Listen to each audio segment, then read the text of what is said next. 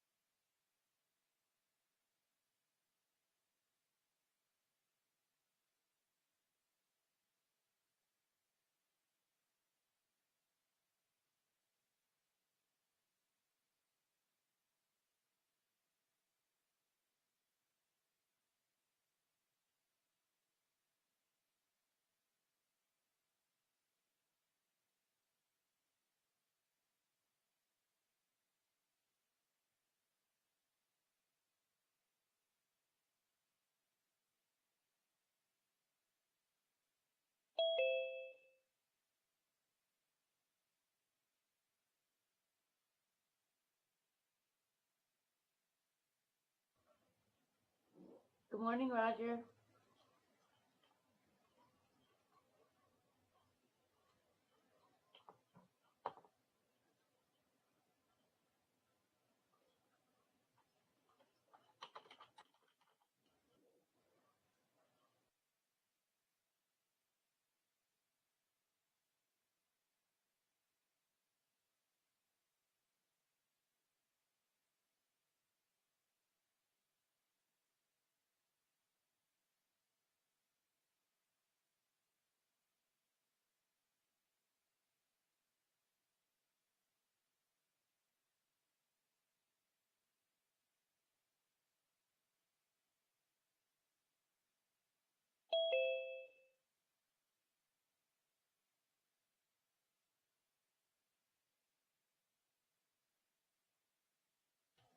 Good morning, Don.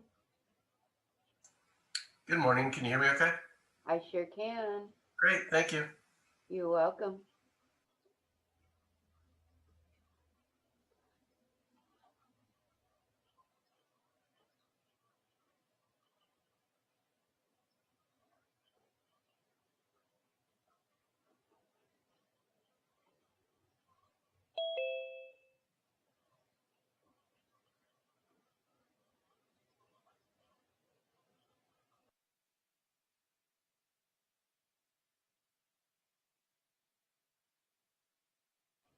Good morning, Dr. Kamal. Good morning. Thanks for having me. Our pleasure. Thank you and have a great meeting. Thank you.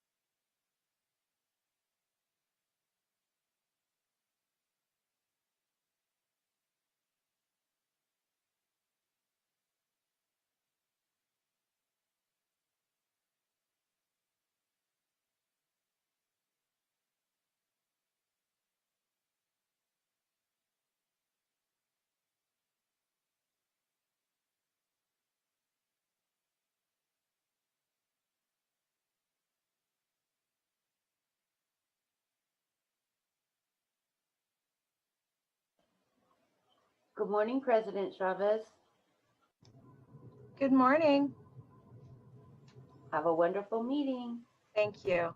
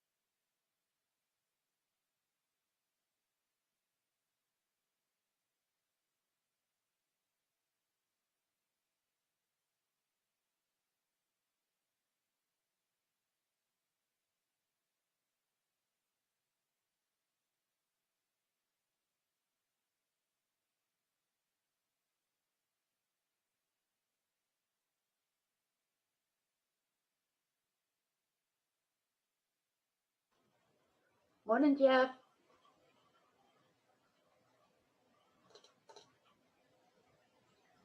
Morning, can you hear me? I sure can. Okay, great. Thanks a lot. Have a great meeting. Thank you.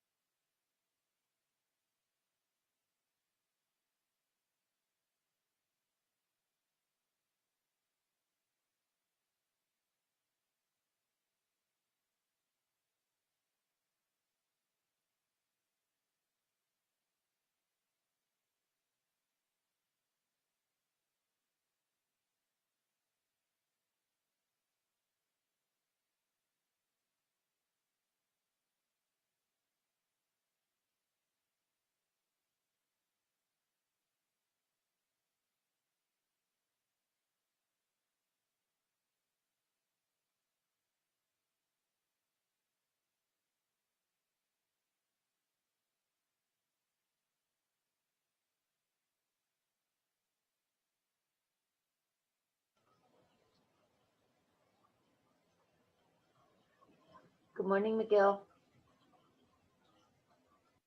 Good morning, Rhonda. Have a great meeting.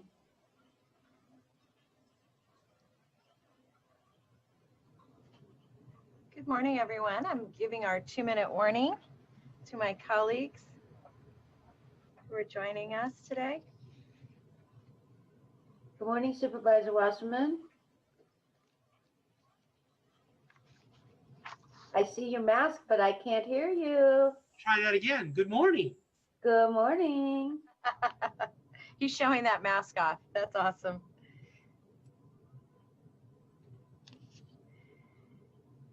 I do have my I voted sticker on today. Good, good. And I voted. And Max did too. Nice, Max. Oh, no. Oh, I think you take that mask off and Max is going to get you. Yep.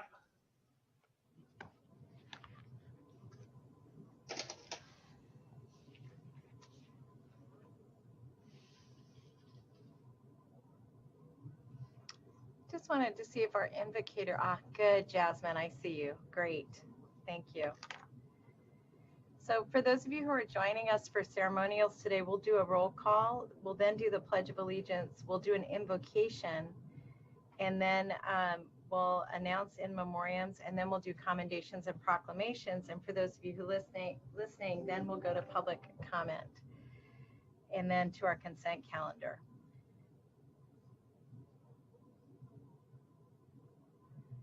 All right. So it's now time to begin our meeting. I'm going to ask if my colleagues are present, that we can go ahead and begin. Mike? I'm here. Oh, you're just saying you're present? Yes. I'm just looking for the other folks who I didn't see their windows yet, because I know it's 9:30 on the dot. So I was looking for Supervisor Simidian and Supervisor Cortese. They have not yet arrived. Thank you.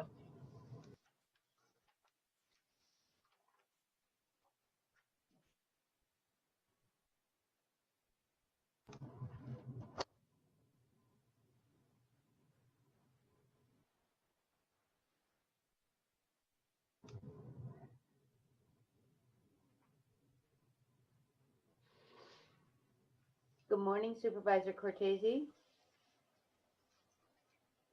You're still muted. Good morning, Rhonda. Good morning. Thank you. We can hear you loud and clear. Thank you.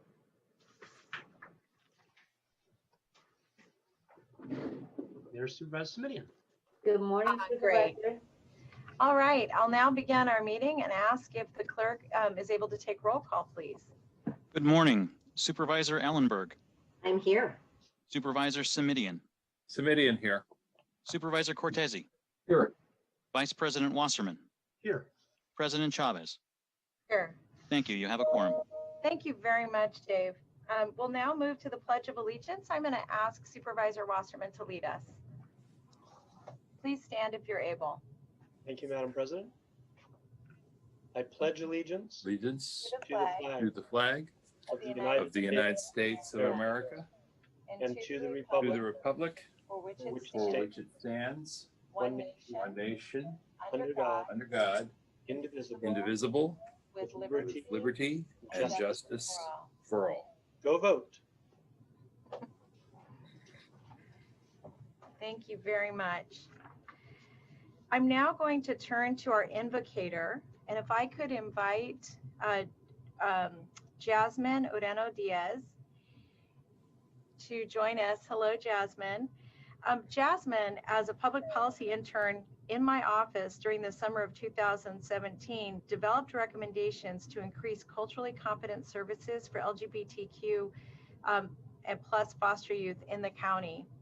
She was a McNair Research Scholar at UC Berkeley, from which she graduated with honors with a degree in Gender and Women's Studies. There, she interned at the Campus Community Center, providing wellness resources to underrepresented students. Jasmine has been a community organizer since her high school days, when she provided Know Your Rights presentations for immigrant and refugee families, facilitated biweekly youth leadership meetings, and registered voters as a Siren Fellow. And Jasmine, thank you so much for joining us. And we'll look forward to hearing your thoughts getting us started this morning. Thank you so much, President Chavez, and all the other supervisors for letting me give the invocation today. I just wanted to check if everyone could hear me okay. You might want to speak just a little bit louder, but thank you. Okay. Thank you. The individual power that we as voters hold today is extraordinary. Do not underestimate it. When we harness this extraordinary power as a collective, we can make positively transformative shifts. If you are comfortable with the state of our country right now, I ask that you please open up your heart and reevaluate. Reflect on what it means to be human, where evacuation orders and stay-at-home orders are in place at the same time. The largest fires in our country ever are burning right now.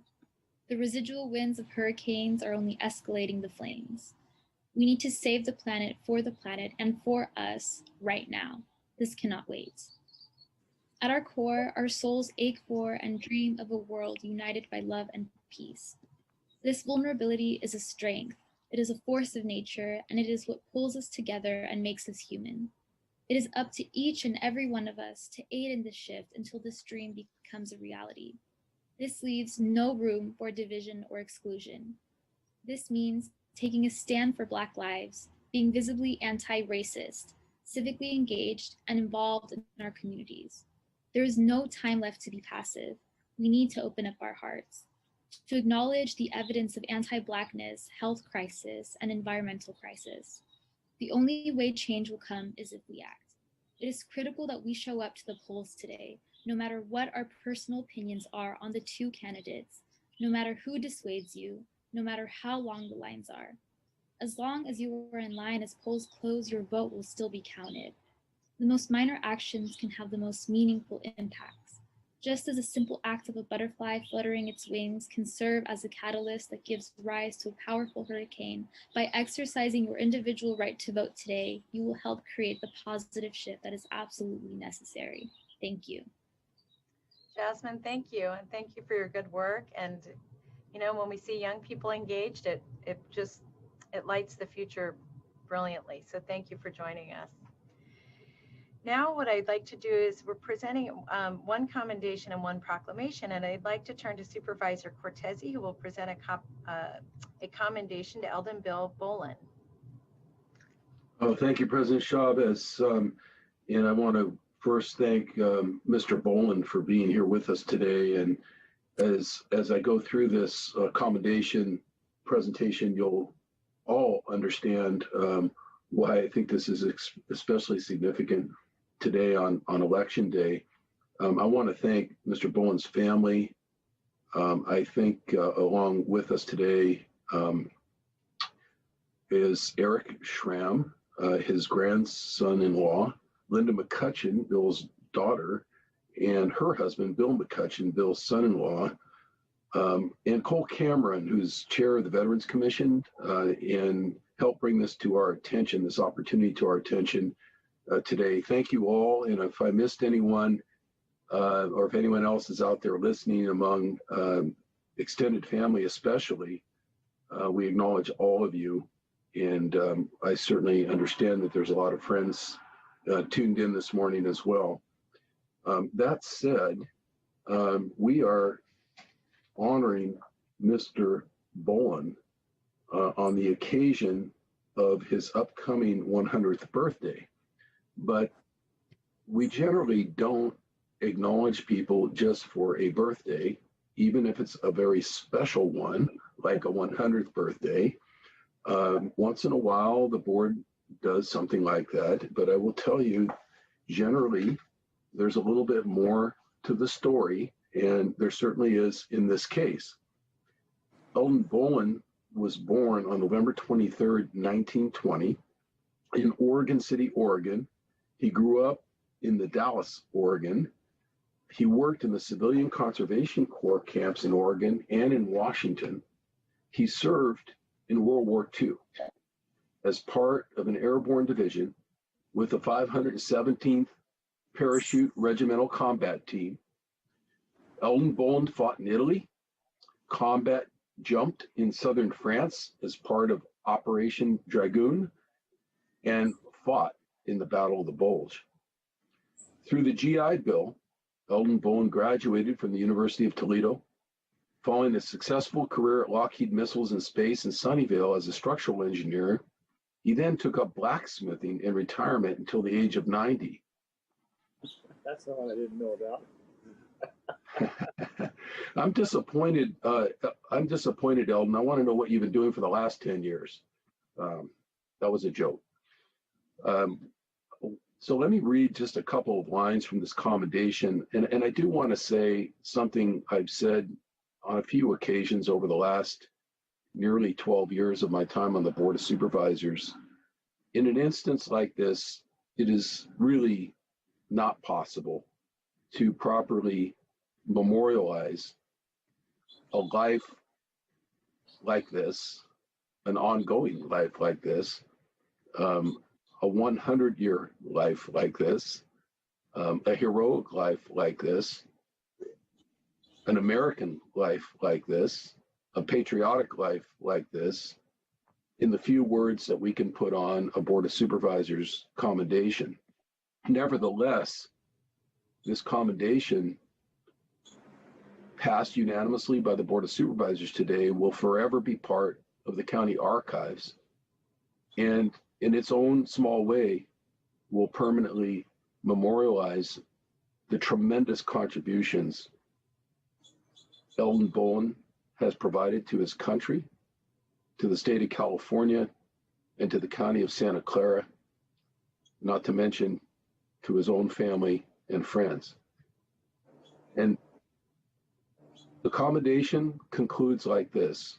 Whereas Eldon Bolin will celebrate his 100th birthday this year with his 6 children, 18 grandchildren, and many great-grandchildren.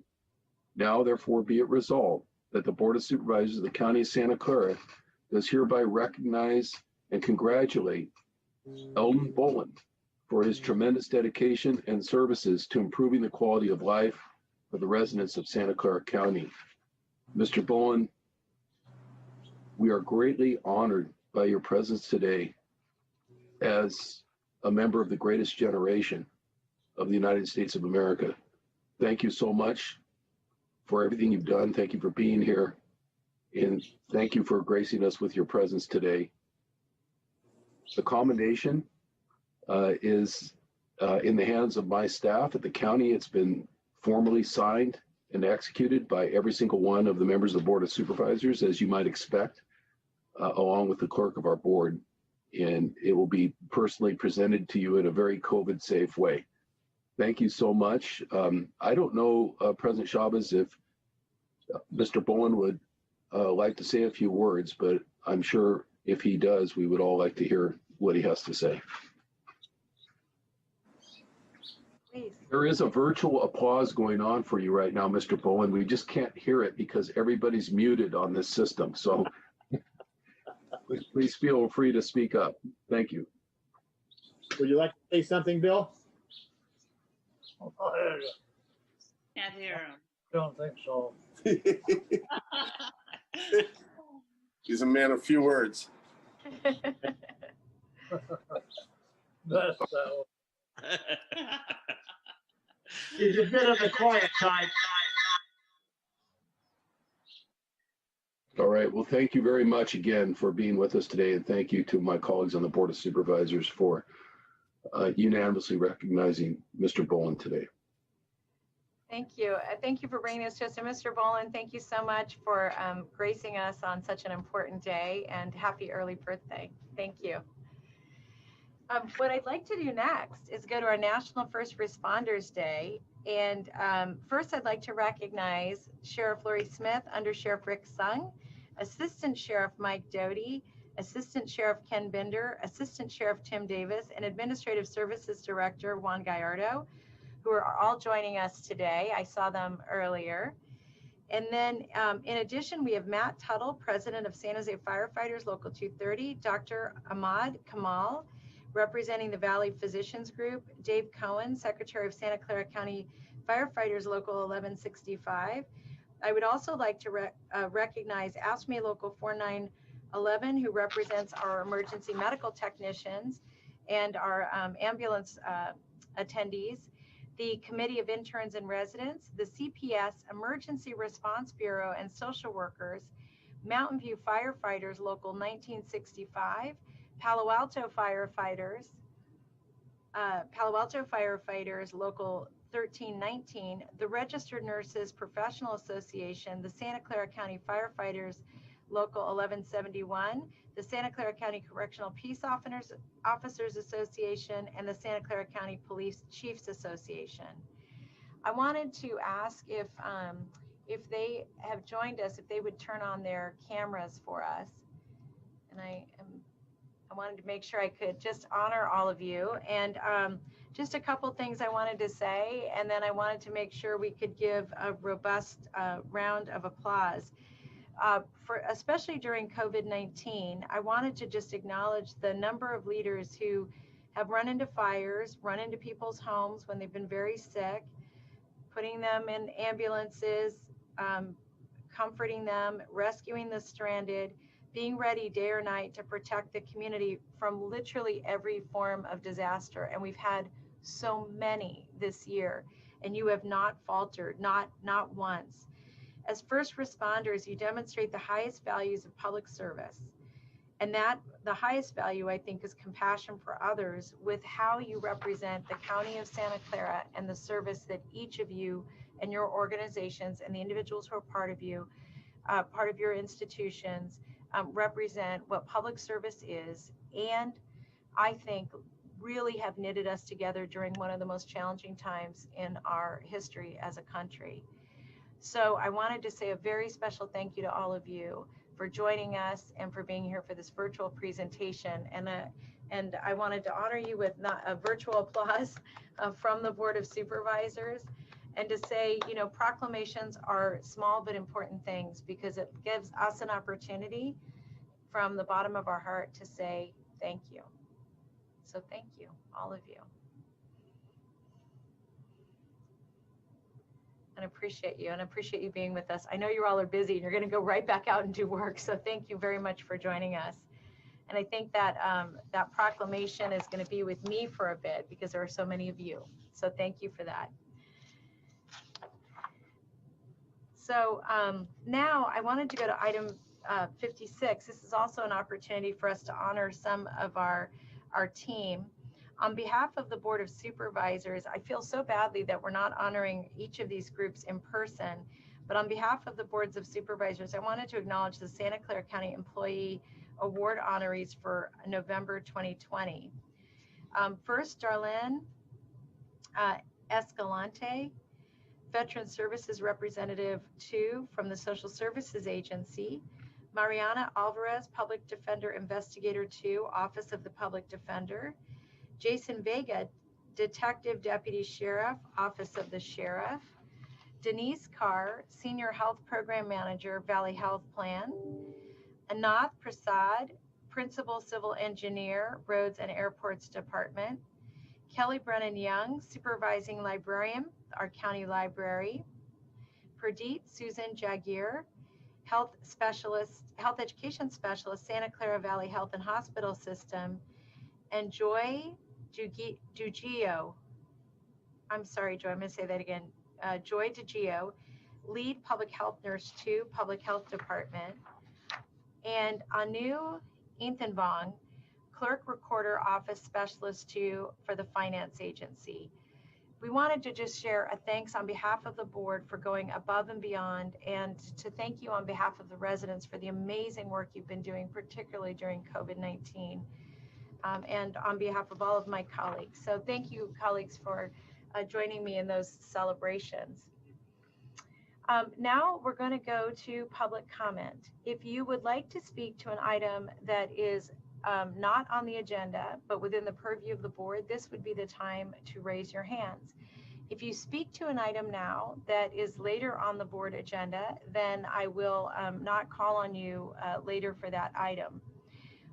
Just to let my colleagues know, we'll do public comment, then consent. We have a number of public hearings.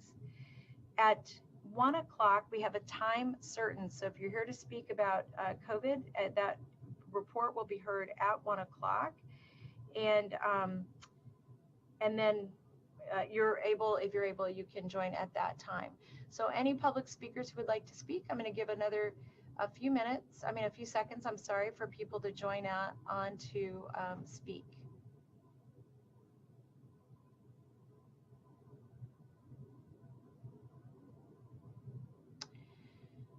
What I'm going to say is to the clerk, once I set the time for the public speakers, we will not exceed the public speakers to address that time. So I have 6 public speakers, which means each public speaker gets 2 minutes. We will only go up to 10 public speakers. If there are more public speakers, then I will have them speak at the end of the meeting. So again, if you want to speak now, this would be the time to put your hand up.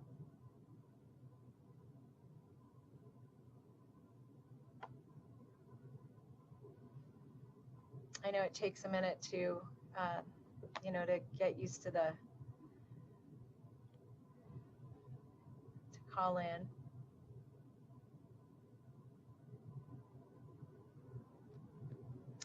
All right, so again, we'll take one more public speaker. Any other public speakers can speak at the end of the meeting. If you speak to an item that is on the agenda, I will have you only speak once. So with that, I will move to the clerk to call on the public speakers. Each speaker will get 2 minutes, and again, we won't exceed 10 this morning. Our next speaker is Scott Largent. I am unmuting you. Please accept the unmute. You will have 2 minutes to speak. The timer will start when you begin speaking. Good morning, everyone. Scott Largent, Sorry, a little unprepared right now. I was kind of making it out to the front of the county building here. You know, I was hoping that yesterday, the performance review for the public defender's office, that some things were actually starting to be discussed in these reviews and not just kind of rubber stamp it and say, you know, everything's great.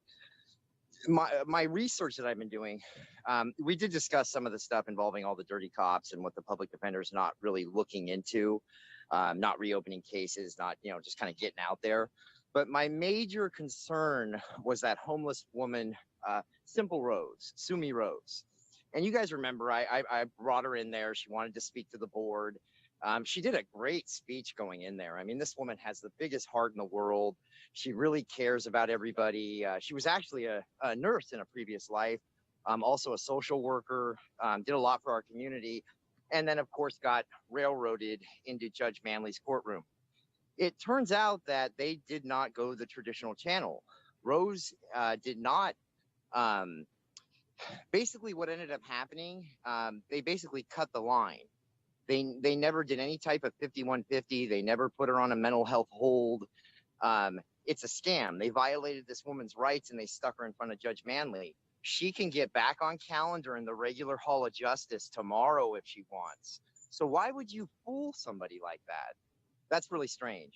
And this woman lives on the side of City Hall. So when you guys are going out to your vehicles, when you pull that Tesla Charger out of the side, that's Rose in that bush right there.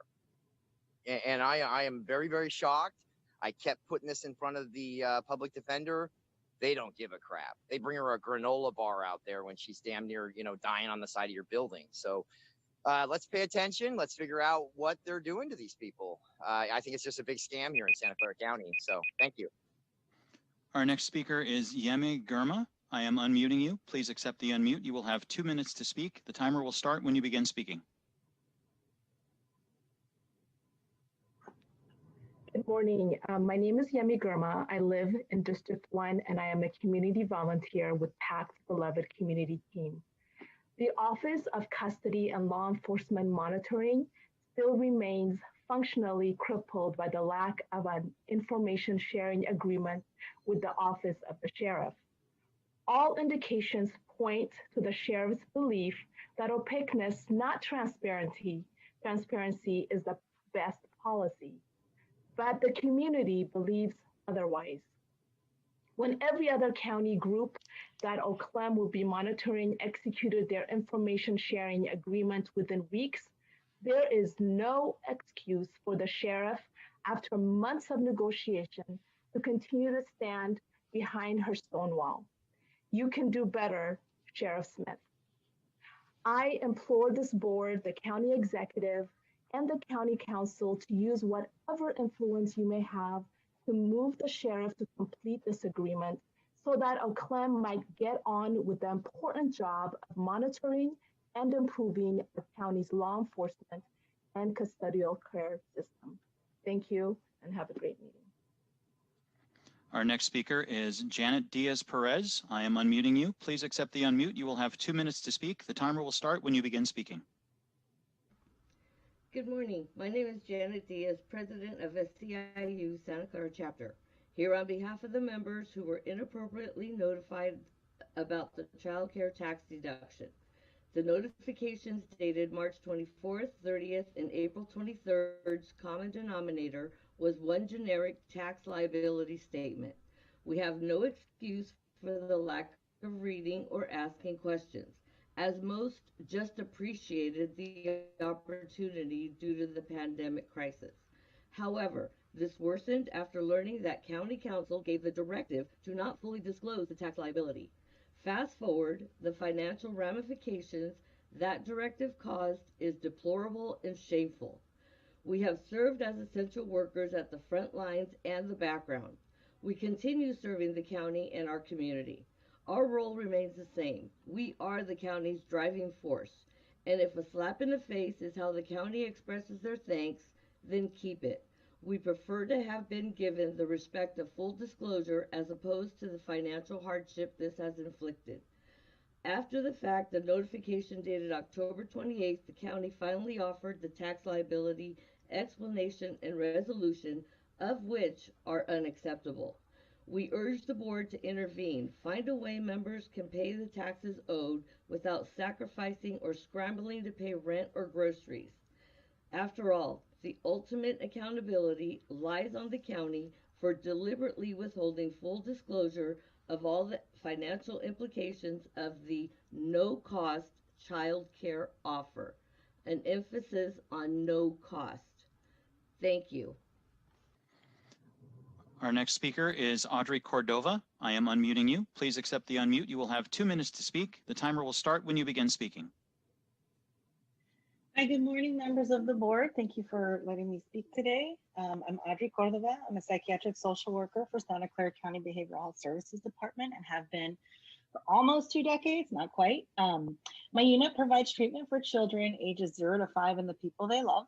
And for months, we've advocated for good quality, trauma-informed, client-centered care based on best practices. However, our input has been and is being ignored. And I'm here to ask for help. Our consumers can no longer get access to the help they seek and need, kind of as representative of what Scott said earlier. We know what works to help our community because on my team, a couple of my colleagues have been with the county 20 years in behavioral health and been doing their job for that long. And we believe that systemic change is rooted in anecdotes instead of research is not the way to go. We encourage our management. We are asking for help to encourage our management to work with us in good faith. We want collaborative solutions to provide the best possible care for our community. You hear my son, he doesn't want me to keep talking. And the reason that this is close to my heart is that I grew up in the Washington Guadalupe neighborhood. I'm from San Jose, I'm born and raised, and I'm a social worker for my community because I love my community. And I see that the services they're going down because there's a McDonaldization of behavioral health across our system. And it's just, it doesn't speak to the mission and goals of our organization as a bigger whole. And so that's why I'm here speaking from my heart, because I and my family were one of those families helped back in the day. And I'm doing my best to do whatever I can for the families in our community. Thank you. Our next speaker is B. Beekman. I am unmuting you. Please accept the unmute. You will have 2 minutes to speak. The timer will start when you begin speaking. Hi, thanks for the meeting today. Happy election day. Thanks a lot that you're allowing 2 minutes for public speaking. Supervisor Chavez is offering flexibility, and it's nice. As hopefully this election day will prove to be a good day of, if not unity, we can work on ideas of togetherness after this election is over. We're going to have to do some work to stick together as a community and trust each other's ideas and opinions. And let's hope we can all pull through it and work together. With a minute 20, I wanted to mention 2 what I think are consent calendar items today. One is about RENA, affordable housing ideas. I just learned those ideas and practices like for the first time about 2 or 3 weeks ago here at the county level.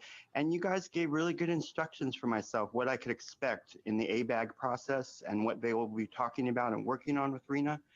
It was really helpful to me, and I learned a lot. And there's 3 branches of the MTC ABAG process that I'm understanding, and RENA is a part of the ABAG process.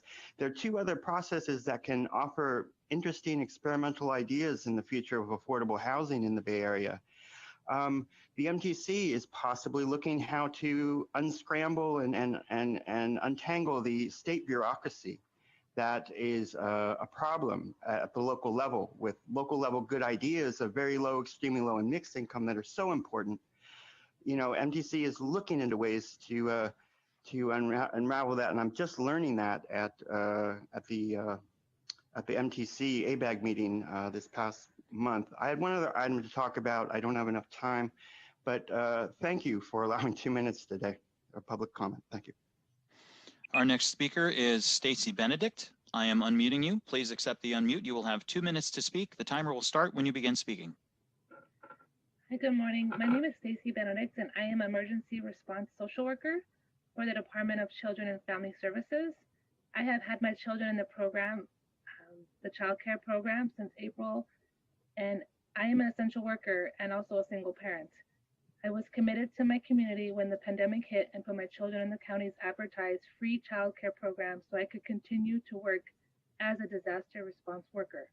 The county failed to communicate with us county workers that have been utilizing the program about the cost of the program until days before they withheld the taxes out of our paychecks. They are now putting 7 months of accrued taxes into 6 pay periods without first providing proper documentation. This has made a financial hardship on me and my family. My paycheck was $1,200 less and will be for the rest of the year. I was overcharged almost $2,000 for care that did not take place. Had the program been handled appropriately, with proper billing statements and tax payments starting from the start or shortly thereafter, this could have been manageable. With property taxes and the holiday season next month, this is causing a huge hardship on my family and for the families of the 43 other county workers that are in the same situation.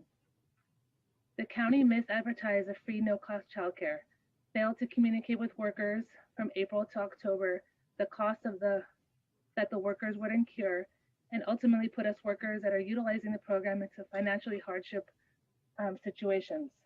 We ask the board to step in and respect and protect us that are essential workers and to step in advance pay of amounts owed for the rest of this year so that we can have more time to repay the child care tax that we owe. Thank you. Our next speaker is Cassandra Aloui. I am unmuting you. Please accept the unmute. You will have 2 minutes to speak. The timer will start when you begin speaking. Good morning, Honorable Supervisors and Board President Chavez. My name is Cassandra Louie, and I am a community worker for the Public Health Department. On April 24th, 2020, I was deployed as a disaster service worker, and I continue in that role till this day. I was called to work under JDOC and OSH, the Office of Supportive Housing.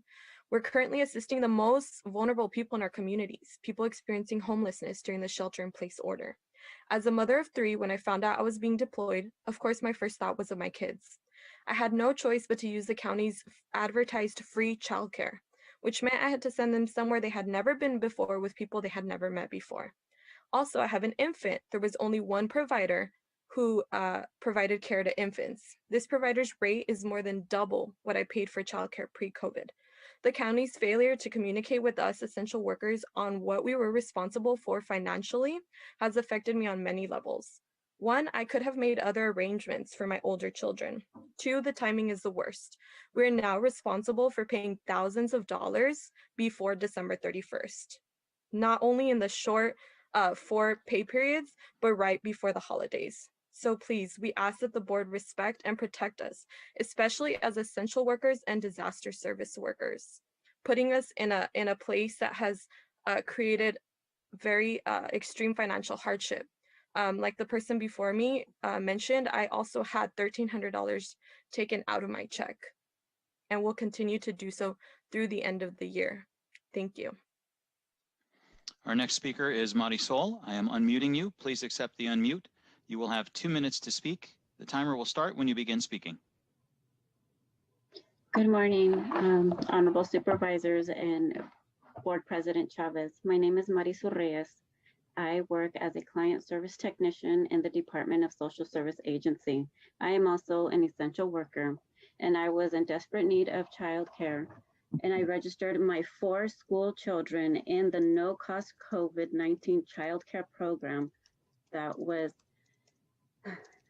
offered to the essential workers. But I'm sorry to say that the county failed to be honest and communicate with me and many other essential workers in our county in a timely manner and how the program was going to impact and hurt our families. The county has taken over half of my paycheck and has told me that they will continue to take half of my paycheck from now until the end of the year to pay back the money that is owed by me. They had taken without a conversation, without an agreement, without my consent, and I received an email 4 days prior to receiving my paycheck to know that they took out more than half of what was owed to me. They've deducted and will continue to deduct. This has caused a tremendous hardship on me and my family. I have a total of 5 children. My disabled mother lives with me, and my husband and I cannot afford for me to have this money taken out. This is an extreme hardship right before the holidays. I am not able to pay the rest of my bills.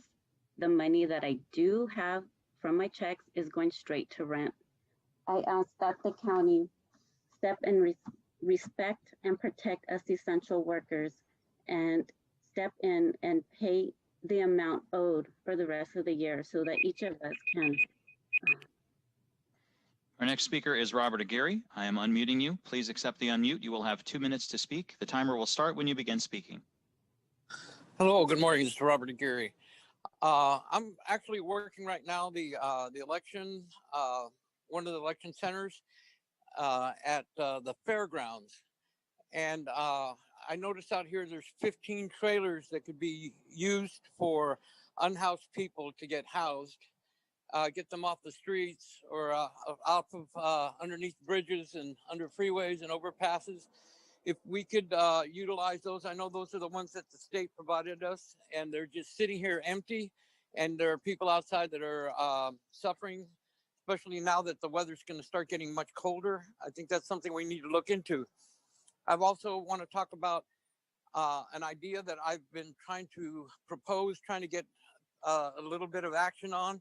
We have a number of unhoused people, over 10,000 unhoused people in the county, and yet we have no real representation. I know we have supervisors that are supposed to represent the entire population and all its constituents, including the people that are unhoused. But we also have like an airport commission, and we have a seniors commission, and we have other commissions to deal with particular needs of particular groups of people. And I honestly believe that the unhoused people are not fairly represented at the county level or even at city local levels, and that's for all the cities in the county. And I would expressly like to have something like that set up, where we can have people that are unhoused and formerly unhoused to be able to come and review any of the rules and laws and propositions, anything that's being proposed to help or hinder the people living in the streets, to be able to have a voice and be properly represented. I don't see any reason why this can't be done. It's just a matter of paperwork, and we can get this thing rolling. So please, please, somebody write a memo and get this thing going. Thank you.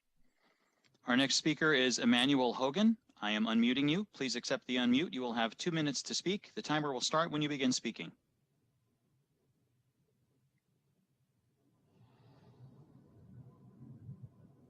Emmanuel, are you there? Emmanuel, you are unmuted, but we cannot hear you. Madam President, they appear to be having some technical issues. That concludes our public speakers. Thank you.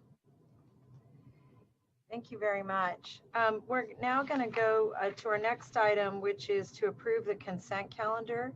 I'm going to start by asking the clerk to read what's on the consent calendar, and then come to the board, Dave, Susan, the way we normally do it, and then we'll go to the board for action. We have a request from Vice President Wasserman to add item numbers 19 and 20 to the consent calendar. Item number 19 is to receive a report relating to the Harvey Rose recommendation on delaying cost increases for current and future vendor contracts.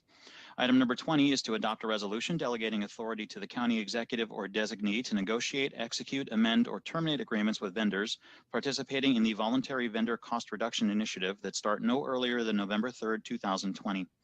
We have a request from administration to hold item number 23 to November 17th, 2020.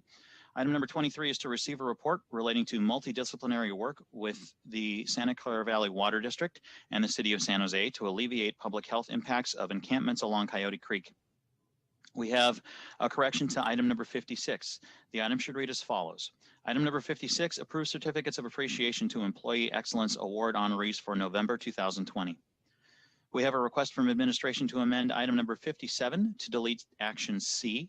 Item number 57 is to consider recommendations relating to the Regional Housing Needs Allocation and 2023 to 2031 Housing Element Update process. Action C is to authorize the President of the Board of Supervisors to send letters to the cities and towns in Santa Clara County requesting assistance concerning the RHNA for the unincorporated county. We have a request from President Chavez to remove item number 64 from the consent calendar.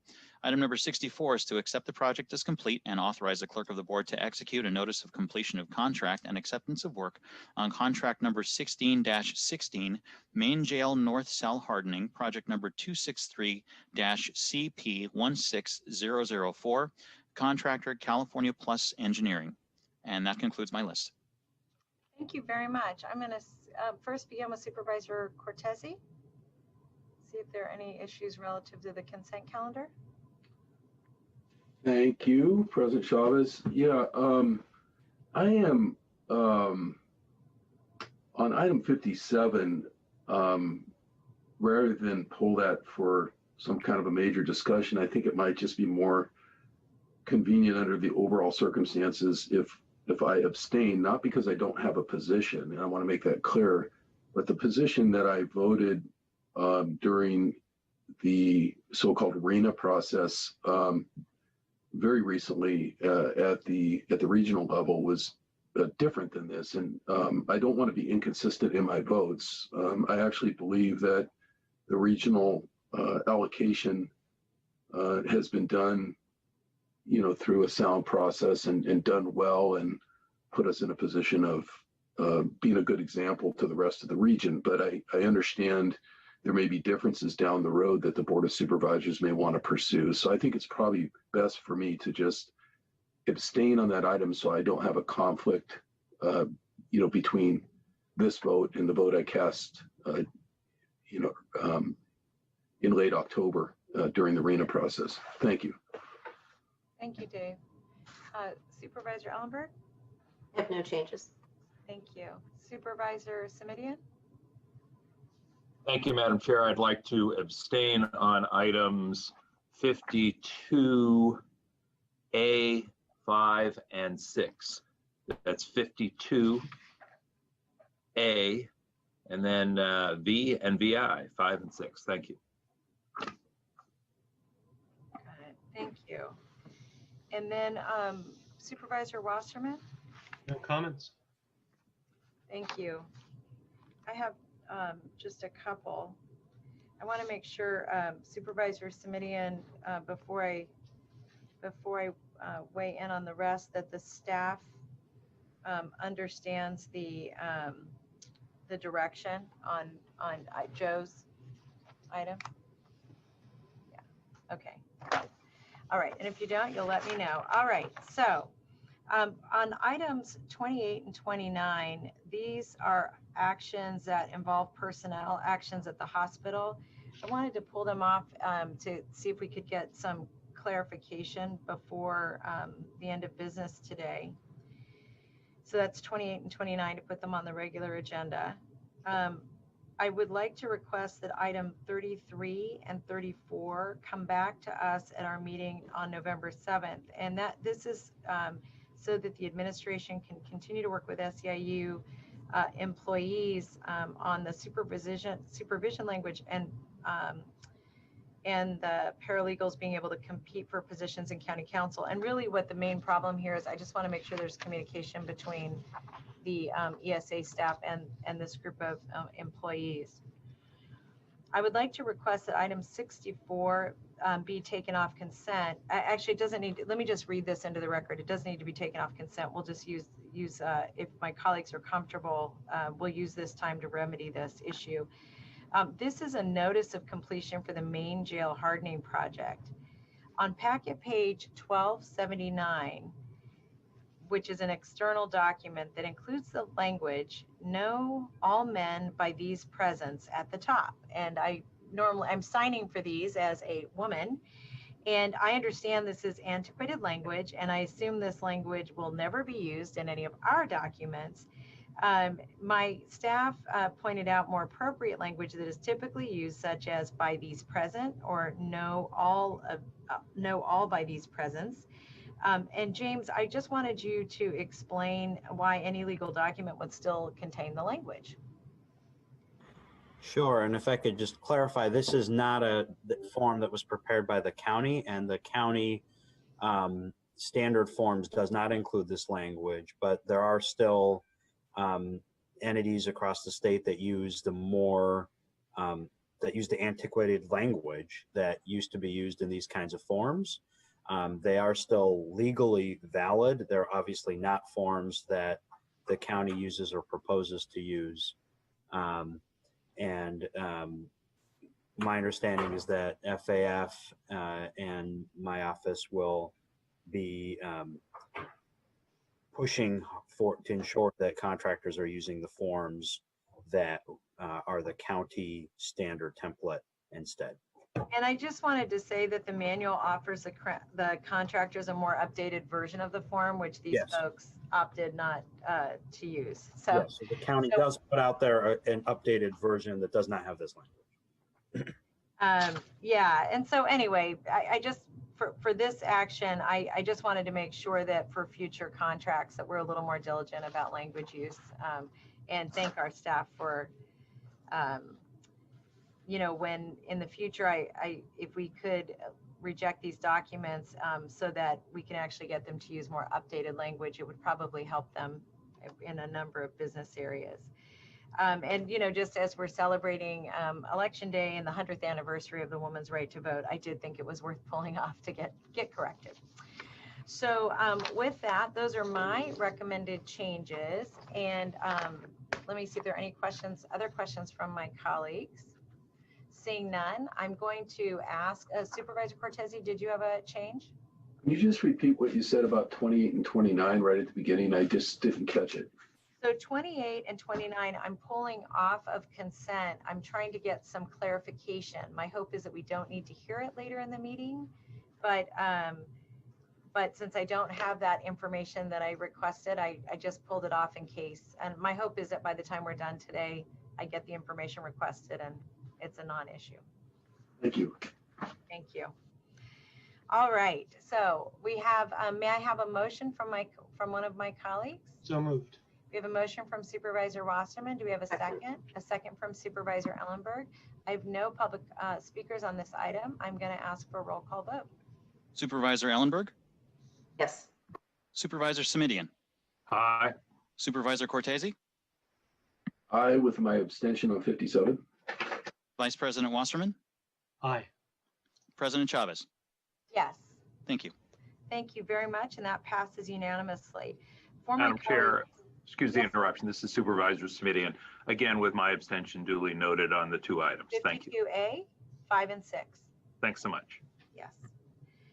So we're going to now go to back to the regular agenda. I just wanted to talk process with my colleagues that we have the COVID item will not be heard earlier than 1. We will take a 12:30 break if we're able to do that. I want to do that both for staff and also because the COVID report has 2 parts to it, including the vaccine discussion today.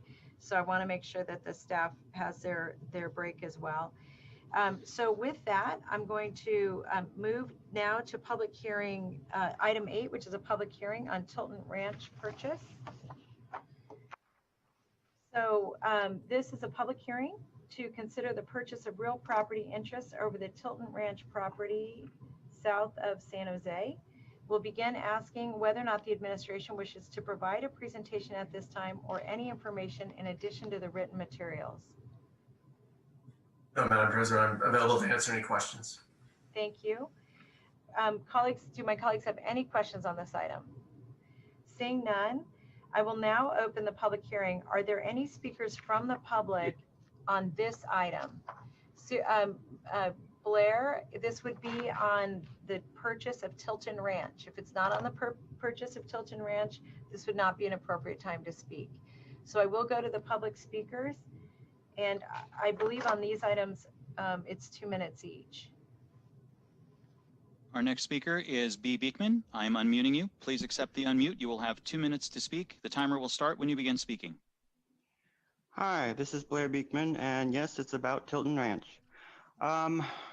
I'm guessing that if in the purchase of this land, you might possibly need some issues of surveillance and technology. Just to mention those subjects, the surveillance and technology ordinance from the Davis area, the city of Davis, they've been doing some really interesting work with their surveillance and technology ordinance in wildlife and trail management. And I just wanted to mention it at this time. If it is ever applicable, to how you're working with this project, I just thought I should mention the good work of the surveillance technology ordinance and wildlife habitat stuff from the city of Davis area by Sacramento. Thank you. Our next speaker is E. Sullivan. I am unmuting you. Please accept the unmute. You will have 2 minutes to speak. The timer will start when you begin speaking. Yes, I'm Edmund Sullivan, the Executive Officer of the Santa Clara Valley Habitat Agency. We were the organization that purchased the Tilton Ranch, and we really appreciate the Board of Supervisors considering contributing towards this great acquisition. It's an amazing property. It helps with implementation of the habitat plan, as well as opening up a great property for public access. Thank you.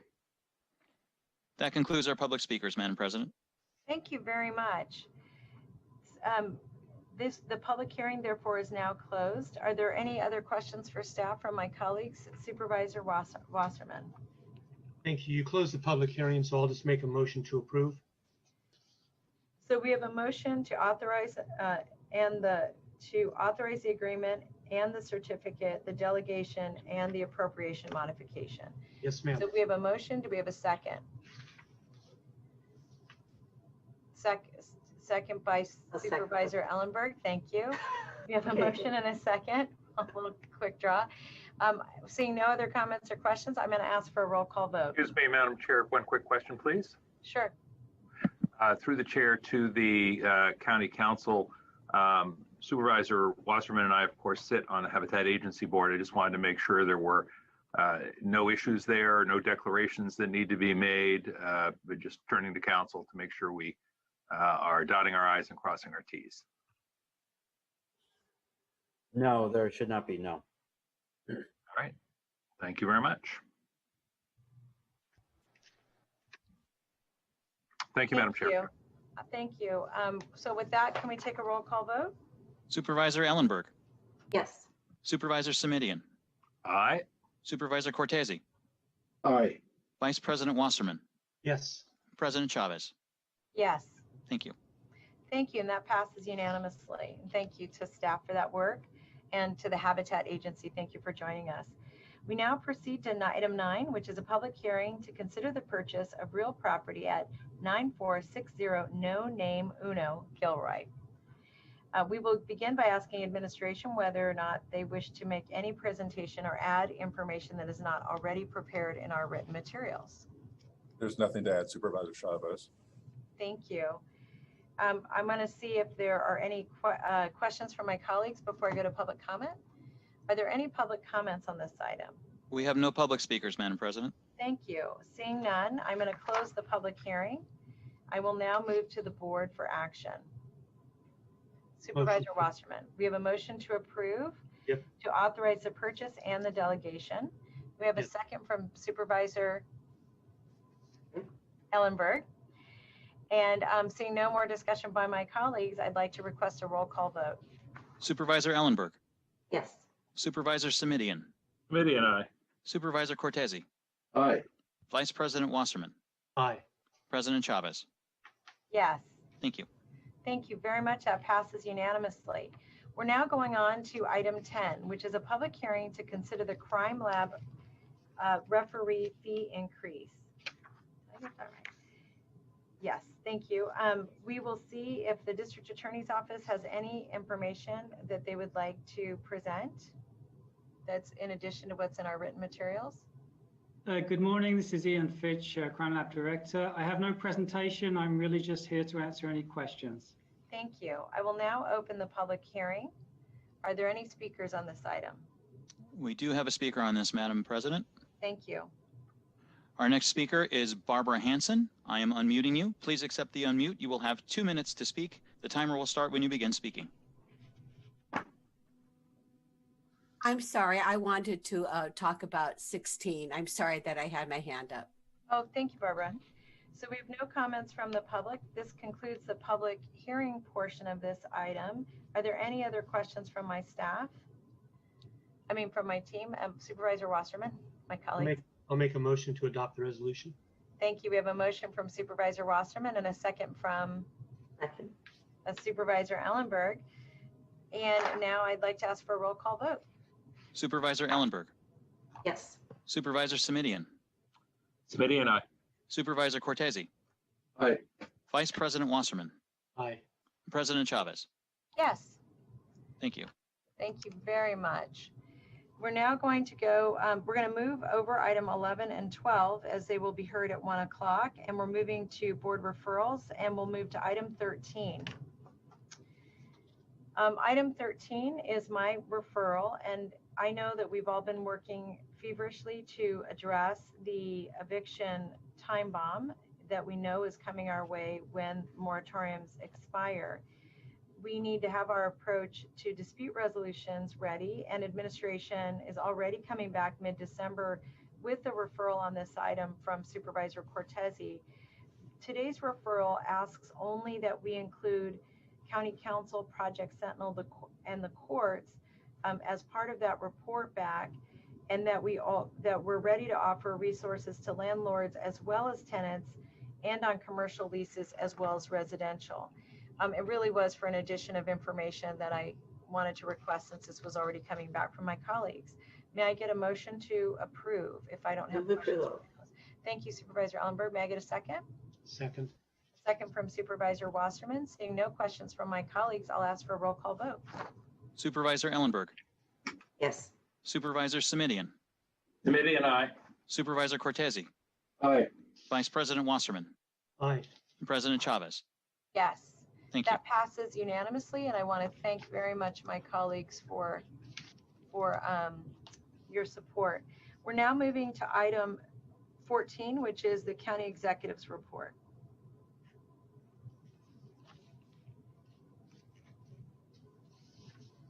Can you hear me? Yes, we can. Yes? Yes. I can't hear you now. But anyhow, if you can hear me, that's good enough.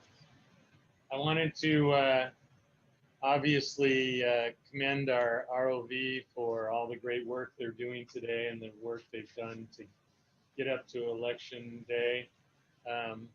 Latest numbers that I have is that we have in our possession 661,549 ballots, both by mail ballots.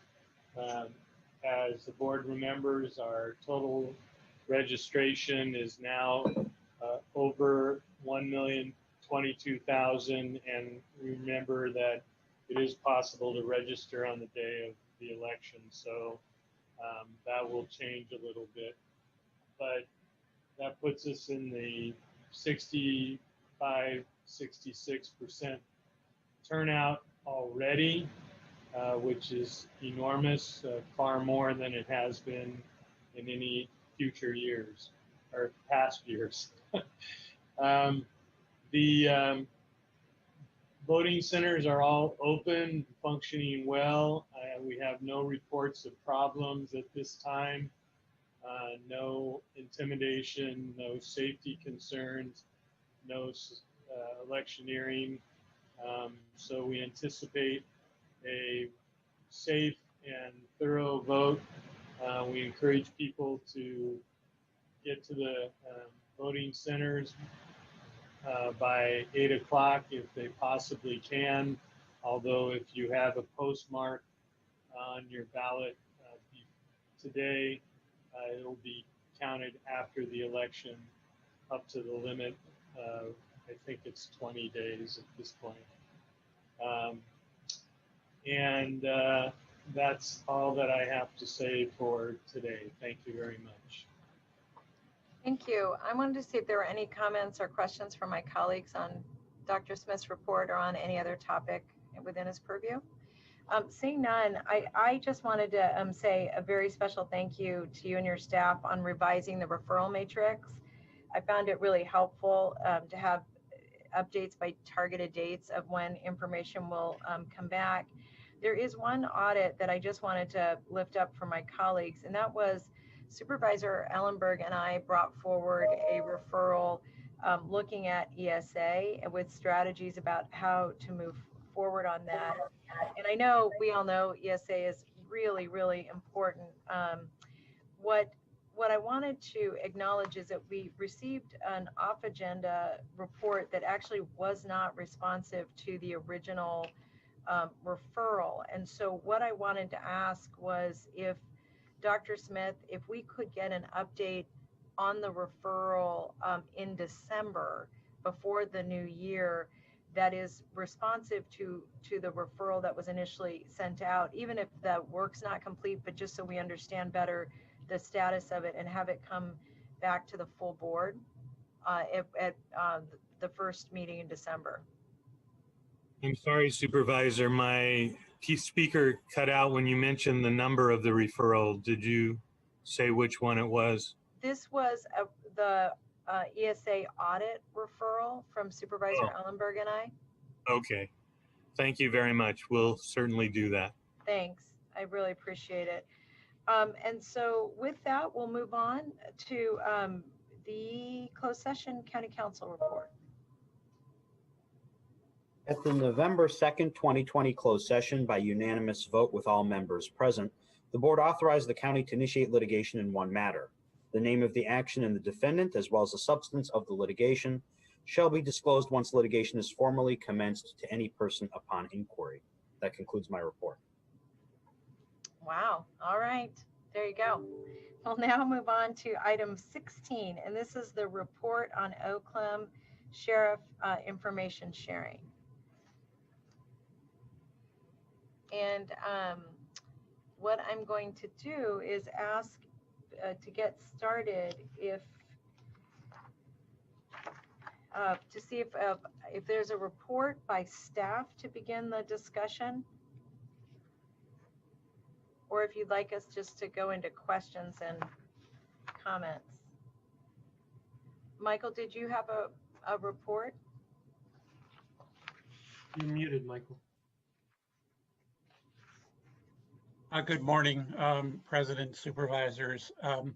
The report that I completed is attached to the agenda. I don't have anything further at this point. There are no updates, but I'm certainly available to answer any questions.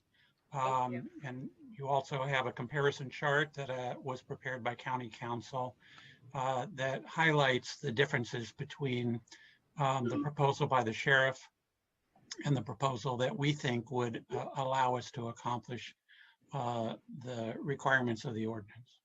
Thank you. Before I go to my colleagues, I'm going to go to public comment, and then I will come back to the board for discussion. I'm going to see if you would like to speak on this item, if you could raise your hand to do so. Madam President, to confirm, are we still doing 2 minutes for the speakers? Yes, and the reason is that we have only the reason is that we only have 5 speakers, and I'm going to just give a minute more to those speakers. Okay, so we'll go to the public speakers, and then we'll come back to the board. Thank you for confirming. Our next speaker is Barbara Hanson. I am unmuting you. Please accept the unmute. You will have 2 minutes to speak. The timer will start when you begin speaking. Integrity is the most valuable and respected quality of leadership. Always keep your word is a quote. Another quote is the sheriff on October 10th, 2019, Sheriff Smith said, "My office will support the work of the independent monitor." There is nothing we can do to force Sheriff Smith to bring sunlight to the jails except to appeal to her integrity. But let us remember, there is no reason for jails to be opaque unless you fear what will be found by opening them. Thank you. Our next speaker is B. Beekman. I am unmuting you. Please accept the unmute. You will have 2 minutes to speak. The timer will start when you begin speaking. Hi, thank you. For this item, it's my guess that there's a bunch of data collection needs for this item. And it brought to myself the ideas of overall, data collection practices that you're learning to do better and more openly, and how to share those practices and how those practices can have really good civil rights and civil protection ideas with the data collection. And that's the really interesting work right now. And that, there's been a lot of issues like around undocumented in Santa Clara County jails. And there's a lot of issues of what good data collection can be and what can be good civil rights and civil protection practices. The census of 2020, the work that you did on that, the legal work and on all your efforts, incredible efforts, I can really help with the data collection process. And I'm just wondering how all that work you've done this past few years, how that can work with this particular item and into our future, and what can be our better practices and what may possibly be at this time we're heading for just our overall better outlook of how to work as a society. So good luck in the continuing efforts of what we're working towards with data collection, and thanks. Our next speaker is Marcy Gersten. I am unmuting you. Please accept the unmute. You will have 2 minutes to speak. The timer will start when you begin speaking. Good morning. This is Marcy Gersten. I'm speaking today on behalf of the Jewish Community Relations Council of Silicon Valley, the JCRC, in support of this board's and OIR Group's efforts to finalize the information sharing agreement with the sheriff. Sheriff Smith has in the past said that she supports making changes to address concerns raised by the public about our local jails, the Sheriff's Department, and correctional officers. Her actions, some might call it stonewalling, and proposed revisions to the information sharing protocols shows her obstructive intention. We realize that this board cannot compel the sheriff to do anything in that regard, but as the JCRC supports the OCLM and the kind of oversight that it brings, we wanted to speak up today in support of this board's work and the work of the OIR Group and its attempts to compromise where appropriate and move OCLM forward. We hope the sheriff will also see the value and support the work, again, the resolution of this board. We thank you. Our next speaker is Allison Brunner. I am unmuting you. Please accept the unmute. You will have 2 minutes to speak. The timer will start when you begin speaking. My name is Allison Brunner, CEO of the Law Foundation of Silicon Valley, and I strongly urge the board and other relevant parties to take any and all action to make the sheriff sign the information sharing agreement with OCLM. It's been over 5 years since the brutal beating and murder of Michael Tyree. As a member of the Blue Ribbon Commission on Custody Operations, there were 2 recommendations paramount to the numerous others. Number 1, change in jail structure, culture, and leadership. And number 2, establishing robust independent oversight of the jails and the Sheriff's Department. Robust independent oversight means oversight with teeth, not window dressing. And the sheriff is once again dragging her feet, because while she says she has nothing to hide and is committed to reform, transparency, and collaboration, the proof is always in her actions, never in her words. It's been 9 months. No, it's been 5 years of promises, of commitments to reform, to the recommendations, to best practices. It's time for action, no more words. Sheriff, it's time to sign the agreement. Our next speaker is Christine Clifford. Christine, it looks like you may have an older version of Zoom. Unfortunately, I won't be able to unmute you. My apologies. Our next speaker is Scott Largent. I am unmuting you. Please accept the unmute. You will have 2 minutes to speak. The timer will start when you begin speaking. Thank you. Good morning, everyone. Scott Largent. Maybe we could get Christine some help with getting her Zoom upgraded. I think that would be really nice. I do enjoy listening to her speak about issues involving the Santa Clara County Sheriff and the jail. It kind of seems like we have a lot of infighting going on, you know, like it's a bad high school movie here in Santa Clara County. I understand our sheriff, DA, they're not getting along. We've got a lot of corrupt politicians in our entire county. Who broke the window is one of those things. So, I mean, I wish we could set our differences aside and start focusing on what really needs to get done. I'm concerned that Sheriff Smith is not going to sign a document right now. If I was in her boat right now and I was going through a grand jury indictment, other people around, I mean, whatever's going on, you're going to clam up. Your attorney's going to say, look, don't sign this, don't do this, stay away from this. I just wish these people would go after the right people in our community. I'm just kind of puzzled. And if Sheriff Smith did get her hands dirty in that stuff, she deserves to be punished. Trust me. I think people need to be held accountable. And let's not forget also, when people fudge documents, as far as firearms training things, I think they should be held accountable too. And Mike, I'm referring to you. These are things that I wish people would just say, hey, I did something wrong. I'm sorry. That doesn't happen in our county. I don't know how we're going to get this stuff going with the jail. I don't think anything's going to get signed. They're all just going to clam up. So it's just kind of sad. How much money did Santa Clara County put into this?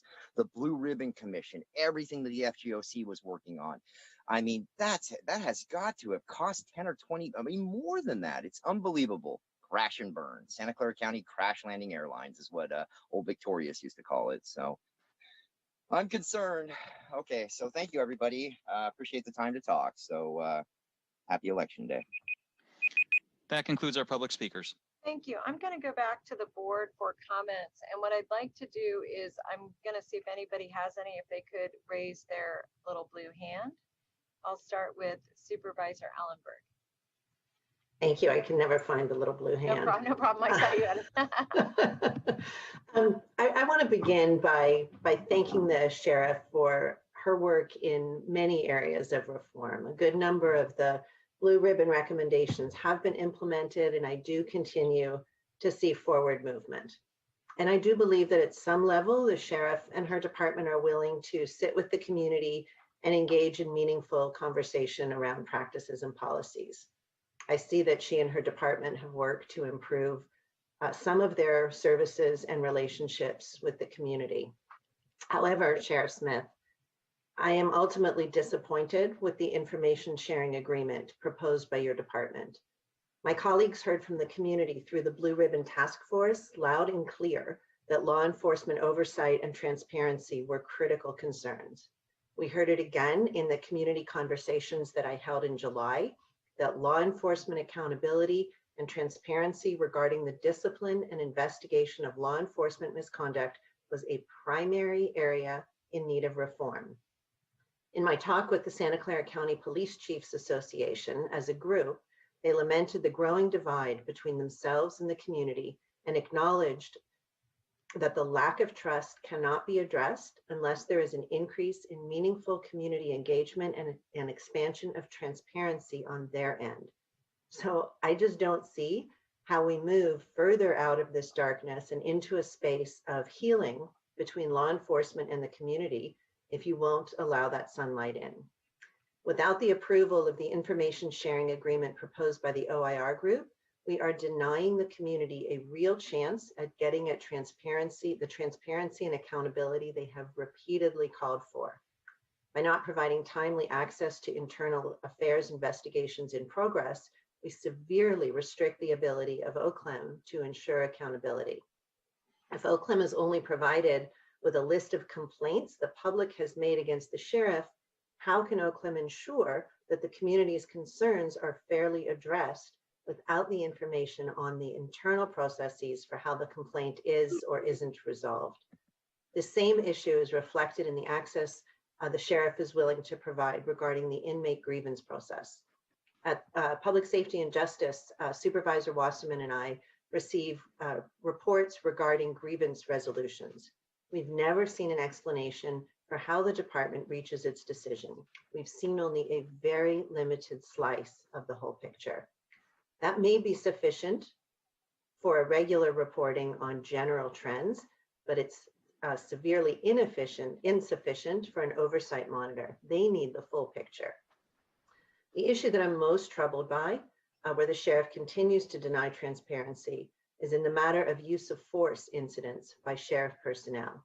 We don't know how many incidents of use of force on which the department chooses not to open an IA investigation. We don't know how their decisions are reasoned or what trends exist. The sheriff's proposed information sharing agreement continues to leave us in the dark. I haven't seen any compelling rationale by the sheriff as to how completion of these results will overburden her staff. If the sheriff has good data systems in place that track these investigations and incidents, then providing the information should not be a burden. This information should be readily available. I know that I and others had hoped that the sheriff would be cooperative. Unfortunately, I now am convinced that a cooperative agreement is not in the cards. So what I'd like to do now is make a motion directing County Council to return to this board by the second meeting in December with an amended ordinance consistent with AB 1185 that goes into effect on January 1st, 2021, to extend subpoena authority to OCLEM. In order to build trust in our community, we must have access to this information. And would hope to get a second for that, please. Thank you. We have a motion by Supervisor Ellenberg. Is there a second? Happy to second it, Supervisor. This is Supervisor Simidian. We have a second by Supervisor Simidian. We have time for discussion. Supervisor Simidian. Thank you, Mr. Chairman. I just wanted to ask if County Council could lean in for a couple of questions through the chair, and then I will have some comments to make. Yes, Mr. Williams, or thank you. Mr. Williams, I just want to be clear. Independent of any state legislation that takes effect January 1st, and I'm talking about AB 1185, independent of that legislation, however, our Board of Supervisors does have subpoena power, yes? Yes, that is correct. And AB 1185 takes effect January 1st, which provides greater clarity or certainty around the use of subpoena power, particularly by monitors working with and overseeing the work of sheriff's offices, yes? Yes, the bill was in direct response to an issue that arose in Sacramento County and was specifically focused on providing information and access to materials to an independent monitor or inspector or whatever term you wish to use with respect to sheriffs in California. Thank you. And as I understood Supervisor Ellenberg's motion, and I'm doing this both to make sure that I understood it correctly and that she can clarify if I misunderstood in any part, and also to make sure it's consistent with your own understanding, Mr. Williams. The motion is essentially to provide subpoena power to our Office of Correction and Law Enforcement Monitoring, both by delegating our existing subpoena power and by delegating any subpoena power which might be available to our board from AB 1185. Supervisor, through the chair, if I may, Supervisor Ellenberg, did I understand the precise nature of the motion? That's accurate. And specifically to come back at the second meeting in December with amended ordinance that will go into effect January 1st. Thank you. And Mr. Williams, that's as you understood it, and all quite possible if there are 3 members of the board who are prepared to vote aye? Yes, and just to clarify, ordinances take effect 30 days after their final adoption. So if the ordinance is first brought to the second meeting in December, it would need a second reading and then would take effect thereafter. But we could probably bring it to the first meeting in December. I think it would be straightforward language. That would allow the second reading to be at the second meeting in December, and that would allow it to take effect during the month of January. Thanks, James. I'd be happy to amend my motion to request that the amended ordinance come back at the first meeting in December. Thank you. Thank you, Mr. Williams. And as the seconder, I'm happy and amenable with that change. Mr. Williams, found very helpful two documents that we received, and forgive me, I'm literally sitting here flipping through them as we speak, as part of the packet for this item. One of them was the report from Mr. Janako and the OIR group that serves as our OCLAM, Office of Correctional Law Enforcement Monitoring team. And as I look at that document, there were a number of statements from the OCLAM team that I want to just run by you, if I could, Mr. Williams. I'm looking at packet page 68, 69, and subsequent pages.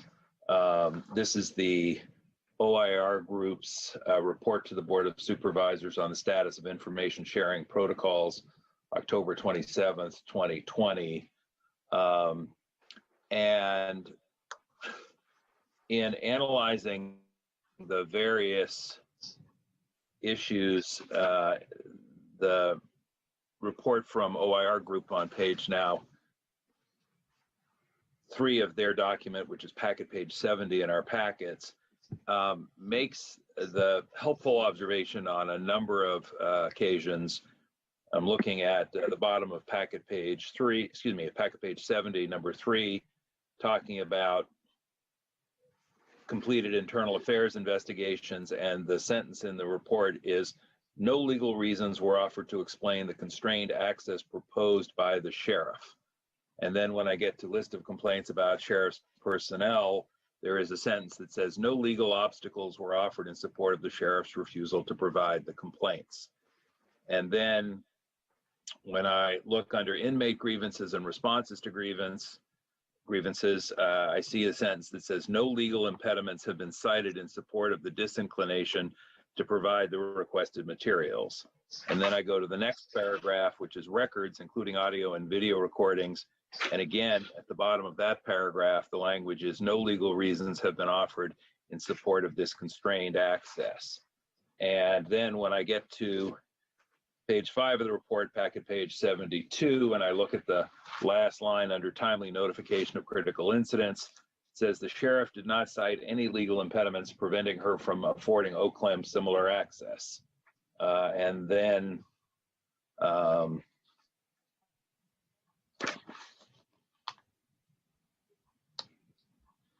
think that covers the number of times that, about half a dozen times. I wanted to just check with you, Mr. Williams, the assertion by the folks at OIR and OCLAM is that the things they are requesting are things that they may lawfully receive and that there is no legal impediment to them receiving them. Is that an accurate expression of the state of the law by the OIR group? Yes, with respect to information sharing agreement, specifically the format of the agreement and the conversations around legal issues involve providing access to peace officer records given limitations in state law, and we collaboratively reached a structure whereby those records could be provided to OIR group, and that's what's reflected in the format and structure of the agreement, the non-redlined portion, right? That's the structure that both the sheriff and OIR group agreed to for the provision of peace officer records. The sheriff has the ability to provide legally the other information that's requested if she chooses to do so. Thank you. And I just want to bottom line that again. So with that clarification, there's nothing that in the law that would preclude the sheriff from signing the agreement and providing the information that OIR, acting as our monitor, has requested. That is correct. Thank you. I think it's important to get that bottom line and into the record. Then the next thing through the chair, I just wanted to comment on is I wanted to thank the County Counsel's Office for the very helpful 3-page grid/summary that is packet page 84, 85, and 86. And Mr. Williams, I just, wanted to sort of underscore how helpful it was in helping at least this board member parse the differences between the OIR group proposal and the response from the Sheriff's Department. And there's a third column, which is the limitations of the Sheriff proposal.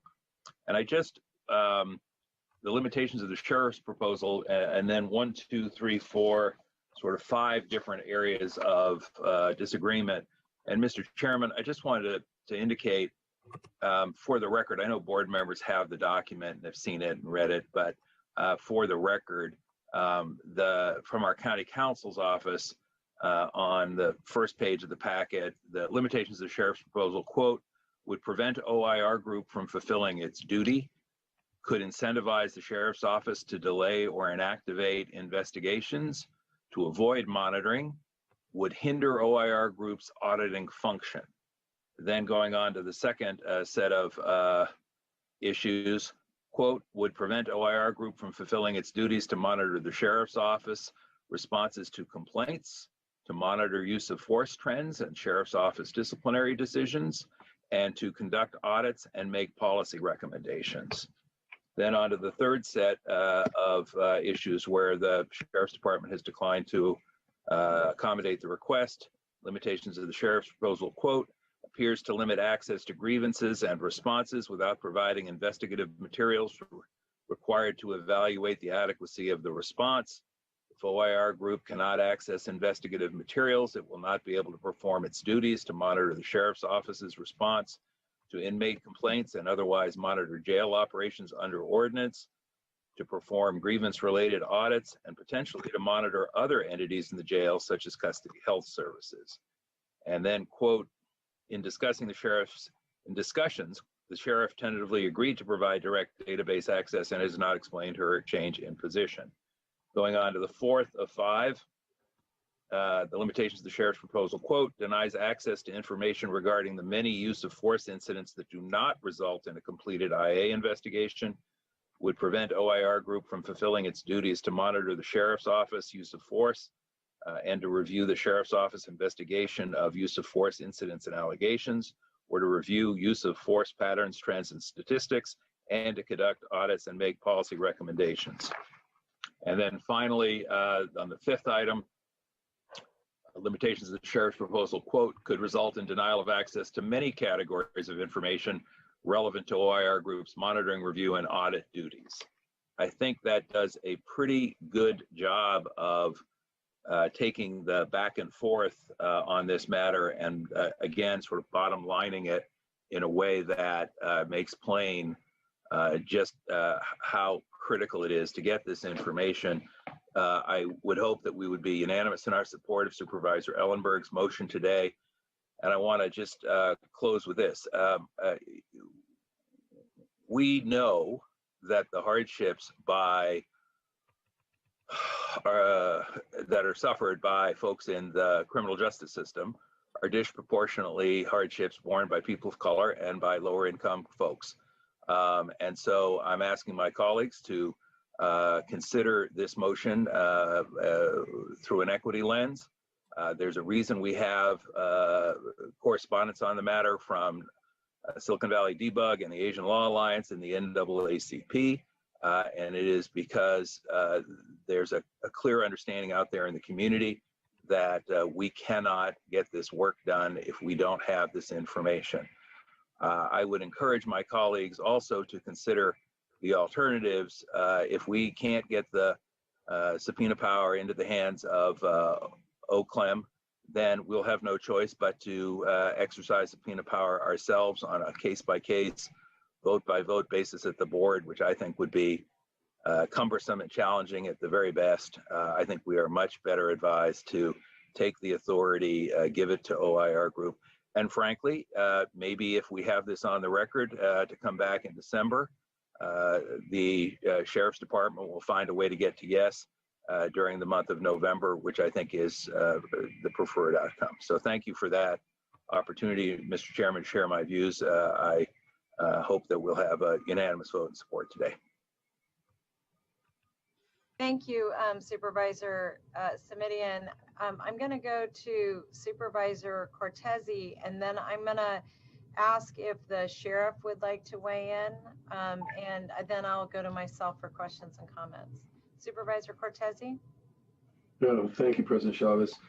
I think let me just say right at the outset of a comment and then a request that I think it makes sense for us to proceed down the path of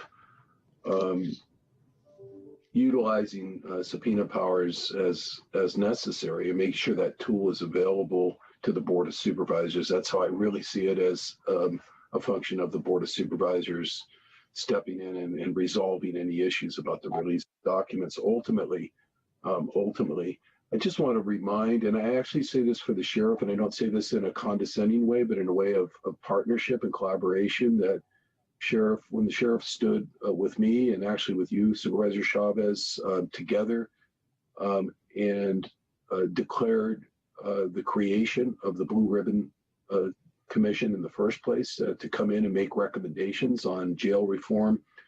We were asked a question by the media, by the press, that frankly has been misconstrued a number of times since then. But the question was by Tracy Kaplan from the Mercury News at the time, and you may both remember that.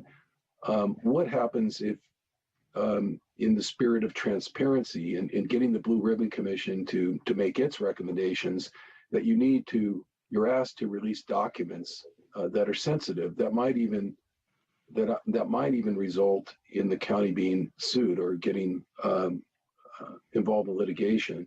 And my response to that on that day was, if lawsuits are the price that we have to pay for the transformation of our jail, then so be it. But we're going to release whatever information is necessary for justice reform and jail reform. And I know, again, that our sheriff willingly and bravely stood with us at that time and agreed to those terms. And I do think that the Blue Ribbon Commission availed itself of all the information it made, of course, to make 600 recommendations, distilled down to 80, which this board moved forward on, one of which was the creation of the office of this Oakland that we're talking about today. So I do think, in the spirit of moving forward, it's really, really important that we hang on to that thread of transparency that we created on the day one in terms of public trust, and make sure that that we're consistent with that, and that we move forward. The concern I have is, I do think that there are some, not knowing the full story, I haven't been in these negotiations, but some of the differences on the grid appear to me to be almost differences without a distinction in terms of, who gets the final say on what gets released. That said, my request is this. If we're going forward with this today, then I would ask County Council to come back at whatever midpoint is appropriate. It sounds like sometime in December, if not earlier, with a real discussion about the pros and cons of a full delegation of authority to Oakland, of all the board subpoena powers, or all the powers that could be granted under the new legislation, versus a limited delegation, upon request to the board, or narrowly tailored to achieve the document production that's requested. And I say that because I can envision a scenario, without getting into any advanced blaming here, where the subpoena powers, if granted in a blanket sort of a way,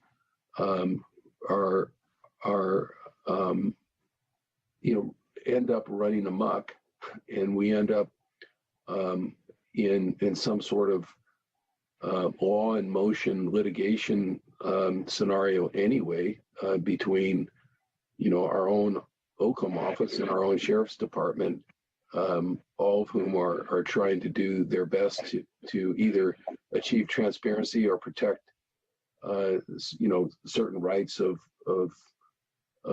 personnel or whatever the issues are that might come up. And I do think where it might be cumbersome, and I was listening carefully to Supervisor Simitian, and I certainly acknowledge that point of view as very valid. What might be cumbersome to have the board involved in every single issue of document production. I would be interested at least in knowing if there's some rhythm that can be established to when the board is consulted,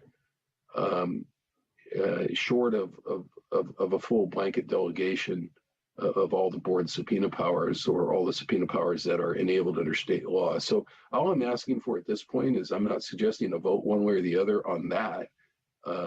In fact, I would rather us not have a vote one way or the other on that particular point, but just that county council bring back, sort of a separate, deeper dive, as we call it, full discussion of the pros and cons of a limited delegation of authority versus a full delegation of authority. So we can absolutely do that, Supervisor. Further comment. Thank you. I'll conclude there. Thank you for the opportunity, President Chavez. Thank you, Supervisor Cortese. I'm now going to turn to the sheriff to see if there are any comments from the sheriff, and then I will make some comments, and I have some questions for Mr. Giannacco. So thank you, Supervisor Chavez. We have extended what we think is a good information sharing that would provide all internal affairs investigations, all grievances, including the investigative material that goes along with it. We believe that we put a fair and reasonable offer forward that is a tremendous amount of transparency. However, if the subpoena route is the route that the board wishes to go, I certainly agree that that is the way that we can operate if that's what is the will of the board. I was hoping that what we had provided would have been an exceptional amount of information for monitoring, and I still stand behind transparency. But I understand that the board has the authority and can convey that authority to OIR, and that certainly is one mechanism to move forward. And if so, I certainly would acknowledge and work within that system. Thank you, Sheriff. Seeing no other comments from my colleagues, I wanted to just say I really appreciate, Dave, you requesting that additional information. I think it's just important to understand from an operations perspective what's an appropriate. Supervisor Simitian? You're on mute. Thank you, Madam Chair. I'll wait. I wanted to comment after you finished your remarks. I did not want to step in ahead of you. Oh, that's all right. Supervisor Wasserman, was this on Sheriff Smith's points? Yes, it was. I hadn't spoken yet, and I'm happy to do so Please after do. you. I'm happy to do so after you. It doesn't matter to me. As a chair, I want everybody to get a chance to go, please. Thank you. Through the chair, and to perhaps Michael would be best.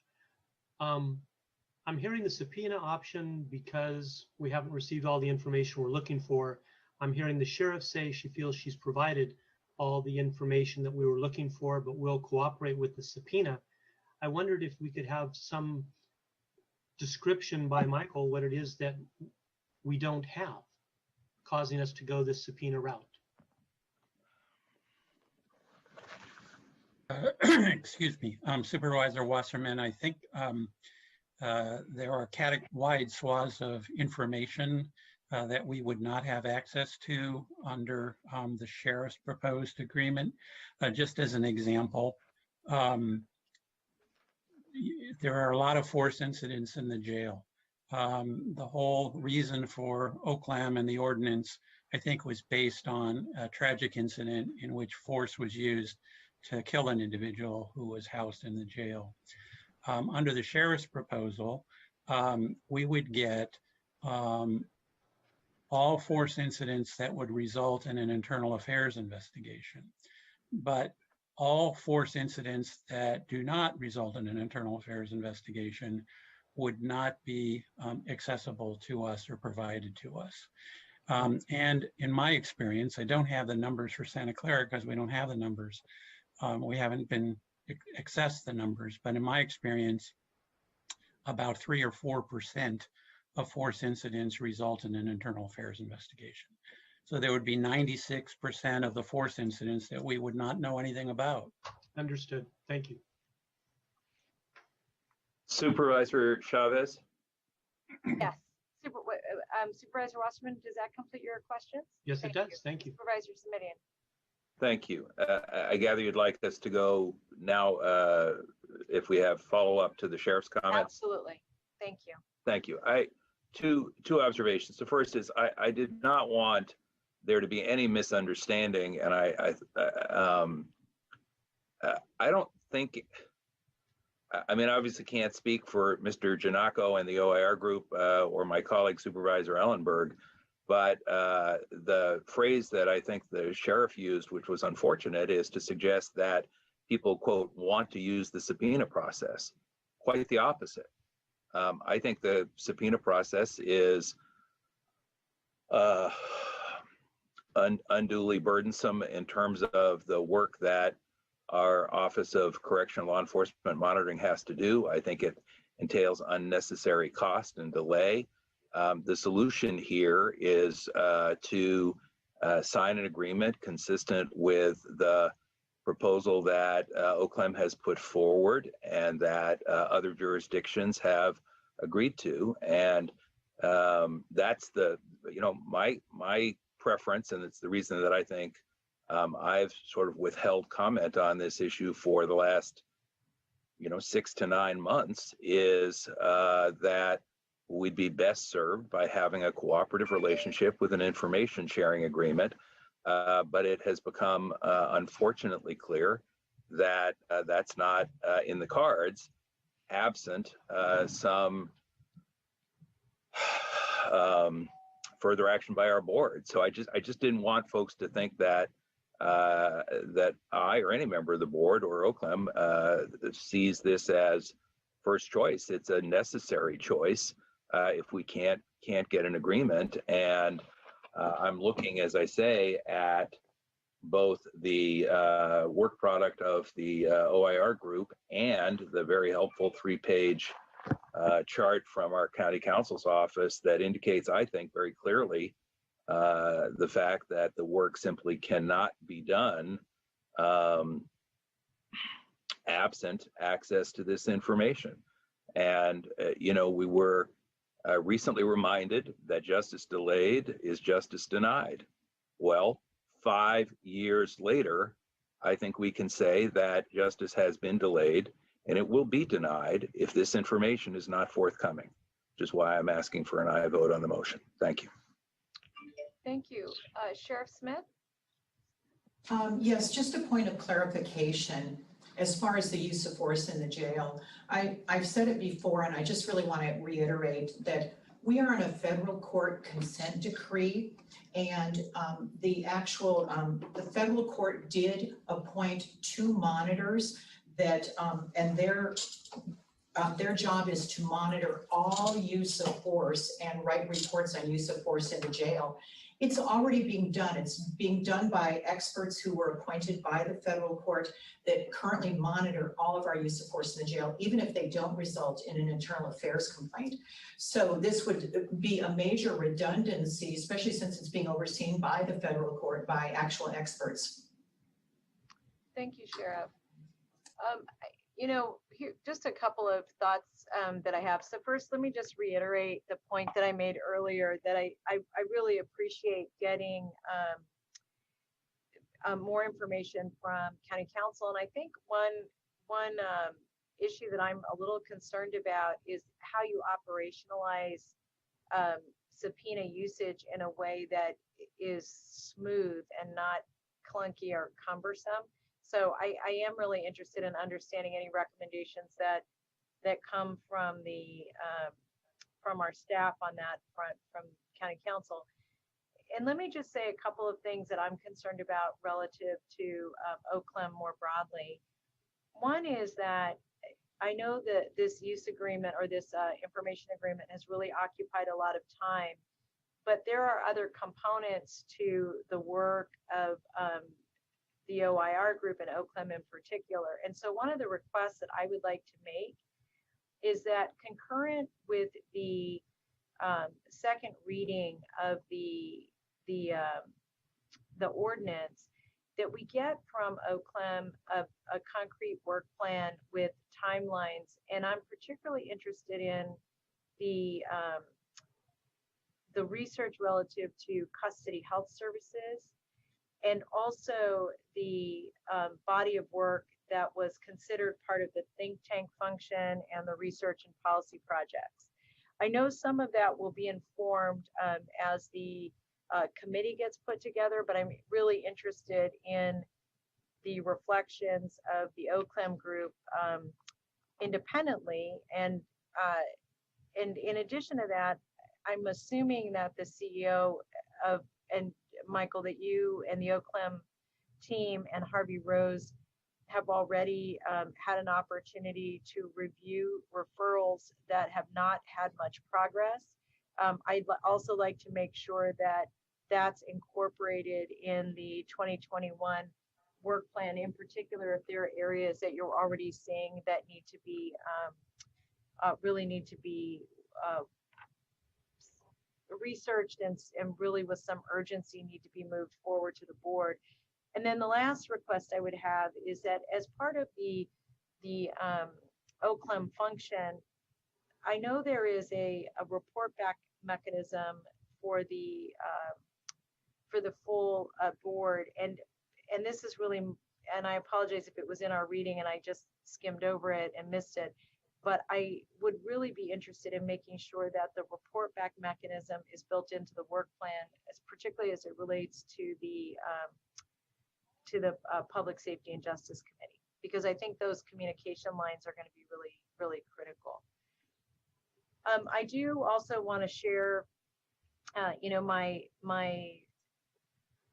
thanks to all parties who've been trying to work on this. I do think that we unfortunately are in a situation where we need to just move forward, even if it's inelegantly, to get started, because I think that's just going to be really critical. And then the other thing is, I recognize, Sheriff Smith, the point you raised about the two law firms that we have consent decrees with that are reviewing our work. I think those are very important partnerships to lift up, because I think they have really been helping us shape the next direction. I think the challenge with that is that in many respects, the consent decrees feel very internal, and the partnership that we have with those law firms through the consent decree feels more, like I said, an internal exercise. And I think the opportunity we have with OCLEM that is so unique is that this is really the public facing opportunity that I think we have to really engage the entire community. So what I'm asking Supervisor Ellenberg is if you're comfortable including those concepts into your motion. Here's my concern. What you asked for is a lot, and I think it's all really important work, and I would like to see it. I would like to keep separate the motion for County Council to come back with an amended ordinance, separate from the requests that you're making, because I don't want those to slow down or there are two different bodies that would be doing exactly. So I want to keep them entirely separate so that we continue to move ahead, assuming there are enough votes, with the ordinance amendment, but then also look at these other pieces. But these other pieces, to me, don't need to be completed in advance of the ordinance. You mentioned wanting it at the second reading, which makes sense to me. So I just want to confirm that one will not slow down the other, or one won't be a prerequisite to the other. I'm not requesting that. I'm asking the timeline. The significance of the timeline for me is that you know, frankly, that we've had OIR under contract for a period of time that, from my perspective, is extensive. And these are bodies of work that were initially part of the scope. And I want to make sure they're not lost as we're focused on this information sharing. So they're not intended, one is not intended to slow the other. They're bodies of work done by two different parties. It is so that, in fact, we hit the ground running. Great. Then if they can come back as separate ledge files, that that to me would keep the separation clear. That would be my intent. Perfect. Then great. Thank you. Thank you very much. And is that okay with the seconder? It is, Madam Chair. I just, the only caution, first let me say, I think everything you've asked for will be helpful and important. So I want to underscore that. I do, however, want to reflect for a moment on the fact that there's a little bit of a chicken and egg problem here, which is the work plan is necessarily a function of an understanding of what work needs to be done. And that understanding of what work needs to be done can't be fully informed until there is access to the information that's been requested. So I just want us to be, well, no, I mean, it's like saying, what, asking the mechanic, what do I need to do? And he says, well, I got to pop the hood first. No, you can't pop the hood and look underneath. Until our OCLEM folks have the opportunity to pop the hood and look underneath, they don't know what the work plan can and should be. So I agree with you that we ought to bring back a work plan, but I do think we ought to understand when it comes back that it is preliminary in the sense that it cannot be a comprehensive work plan with a full understanding of the need, because the information still will not have been shared at that time. That's all I'm putting on record. And I concur with the overall concerns, but let me just let me add 2 points. One, in the past, Supervisor Smitty and you in particular have raised the challenges with direct reports to the board and how we manage those relationships. And so my intent here is to make sure that we're frankly really on top of the multiple outcomes that were part of the original RFP and RFQ for this body of work. So that's the first goal. And the second is, my expectation, and I hope it's the expectation of my colleagues, is that some of this work will absolutely be iterative, and that, once you get the committee going, they're going to have other issues. But what Mr. Giannaco already has available to him is a body of work that Supervisor Ellenberg has asked the committee to consider. You're right that in terms of exactly what they want to prioritize, I think that might change. But what I am just concerned about is there's some areas that we've already had an opportunity that I don't think require these agreements, particularly around custody health. And as a reminder, I know you don't need a reminder, Supervisor Smitty, because of FGOC, but having sat on the Blue Ribbon Commission and FGOC and chaired the subcommittee that looked at behavioral health, I can assure you that as part of custody health, which is not under the auspices of the sheriff, that there is plenty of work that we could start doing and be doing. And that's really why I'm lifting it up right now, because, well, anyway, for all the reasons that because you sat through hours of those meetings with me. So anyway, that's why I'm raising it. All right, so we have a motion and a second. And is there any more discussion on the motion? Is there any more feedback from our panelists? Seeing none, I'm going to ask for a roll call vote. Supervisor Ellenberg? Yes. Supervisor Simidian? Yes. Supervisor Cortese? Aye. Vice President Wasserman? You're muted, sir. Sorry, unmuted. Aye. President Chavez? Yes. Thank you. Thank you. And thank you for all the participants for joining us. All right, so we're going to move on to item 17, and this is inmate phone tablets. And I'm going to ask if there is any questions for staff on this item. Let me just, Supervisor Chavez? Yes. This is Dave, yeah. Supervisor Cortese speaking. On questions, if I can, real quick, is just to ask the staff. We've had a lot of interaction between my office and the administration on this the last few days, just trying to get prepared for the item and make sure we understand it. I think I understand, where we're at today with it in terms of the process itself. Can I just ask, at what point would there be an expectation of looking at this, this contract, this area of work again in the future? I don't have it's not a trick question. I don't have a special date in mind. I just know that there's been so much flux, if you will, in terms of technological changes and things that have been sort of change agents, if not disruptive in the past. I'm wondering if the plan is to, going forward, to create an opportunity for the board to continue to look at this and how it's working in the future. And I don't know if it's best to have the sheriff respond to that or to the TSS folks. Sheriff Smith, do you want to respond to this? Or actually, it might be council, now that I think about it.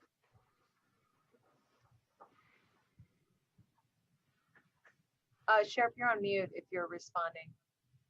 Okay, I think that might be a question better for procurement, but Juan Gallardo is here and can answer any questions. But I think it was more of a procurement question, but we can take a stab if not. Yeah, I think it was actually. Procurement? Okay. I don't see procurement on. I'm on here. Oh, there you go. Would you like to weigh in, Mr. Clark? Sure, happy to. Gene Clark, Chief Procurement Officer. Yeah, right now we're in a state of having the working on a contract assignment from Edelvo to GTL. So that is something we're waiting for FCC clearance. So when we get that, it'll be moving forward with that plan, if you will. There's an implementation plan for it. With respect to going out again, from a process perspective, procurement honors the opportunity to do that at the appropriate time. I think what's important is to get it moving forward right now, because we have had some challenges with the continuity of services, and we really want to maintain that. But procurement stands supportive to look at this. I would just suggest there should be some stability to make sure the program is going okay before we went out right away and solicit it again. But do we have the opportunity to go out and look at that again? Yes, the county has the right to do that. Can I ask, as we move forward with the item, I understand we haven't even reached public comment yet or other board members, but I would like to make sure that as this item moves forward, and I think it probably should move forward for continuity and to make sure that we don't actually have, service disruption and so forth, that there be, at maximum a 6-month check-in and report back by procurement and by all the parties involved to the Board of Supervisors. I always have to footnote now that I won't be here personally to hear that report, but I do think, so it's certainly not self-serving in any way. I just think that this has been one of those kind of touch and go sensitive issues all along. We've all seen, the challenges of dealing with technology and changes, quickly enough to keep up with the pace.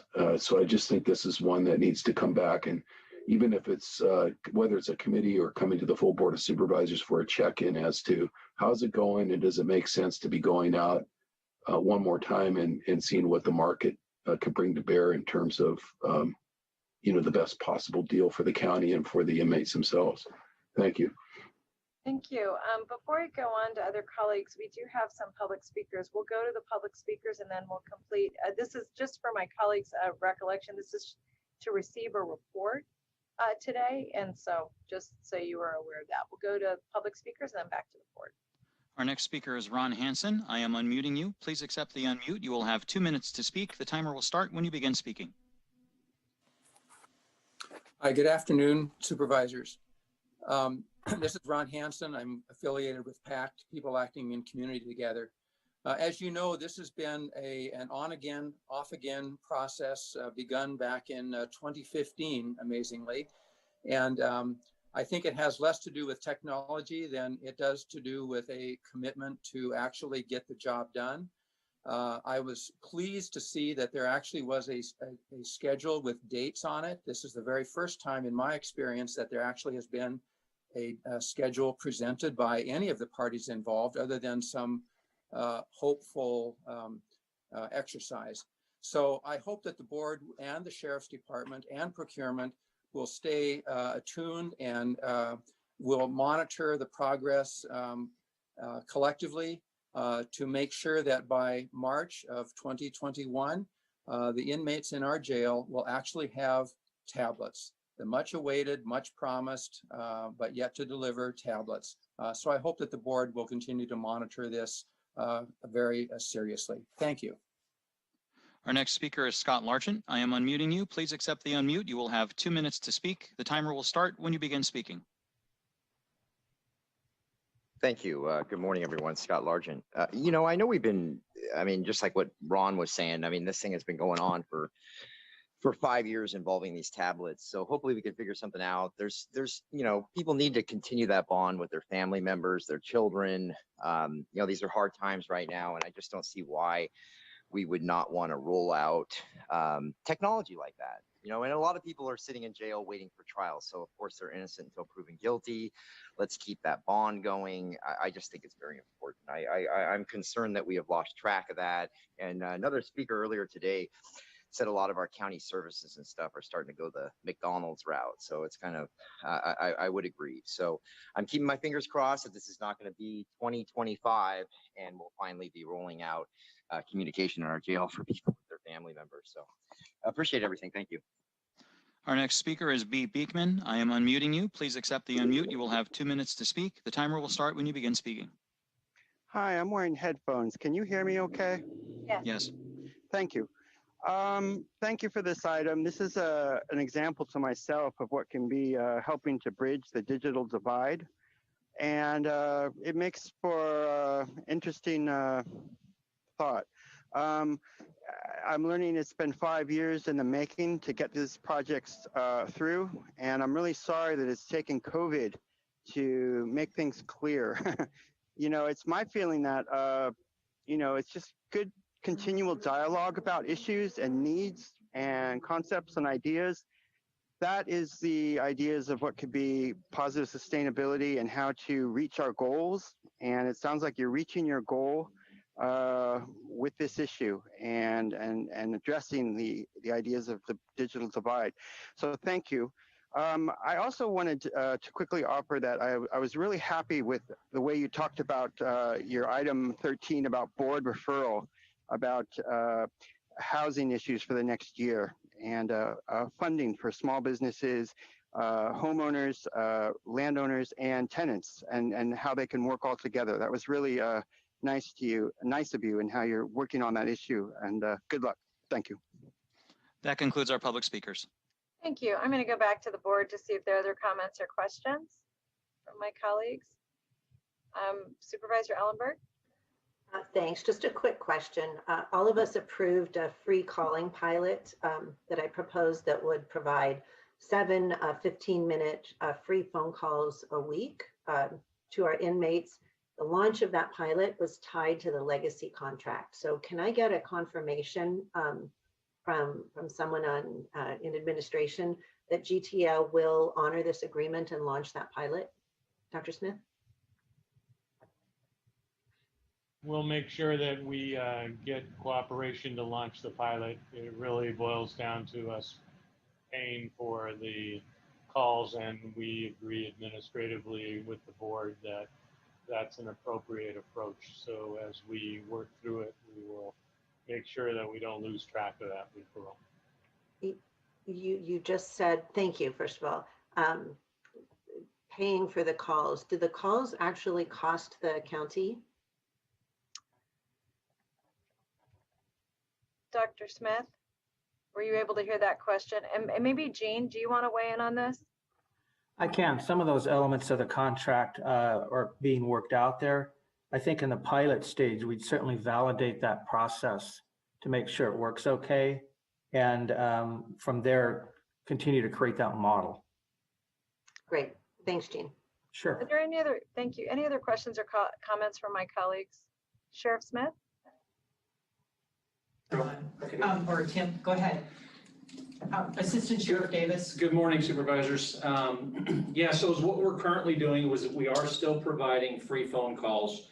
We're continuing with the original plan that we implemented months ago in light of COVID, where those incarcerated are each being given 10 5-minute calls. This will enable them to reach out to more family members, although for a shorter period of time, all the while incorporating the 7 15-minute calls into the new legacy Adobo contract, soon to be assumed by GTL.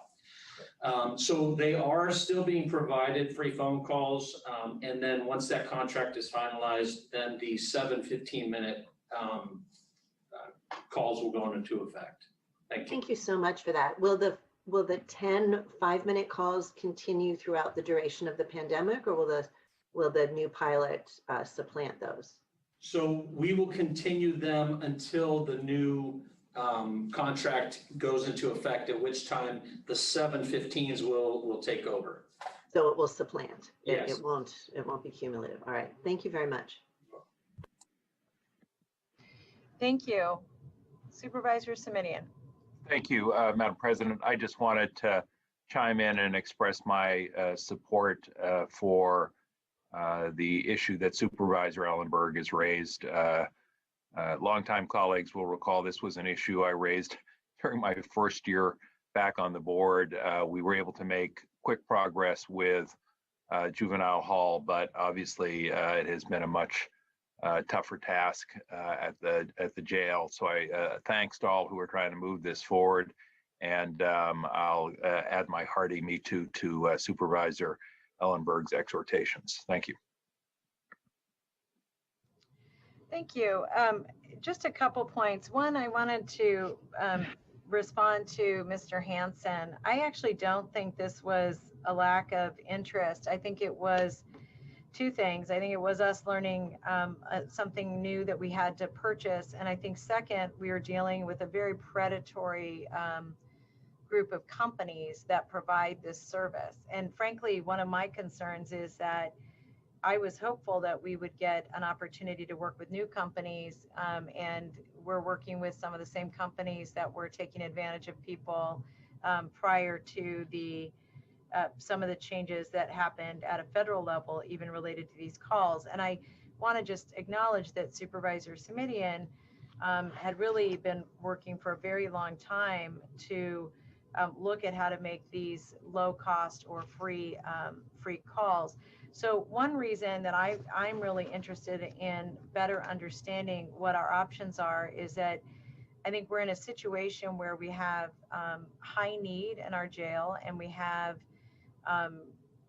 concerned constituents, which I agree. I'm also concerned, but I also think we need to be mindful that any contract that we get into, that we give ourselves the flexibility to be responsive to new technologies that could in fact be secure and more cost effective and efficient for the folks that are in custody and their families.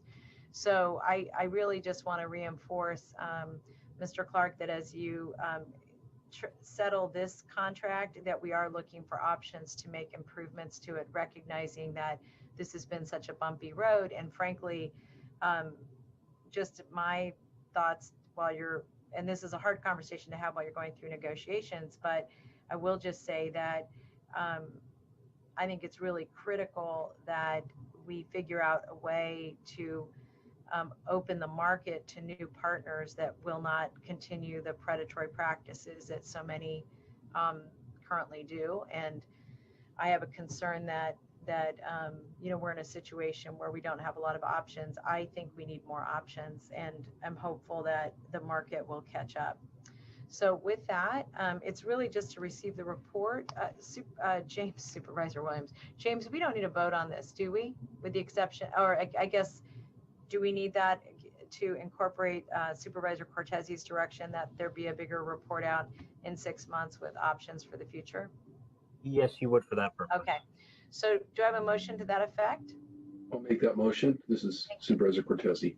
We have a motion. Do we have a second? Second. We have a motion and a second.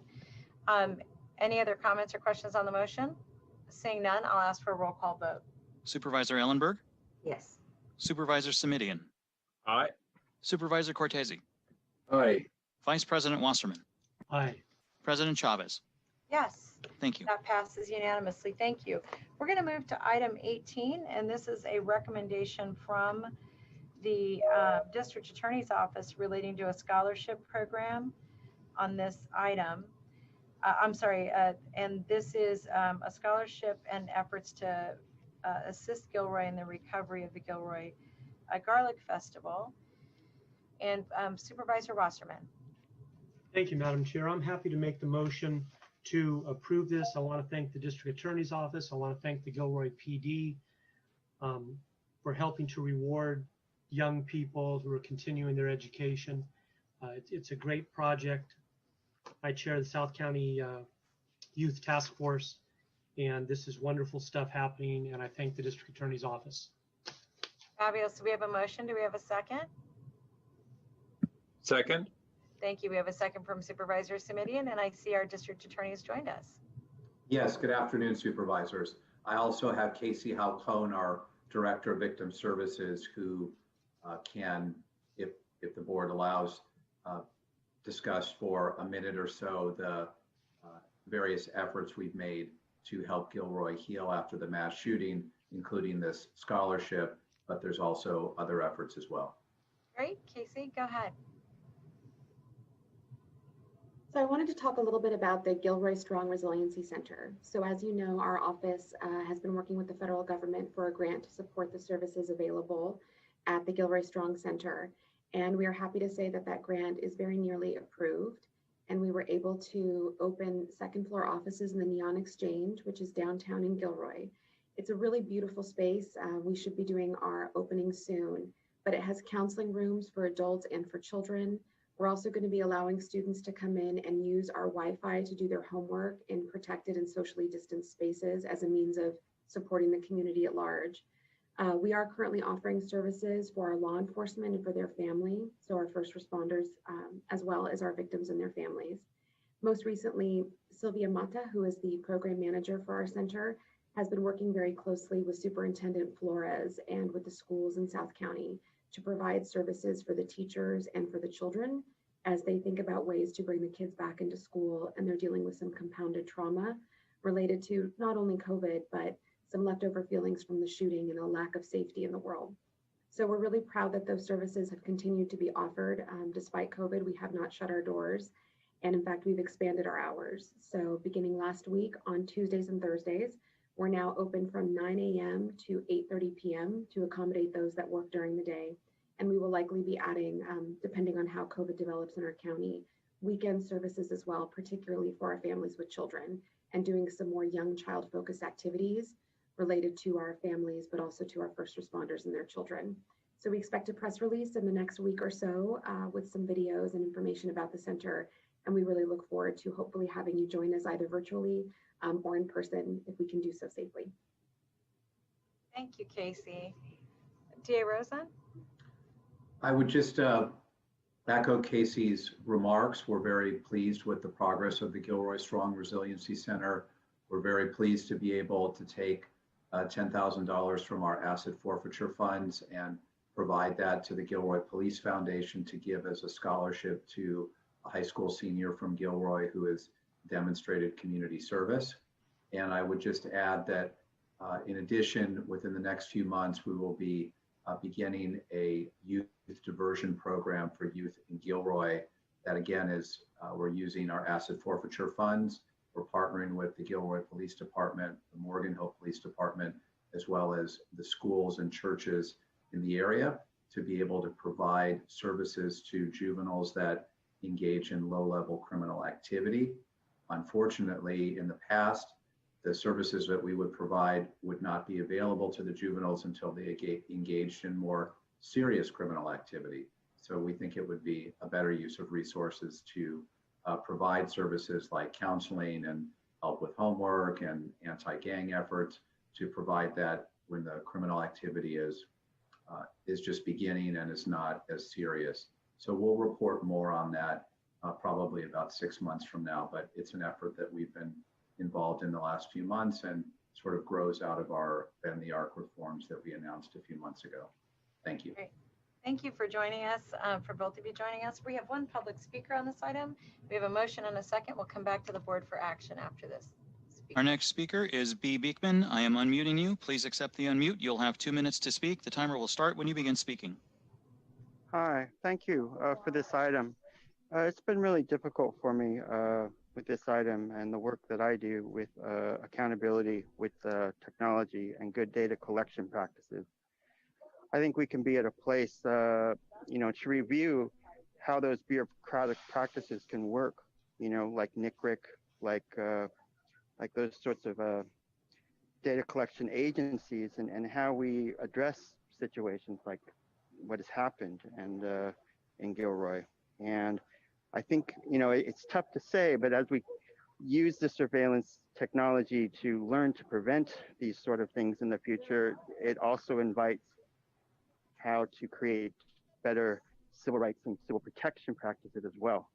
And that's all part of what we're working on. And it's really hurts what happened in Gilroy. And I think there's a good activist and advocacy community in Gilroy that's working on issues at this time, like, for instance, the SRO program and what will be the future of that.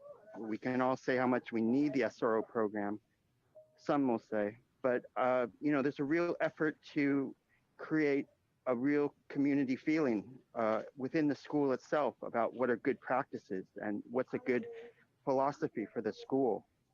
And it's that sort of good thinking and love and good feeling that I think, you know, we're trying to learn again for our schools. And that's the sort of efforts that can help address, you know, and make sure there won't be incidents like Gilroy again. And good luck in our concerted efforts and how we learn from this experience to look for the signs and ask and make sure it doesn't happen again. Thank you. That concludes our public speakers. Thank you. We have a motion from Supervisor Wasserman, a second from Supervisor Simidian. I'm going to ask for a roll call vote. Supervisor Ellenberg? Yes. Supervisor Simidian? Aye. Supervisor Cortese? Aye. Vice President Wasserman? Aye. And President Chavez? Yes. Thank you. Thanks again, DA. Thank you. That passes unanimously. Thank you all. Thank you. We're now going to go to item 21, and this is a report on commissions and advisory boards. Hi, I'm Megan Doyle, Clerk of the Board of Supervisors, and I am before you today with a response to Supervisor Cortese's referral from February 2020 that asked us to look into the issue of boards and commissions that were having problems establishing quorum. When we looked into this, when Supervisor Cortese made the referral, it was obviously pre-COVID, but we have gone ahead and looked at the attendance in 2019, as well as attendance issues as we've experienced restarting the boards and commissions meetings in the virtual realm. And we do have a report here before you today. It was heard at FGOC/CSFC in September.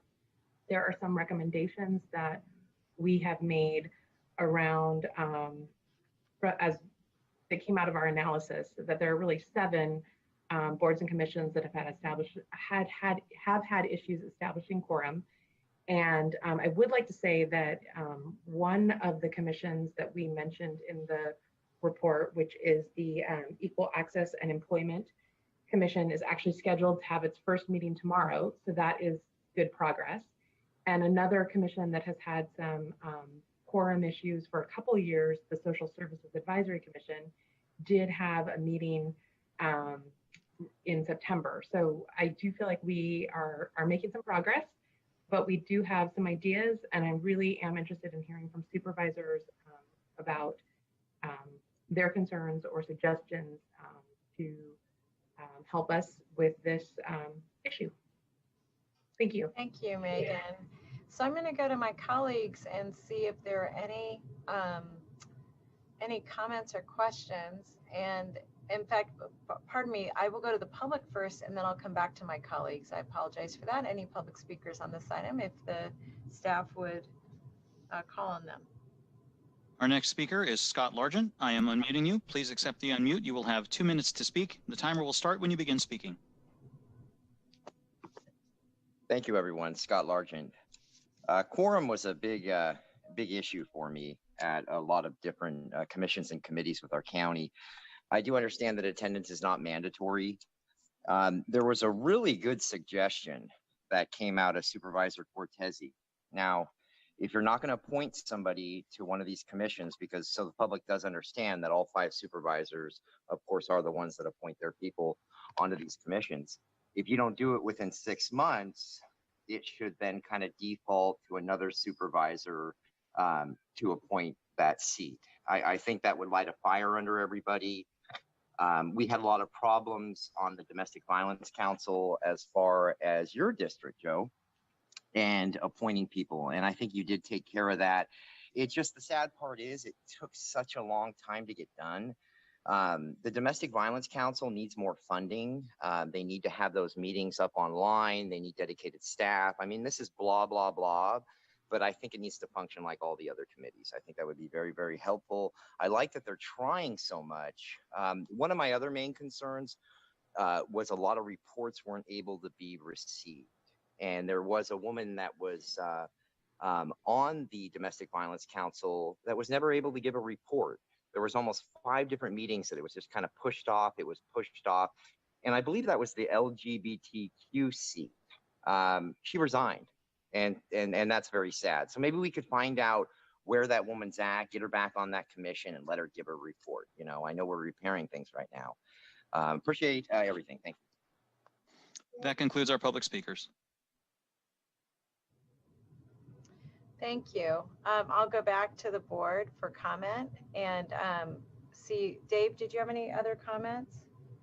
Well, just, you know, we were able to give a lot of suggestions at FGOC, Supervisor Chavez, you and I, in terms of, I think they all fall under the category of keep trying, and maybe some particular focus on the sister county commissions in terms of thought process of, you know, how to restructure the some of the efforts that they've used in the past, which have been less prevalent the last couple of years based on changes in the board, like fundraising capability to send delegations overseas. Those have traditionally been not general fund subsidized. I'm not suggesting they should be in the future, but I do suggest that there may be other opportunities. I think that the county has different, more flexible rules about sponsorship now, for example, of, you know, county advertising opportunities where revenue could come in. You know, you could see opportunities like that made available to those commissions might help them generate some more energy. The idea of whether or not there's some kind of a flagging of difficulty or challenge in getting somebody appointed that may be in part holding up a quorum. The idea that another board member could suggest a recommendation where there's a primary rotating board member in charge of that appointment. I mean, that some of that has been done informally over the years, and I want to make it clear for the public who's listening, including the speakers, that the board has, my experience, has cooperated when somebody really wants to be on a commission and they live in, you know, District A, and somebody walks over to District B who holds the appointment without violating the Brown Act and just saying, you know, this is an applicant you might be interested in. But maybe the clerk can flag those situations more quickly and maybe a little more aggressively to make sure that there's some conversation going on. So I think mostly what we've been able to do at the committee level is just make those kinds of suggestions. And it seems to me going forward that a regular update to FGOC by the clerk, just in terms of the development of any of these ideas or suggestions, is in order, as opposed to waiting. Again, I don't want to put the entire burden on the clerk, but keep this on FGOC is at least a semi-annual report in terms of progress, so that we don't get ourselves as a county into a situation where we go, a year or two with quorum failure, before somebody on the board does another referral. So I don't remember, Megan, how we left it at the committee. If we already asked for regular reports, you may want to so indicate. If not, I would just ask today that the board specify that FGOC stay on top of this at least every 6 months. Thank you. So yes, we interpreted the original referral that you made in February as including 6-month reports to FGOC. So our plan would be to go back to FGOC again in May or June with more information. And I think a couple of the takeaways that we are going to, that my office will pursue based on the conversations at FGOC was, to somehow get the sister county folks together and talk about how to support them and their mission and what that looks like currently. Also, just to do, a better, we're already going to go through and just sort of update our descriptions of the various commissions to make them look more appealing and maybe speak more to the work that they're doing in more, exciting language. And then also another suggestion that came up after we reported to FGOC, which I think was a good one from a board office, was to have do a survey of boards and commissioners, and that's something that we can put together very easily and send it out to all boards and commissioners. So we're going to do that in January, which I think will also, we heard from at FGOC to reach out to the commissioners directly, and I think that will be a good opportunity for us to do that. Great. That concludes my comments, and I'm happy with that. The direction that we've heard today and the ideas from the clerk. Thank you, President Chavez. Thank you, Dave. Are there other comments or questions? Supervisor Ellenberg, you're nodding your head. Thank you. Okay. Yes, Megan, thank you so much. You and your office really did a great job on this report. I appreciated the data-driven suggestions and the clear and concise presentation of relevant background. I would want to share, as you requested, feedback on a couple of the suggestions, please. And the sister counties, I think Supervisor Cortese just noted well, but I want to lift that up to let you know that I share that concern before we do right sizing. And I understand that there are clearly issues with quorum, but I want to make sure that we do have some facilitated discussion, particularly with the Sister City Commission members, since we do know that they at one time served the larger size, served that fundraising purpose for trips. So I just want that to be part of the conversation, and whatever decision is reached is great. With regard to both the domestic violence and the health advisory commissions, there's notes that you recommend in the case of domestic violence, PSJC, and in the case of the health advisory, HHC committee members assisting in recruitment. I think it's aspirational, but I don't know that it will really meaningfully improve the situation, particularly if they don't have authority to appoint people.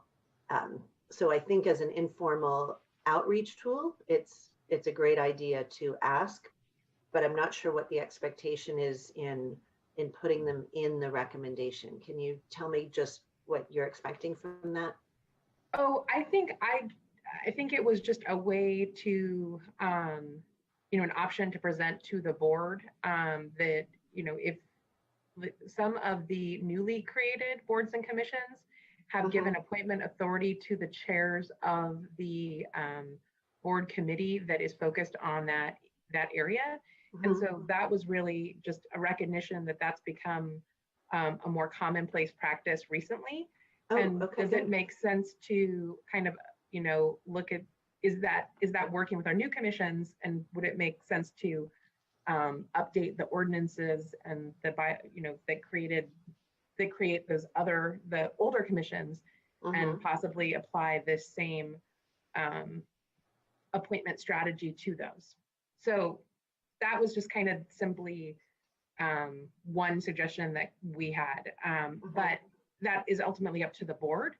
And I think you're right. I mean, we could, as a first step, just really try to work with the chairs of the committees and see if that helps us identify potential commissioners. And then, as Supervisor Cortese sort of noted, you know, my office be a little bit more aggressive in like taking those people that maybe the chair of the committee identified and taking them to the supervisors have the vacancies, as opposed to actually like changing the enabling legislation that created those commissions.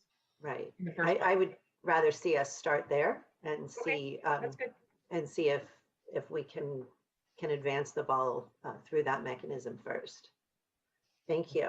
And then I also just had a question about the Social Services Advisory Commission. Glad to hear that they met in September. Other than that, I think it had been 2 years.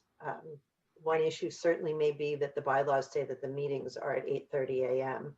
But more significantly, I would be interested in your assessment of whether you think this commission is redundant, since reports that go to this commission also go to the Senior Care Commission, Reentry, and Child Abuse Prevention Council. Is this extra layer serving a unique purpose that warrants its continuation?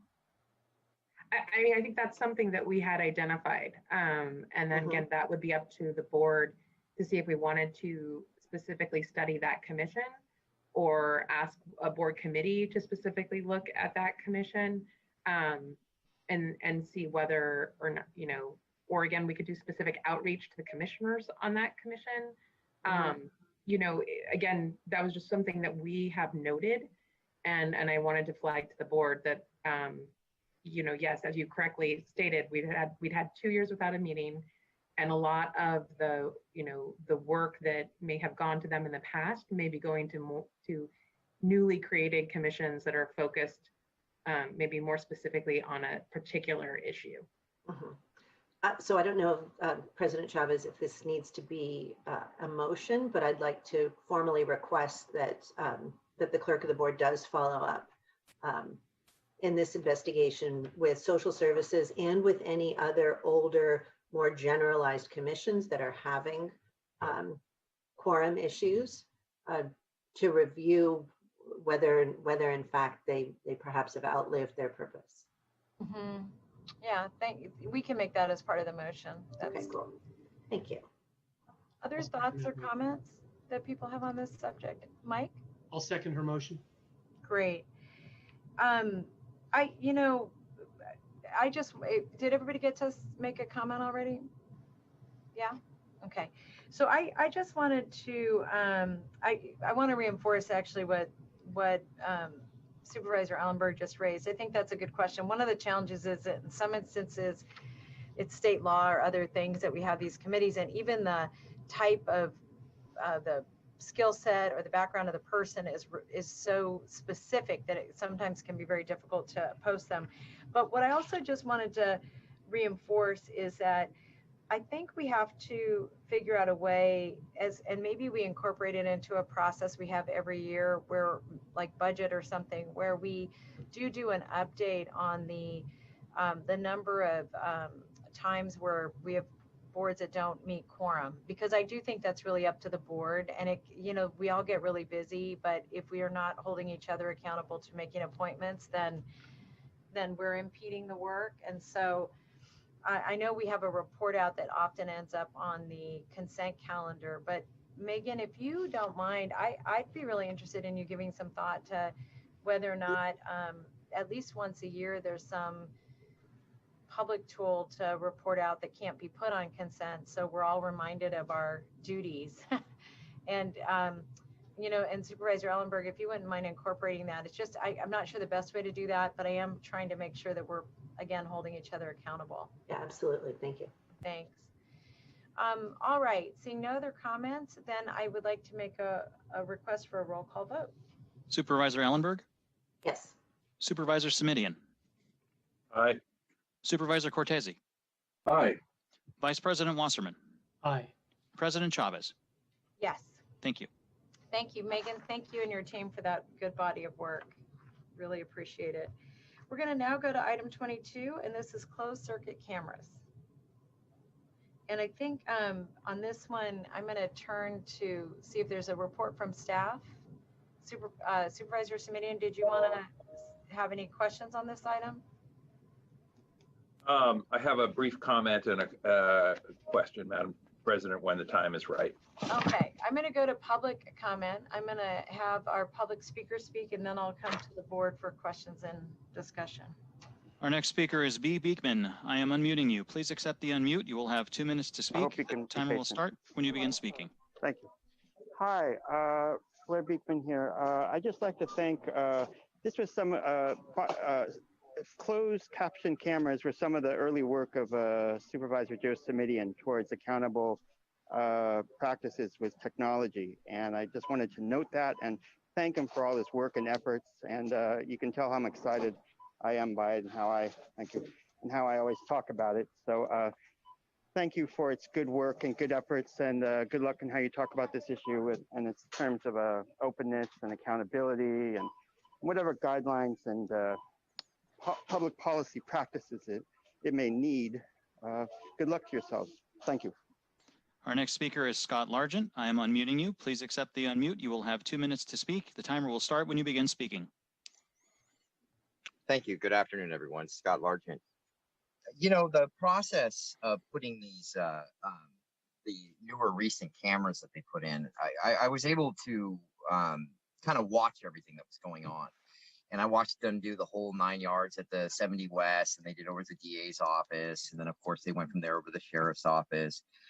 Then it was from there over to the crime lab and then the other South Station.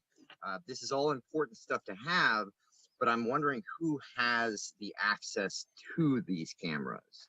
Now, some of them can actually do video, some of them can do audio, and you look at a couple of these high-end things. I mean, these things look like they can take off like a flying saucer.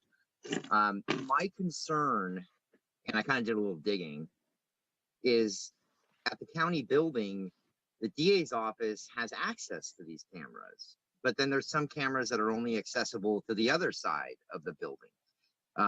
So Jeff Rosen, he kind of has a crystal ball down there at the county building. Now, I don't think he's putting a microphone right behind where I sit up near the front, but it is kind of, it's kind of scary. It's like, who is in charge down there? Do we share that information? Do we spy on people in our hallways? I'm not really concerned. I mean, I am very concerned. And did we get approval to put all this stuff in? Was this honored by a grant? Did this go through the process of the surveillance ordinance? I just thought this stuff was all supposed to be approved. And, you guys had a lot of work done over the last 4 or 5 months. So maybe somebody can clue me in on that, kind of out on the loop on it. You guys got a good crew out there doing the work, though. I kind of got to know them. They're really nice people. And it was good to have a kind of a support group down there at the county building, so to say. So thank you. That concludes our public speakers. Thank you. So with that, I'm going to turn to Supervisor Simidian, and then I see that Mr. Feliciano is here to answer questions. So Supervisor Simidian. Thank you. And I don't know if Mr. Coelho is with us as well from the Office of the County Council. Yes. I am, yes. Thank you, Mr. Coelho. First, Mr. Coelho, thank you for the significant portion of your life you've given to this effort over the last number of years, seriously. And let me just ask a couple of questions. And first, and this is not so much directed at you as it is just a sort of an organizational observation. I understand that there's a desire to get this thing approved on a timely basis, which is to say today, but it is more than frustrating when any part of the organization brings material to the board that's supposed to have the deliberative authority to make these judgments, including amendments and or to continue items. And I can't speak for others, but frankly, I feel jammed. So anything you can do to spread that word back through participating departments, agencies, organizations, I would appreciate, because when we get items, you know, at the end of a fiscal year or a calendar year, whether they're contract items or in this case, policy approvals, and are essentially told, well, we brought it here because we have to, but you have to make the decision the way we want it today. That's sort of not really terribly respectful of a public process. So, you know, no response necessary, although if you'd like to, that's fine. But I wanted to underscore that. I know sometimes it can't be avoided, but it happens too often in our organization for me to let it go without comment. My next observation is, could you tell me in these, do we have signage requirements that I have forgotten since I read these a few days back in these documents? Yes, Supervisor, I believe that we do, and the county practice is everywhere that we have security cameras is to put up signage. If you want me to locate it specifically, I can let you know in specific policies. Yeah, I think particularly in public buildings where you know, members of the general public are not only allowed, but, you know, welcome and encouraged. And I'm talking about the county government center as an example. I just want to underscore the importance of signage so that people know that cameras are in use. That's part of a more enlightened surveillance policy. And, you know, folks have been scrambling to do the work, I'm told. But then the question is, are we working with the same level of vigor to make sure that the public knows that they are in fact being monitored with CCTV? Supervisor, I can respond briefly just using the government center by way of example. I don't have the file number or the page number for you all, but on the second page of the county government center security policy in section 2, which is authorized and prohibited uses, in the second full paragraph, the second sentence says, to establish appropriate privacy expectations, dedicated signage notifying the public and employees of video monitoring and recording shall be placed conspicuously at or near the main entrances of the government center building. And I'm looking at that similar language on packet page 127. And so my question goes more to whether or not that's actually happened, since the expectation is that the cameras will be in use more or less immediately. I would defer to Mr. Feliciano on that. The government center does have signage at the front door. And then I believe the sheriff's office at the headquarters does as well, but I can confirm before we activate those. Yes, we do. Hi, Supervisors. Assistant Sheriff Ken Bender on behalf of the Sheriff's Office. To answer Supervisor Simidian's question, both questions, yes, we do have signage up in all of our buildings where the cameras are used. And we also have the requirement in the embedded in the policy itself, specifically in section 1 of our surveillance policy, the third paragraph, which says dedicated signage notifying the public and employees of video monitoring and recording shall be placed conspicuously at or near the entrances of buildings utilizing facility security cameras. And we've made sure those signs are in place. Great. Mr. Coelho, appreciate it, Chief Bender. And Chief Bender is another one who's given quite a bit of time to this effort. So thank you again. Mr. Coelho, I'm really, and Mr. Feliciano, I'm really more focused on folks who come to the east wing of the government center to transact some piece of business, and whether or not we have signage in place there or plans to get it in place pretty darn quick. Sir, we'll make sure that happens. Yeah, thank you. And Mr. Feliciano and Mr. Coelho, my concern is that, you know, for those of us who are concerned about not creating a quote surveillance state, simple public notice of the fact that surveillance is in use is a key element. I very much appreciate, Mr. Feliciano, your efforts to make sure that we keep folks safe, members of the public and our staff, and Mr. Coelho. But I think that can be done and should be done in concert with real transparency about the use of CCTV, if that's the tool we're going to use. I also think, frankly, that you know, it may engender some better behavior on the part of folks if they know that CCTV is in place. So then, Mr. Coelho, that takes me to my next question, which is about the issue of who can receive notice. And when my office checked in, county counsel's office came back and said, well, gee, you know, Supervisor Simitian's always on our case to, that's my colloquial phrase, not county councils, I should be clear, always on our case to limit the number of folks who have access to the data. And that is certainly true. But under third-party data sharing, and I'm looking now at packet page 129, which is the multi-departmental county government center surveillance use policy.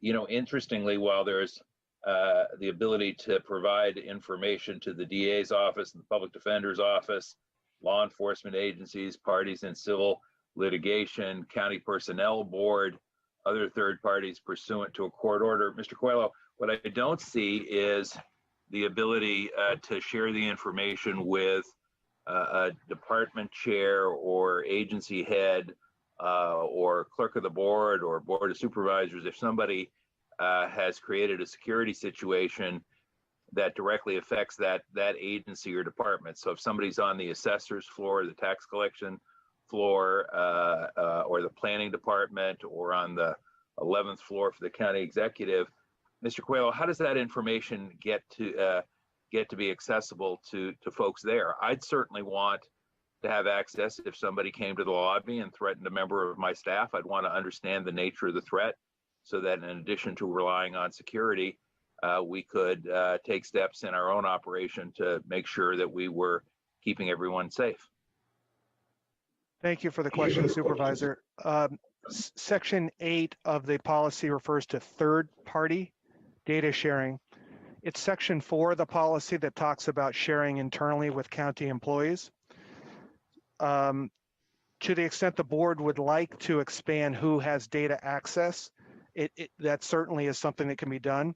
In consultation with the Director of Security and the county's Chief Privacy Officer, the parties that are noted are those in the bullets under data access, county government center cameras, and specifically the first bullet refers to the county executive, the chief operating officer, any deputy county executive, the county council or his or her written designees, and various other directors. To your question, Supervisor, it is if they are not listed here, how would they get access? That could be done through a written designation from the county council, which could be as simple as an email providing access. Presumably, if it was going to be done, it would be important enough to involve the county council's office. But it would also is simple enough to amend this to add department heads on a floor where an incident has occurred as someone else that would be given access, or member of the Board of Supervisors if the board would like. Those are all within the discretion of the board in terms of clarifying who gets data access, and the place it would go is in that first bullet under section 4, data access would be my recommendation. Thank you.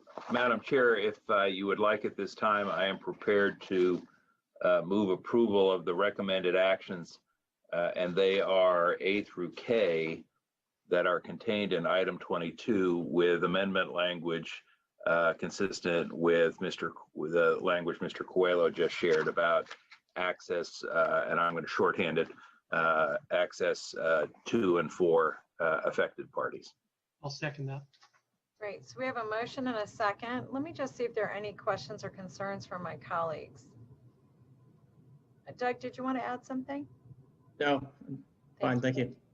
Seeing no questions from my colleagues, we'll ask for a roll call vote. Supervisor Ellenberg. Yes. Supervisor Simidian. Yes. Supervisor Cortese. Aye. Vice President Wasserman. Aye. And President Chavez. Yes. Thank you. And I want to say a very special thank you to Doug and to Rob and to Supervisor Simidian. This has been a labor of, I was going to say of love, but I just think straight up pain. So there you go. All right, that passes unanimously. Thank you, everybody. What I'm going to do is that we have one outstanding item, and that's items 28 and 29. And if we could do that item quickly, I'd like to, and then take a break. So I'm going to ask if staff can present on items 28 and 29. I can give you an update, Madam Thank Chair. Hope you can hear me. I'm having troubles with my computer. Yeah, we can, Jeff. Okay. Items 28 and 29 go together. 28 is a request to amend salary ordinance, and 29 is the appropriation modifications needed to do that. This morning, we received information from SEIU, which we would like to address during your consideration of 28. They would like us to not delete the Cook 2 position and the 2 physical therapist positions that are listed on the salary ordinance to be deleted. Staff agrees we can do that, and SEIU also is requesting further meet and confer about operations of the of parts of the hospital, and we're certainly willing to do that. So I think if we suggest that we remove the Cook 2 deletion and the 2 physical therapist positions from the salary ordinance and approve it with those modifications, and then approve the number 29, the salary or the budget allocation issue. We obviously will commit to sit down and talk with SEIU about the other issues. One of those issues being the function of the jail and job descriptions, and completing a evaluation of work, a work study evaluation. So perfect. If I could get a colleague to make a motion for 28 and 29 with the adjustments that Dr. Smith just outlined. So moved. We have a motion from Supervisor Wasserman, a second from Supervisor Cortese. I'm going to go to the public speaker. Our next speaker is Tina A. I am unmuting you. Please accept the unmute. You will have 2 minutes to speak. The timer will start when you begin speaking. Hi, my name is Tina Aylesworth. I wanted to take the time to clarify that SEIU 521 did not concur on the above agenda items. Here's a brief timeline that pertains only to food services. There was never any discussion about the DIPS or the physical therapist. The county meet with our chiefs of staff in May. Kendra, the food services manager, stated that she did not have all the information, but that there would be changes. In about June or July, Kendra began meeting with BMC's kitchen staff, showing them their new duties and new schedules, allegedly claiming that the union agreed.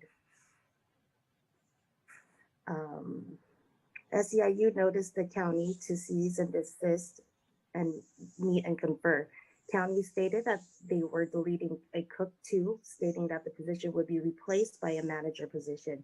There is currently a director, manager, 2 supervisors coded, and 2 extra help supervisors. The Cook 2 can supervise on the floor. SEIU requested that the Cook 2 remain in place. County denied. SEIU 521 never concurred on this item. Management provided a new schedule based on the duties, which has workers working out of class. SEIU did not concur on this item. Once implemented, we have our grievance and PRB process to resolve this. SEIU provided an alternate schedule. Management was going to move forward with their proposed schedule, but went with SEIU. The bidding for the schedule did not include the vacant cook 2. However, management insisted that they need a cook 2 on Saturdays because they needed the supervision for dietary needs on Saturday. All meals will be prepared 5 days in advance. Pretty much the worker were forced to bid because management stated that they knew kitchen needed to be placed by October 23rd, and this did not happen. Thank That concludes you. our public speakers. Thank you very much. And we have a motion and a second. Seeing no questions from my colleagues, I'm going to ask for a roll call vote. Supervisor Ellenberg. Yes. Supervisor Simidian. Aye. Supervisor Cortese. Aye. Vice President Wasserman. Aye. President Chavez. Yes. And Thank I you. want to thank Tina for speaking and for the staff working so diligently on this. We are now going to take a break. We will reconvene at 1 p.m. to discuss COVID. Thank you, everybody. Thank you.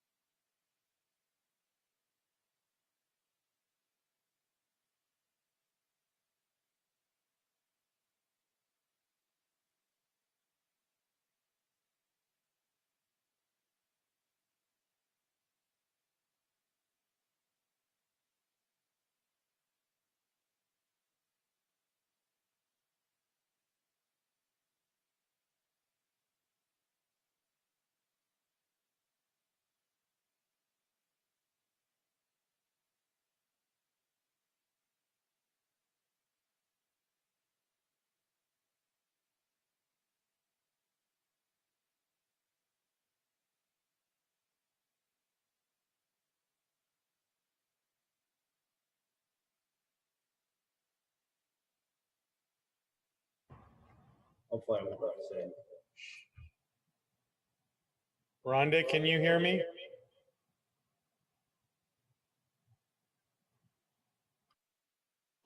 Yes, I Yes, I can hear you. I can hear you. Can you hear us? Yeah, I don't know what the heck's wrong with my computer, but anyhow, I'll muscle through. Thanks a All lot. right. You're welcome. Bye-bye. Bye.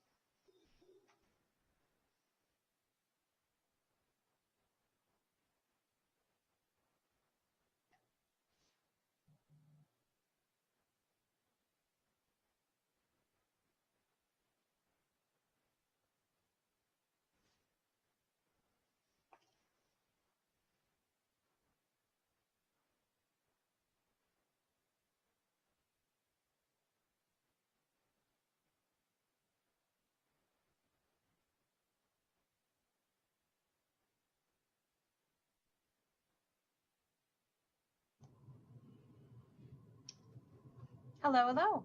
Hello, hello. There we go. Just waiting for perfect. Would you call her perfect? I would like to ask if the clerk could call the roll. Supervisor Ellenberg, Here. Supervisor Semidian, Here. Supervisor Cortese, Here. Vice President Wasserman, Here. President Chavez. Here. Thank you. You do have a quorum. Thank you so much, Dave. So we're going to go back to our COVID report. So we're going to do item 11, the COVID report, and item 12, the vaccine report. So I'm going to turn this over, I believe, to Dr. Smith and then Dr. Cody. Or maybe the other way around, I'm not sure. No, it's Dr. Cody is, I think, logging on right now. I see. Mm-hmm. So it'll be a few minutes. Well, a minute. No problem. We'll hold our horses, so to speak. Maybe I can save time by telling you that the vote still goes well. There's been no problems. There seems to be a steady stream, but it's much decreased because we've had such a good turnout with vote by mail. So things seem to be going pretty well. Yeah, I will say to my colleagues that I got two numbers from Shannon that I thought were interesting. One was that 661,000 people have turned in their vote by mail ballots either through a box or through the mail, which is incredible. And that since Saturday, they've had another 38,000 people vote at vote centers. Nice. More to come, but yeah. So there's still time if you're watching this and you didn't vote. All right, Dr. Cody, we're turning it over to you. Good afternoon. It's good to be with you. We're going to give our usual COVID update. And I'll try to, you know what, Dr. Cody, we're having a hard time. If I could have the first slide. Dr. Cody, we're having a difficult time hearing you. Can you hear me now? Yes, perfectly. Okay, I apologize. Well, good afternoon again.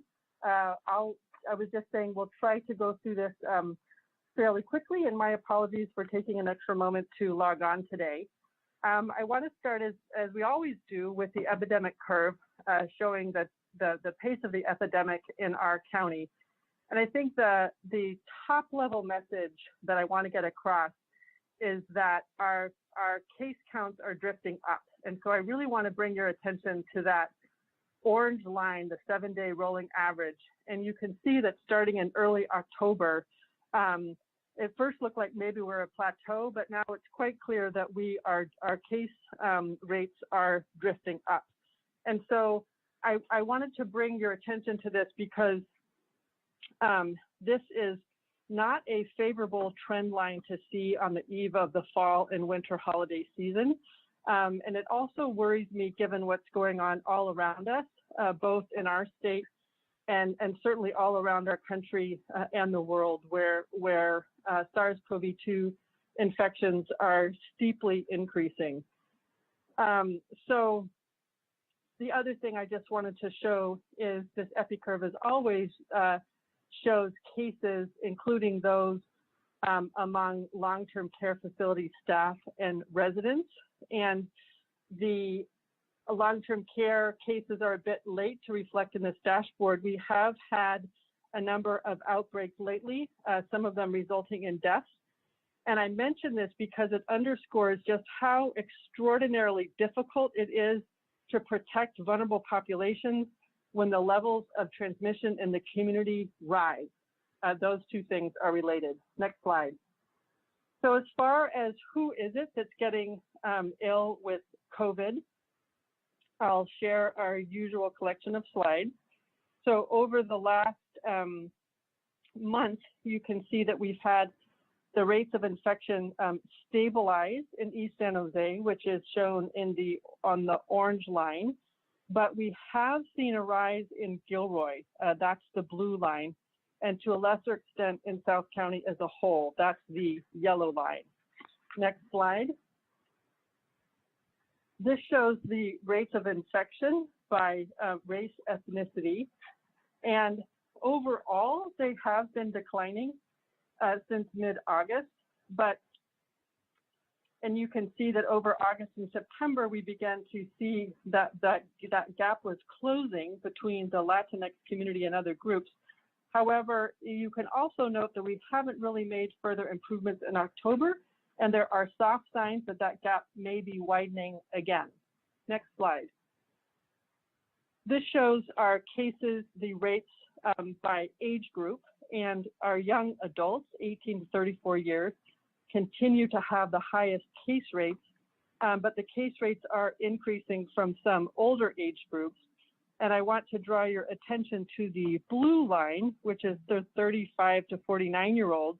And you can see that they're creeping up, and they're actually now on par with the 18 to 24-year-olds. Next slide. These are the overall deaths from COVID-19 in our county since the beginning of the pandemic. You can see that, well, it's a little difficult to see, but they have been decreasing just slightly in the last few weeks. And most of our deaths in October were among long-term care facility residents. Those are shown in yellow.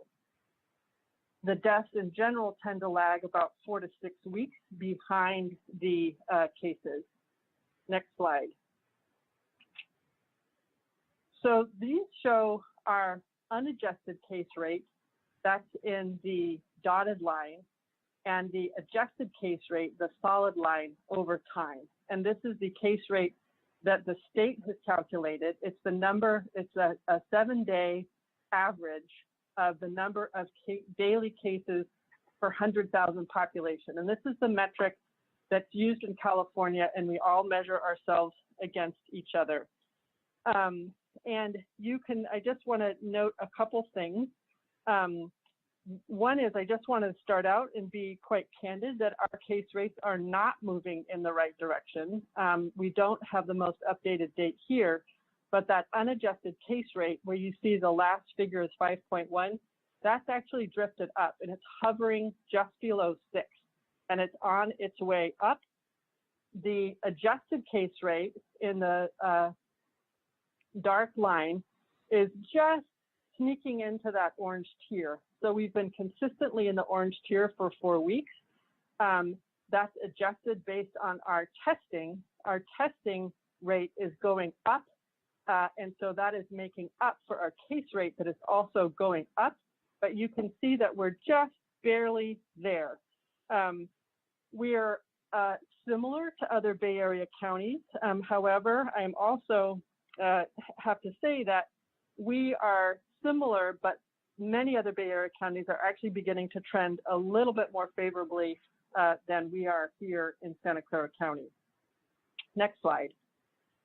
This shows our testing rate per 100,000 residents in the blue line, and you can see just how much it's increased, particularly in the month of October. And then the comparison is the state's median testing rate. And they change that each month. So that's now at 239, and our last testing rate was at 433. We're doing extremely well in testing.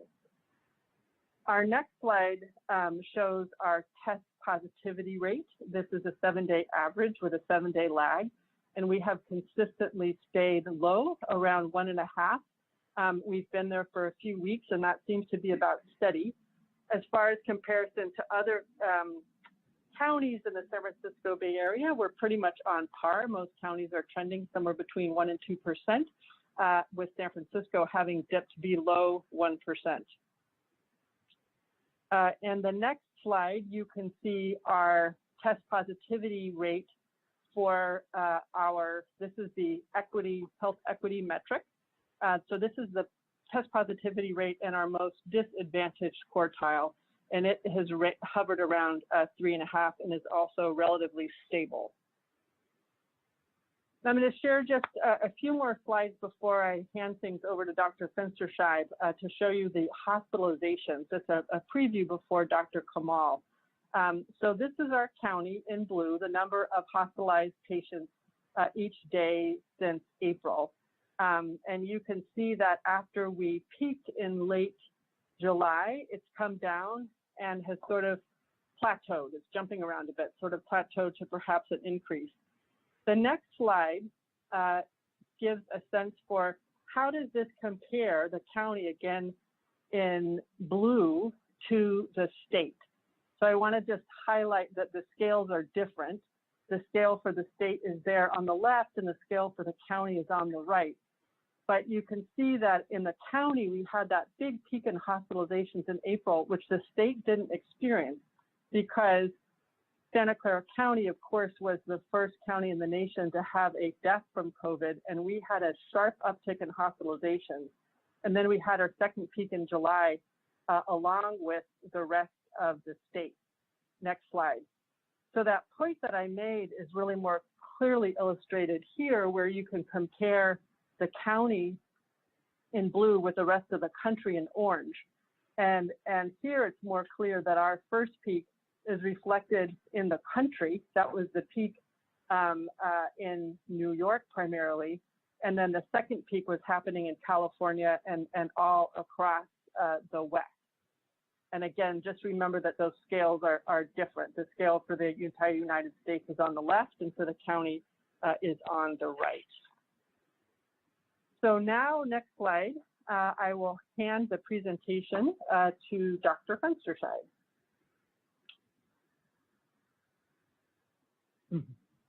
Thank you, Dr. Cody. And let's go to my first slide. And you've seen these before. This is the 7-day average testing count through October 28th. You can see our testing has really continually been on the rise, which is great. I reported last time that we were testing between 7,000 and 8,000 tests a day, people a day, and now we are testing 8,000 to 9,000 people per day. Again, as was noted, the red line is our positivity daily average, which is about 1.7 of the tests that we've done. Again, as Dr. Cody mentioned, the amount of testing we are doing has been a benefit to us in being able to adjust our case rates down, but we really should not just depend on testing moving forward because eventually the state plans on increasing their testing rates dramatically over the next month.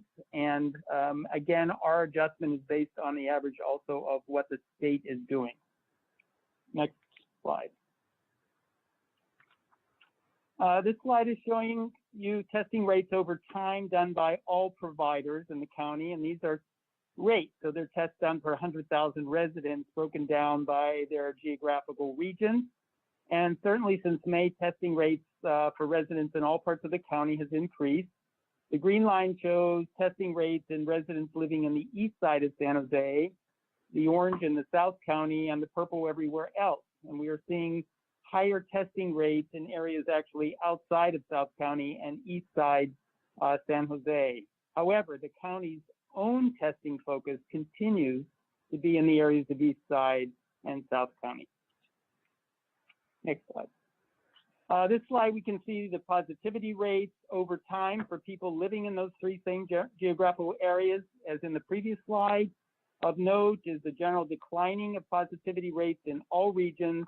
East side positivity rates was highest in late July, up to around 9%, and steadily decreased over time, now about 3.5%. South County is seeing a slight uptick in positivity. Last time I reported it was about 2.3%, and now it's about 2.5%. And the rest of the county is low at 1.2%. Again, these rates are based on where individuals live and not on their ethnicity. But clearly our area of highest positivity has been on the east side of San Jose and amongst our Latinx population. Next slide. Again, this is our dashboard. You've seen this before.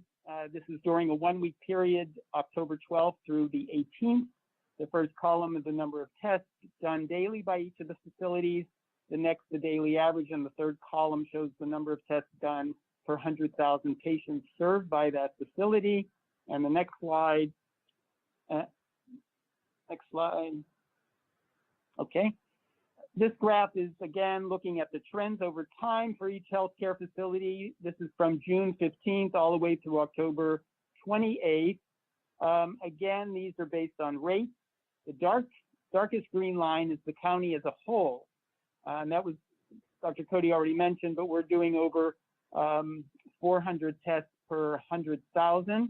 The county health system continues to do the majority of tests, and we are seeing increases, however, happily at Stanford, Kaiser, El Camino, and Palo Alto Medical Foundation. So we're happy about that. The little green vertical line shows you the date when we issued our revised health order that was effective September 25th. Next slide. This slide shows the number of people again going to our most popular site, which is the fairgrounds on any given day, and the corresponding positivity rates. And you can see that we've been operating at high levels, and our capacity has been increased, and I'll talk about that in a moment. And our positivity rate has remained stable. Next slide. I want to give you again some data specifically to our large drive-through site at the fairgrounds.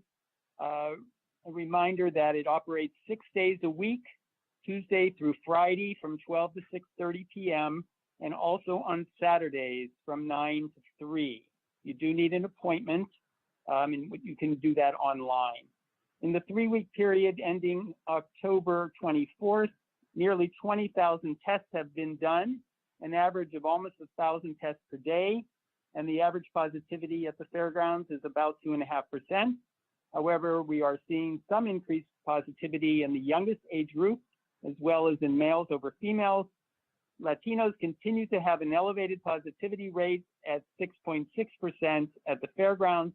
And as I have said before, we are seeing 97% of the people being tested being residents of the county, and 3% live outside, but they may work in the county. Also, people are being tested from all cities. The majority of about 68% are from San Jose. And the next slide.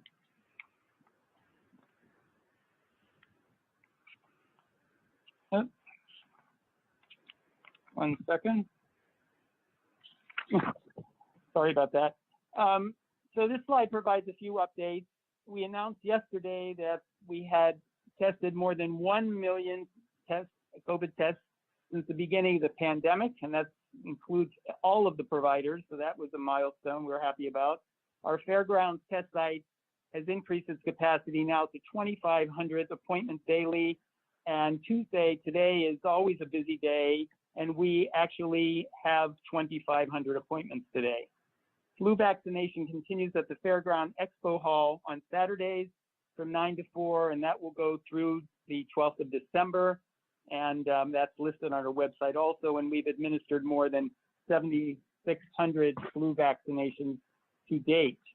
The final slide is our schedule of our pop-ups through the end of next week. And again, I want to encourage those who want a COVID test to take advantage of any of the public testing sites, and also to call their providers who are required, if they fit into the categories, to be tested. And again, to remind everyone, it's not too late to get a flu shot. Everyone is providing flu shots, and those individuals 6 months on up are advised to get a flu shot. That will help us work and identify COVID cases, actually, if we don't have to identify concomitant flu cases during the winter. So I will end at that point and turn this over to Dr. Redmond. Hi, good afternoon, Madam President and Supervisors. Just a brief update from the case investigation and contact tracing team. In the past 2 weeks since we spoke, our team has streamlined the system we use for notifying a special investigations and support team for all things school and workplace related when there are exposures to a known case, which is really helping us facilitate collaboration with those teams for detailed investigation and guidance to areas of greatest concern for exposure and transmission. We've provided an expanded amount of training on collection around sexual orientation and gender identity, which allows us to better understand the impact of COVID on LGBT populations and further support those populations and communities in terms of the supports they need around COVID prevention and response. Several weeks ago, were able, with the lower case counts, to transition some of our disaster service workers into a reserve status and still maintain our high levels of productivity, reaching out to every single case and contact and reaching very high percentages of them. And we've now initiated a full training suite, recurring training system, and rotating reserve schedule for all of those in the Reserve Corps so that we can be ready to bring them back to full activity within just a few days' notice in case we experience additional case surges. We also continue to respond to ongoing changes at the state level in the system we use, provide feedback to the state, and continue to move forward with our agreements with community-based organizations to be able to have provided embedded contact tracers in these most important community-based organizations. A piece of this collaboration is also with universities, and as of yesterday, we have finalized an agreement with our first university to be able to embed contact tracers there and utilize, in this case, university resources to facilitate even faster and more thorough contact tracing for university-associated cases, which will also help us refine the system we'll be using with our other CBO partners. And then finally, we have supported a general team around school special investigation by using our contact tracers for a more detailed interview in the instance of a large exposure where we needed to ask additional questions. And this was exciting that we were able to deploy this within just a day or two's notice to be able to facilitate this more expanded and detailed interview system, because our hope is that now that we have refined this massive system that meets our primary objective of stopping transmission by focusing on what we think of as forward-looking contact tracing, where we identify who's been exposed but is not yet known to be a case, and make sure those folks are tested and are in quarantine and have the resources they need to stay home, and make sure if they become a case, they don't expose anyone. We have been able to do that rapidly and extensively and at a very large scale for several months now. And we understand additional need is to be able to also look retrospectively, do backwards looking contact tracing, and better understand for the people who are already a case, where did they get sick?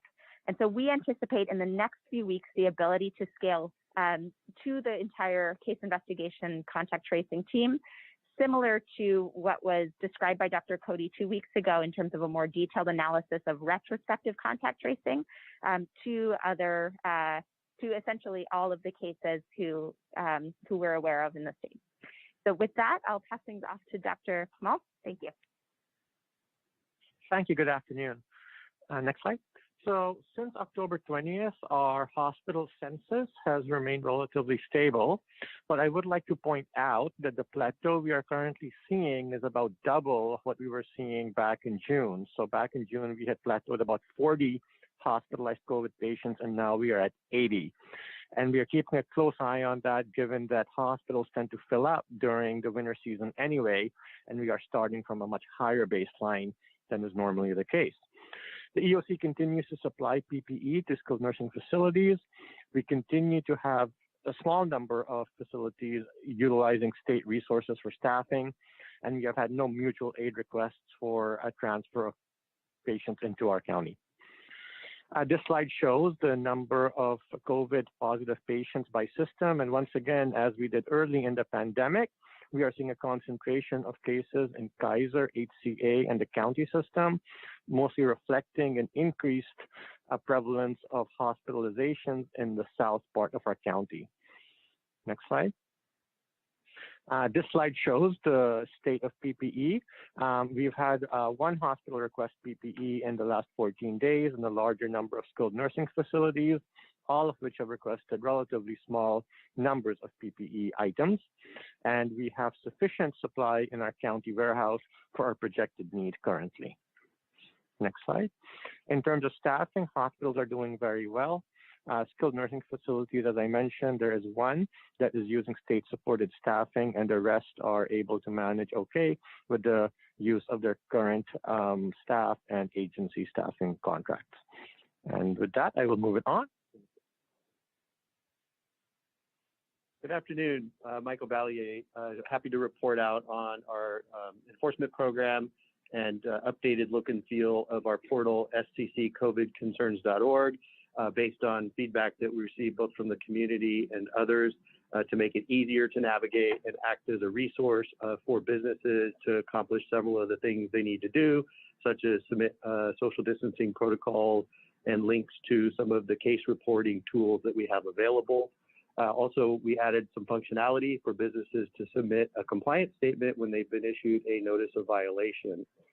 And from the period last 2 weeks since the last meeting, we received 360 concerns, resolved 289, and consistent with our past data, have been able to resolve about 75 of those through an educational approach. And during that time also issued 15 formal notices of violation.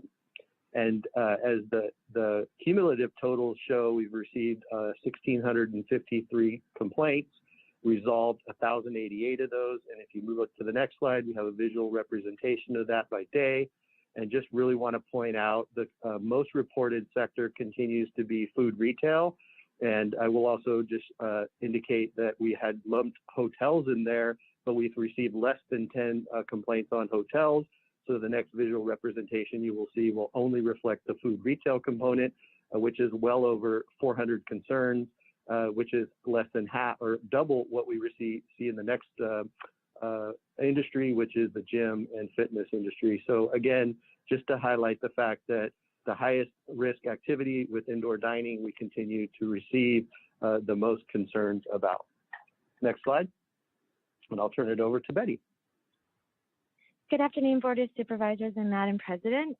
This is our dashboard. These are the following are our dashboards reporting for activities in the week of October 3rd through 9th.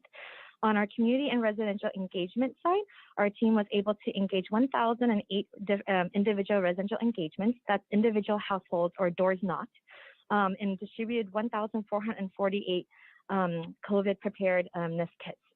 So some general themes from our interaction in the field, there seems to be continued misconceptions around testing, specifically why a person would get tested when they have no symptoms, and how often a person should get tested, questions that we're easily able to answer and engage community members with. Barriers to testing that repeatedly comes up in engagement includes fears of large crowds at testing sites and the potential for contracting COVID at testing sites. Again, another discussion that we are able to manage and alleviate concerns for. We're hearing from our East San Jose partners that community members respond well to our community health worker visits and respond well to COVID-19 preparedness kits that include a face covering, hand sanitizer, and sanitizing wipes. Another hot topic that's been that was evident during this week is continued conversations about social gatherings and providing clarity about the need to limit interactions with those from other households.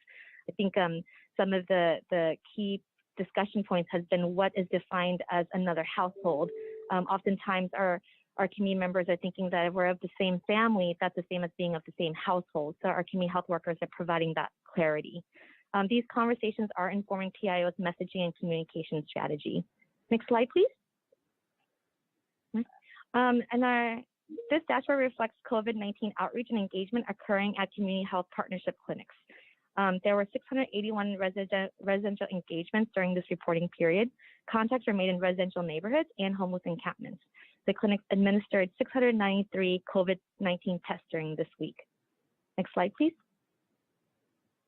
Okay. This dashboard reflects the activities of our business engagement team. The team completed 1,321 business engagements with a focus on food retail establishments, dry cleaners, auto repair shops, and day workers. The team's engagement with day workers take place in parking lots where they are seeking work. Our team hands out face masks. They demonstrate proper face mask usage. They give out hand sanitizers, sanitizing wipes, and there has been repeated requests for return visits, by our business engagement team to provide more guidance. Even though these dashboards reflect activities in the week of October 3rd through 9th, I also want to add that we are now at 120 total community health workers deployed in the field. We transitioned about 40 census outreach workers from the census team over to the community health and business engagement team.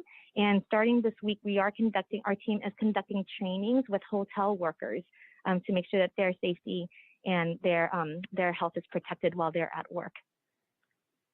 And a quick summary of our current partners.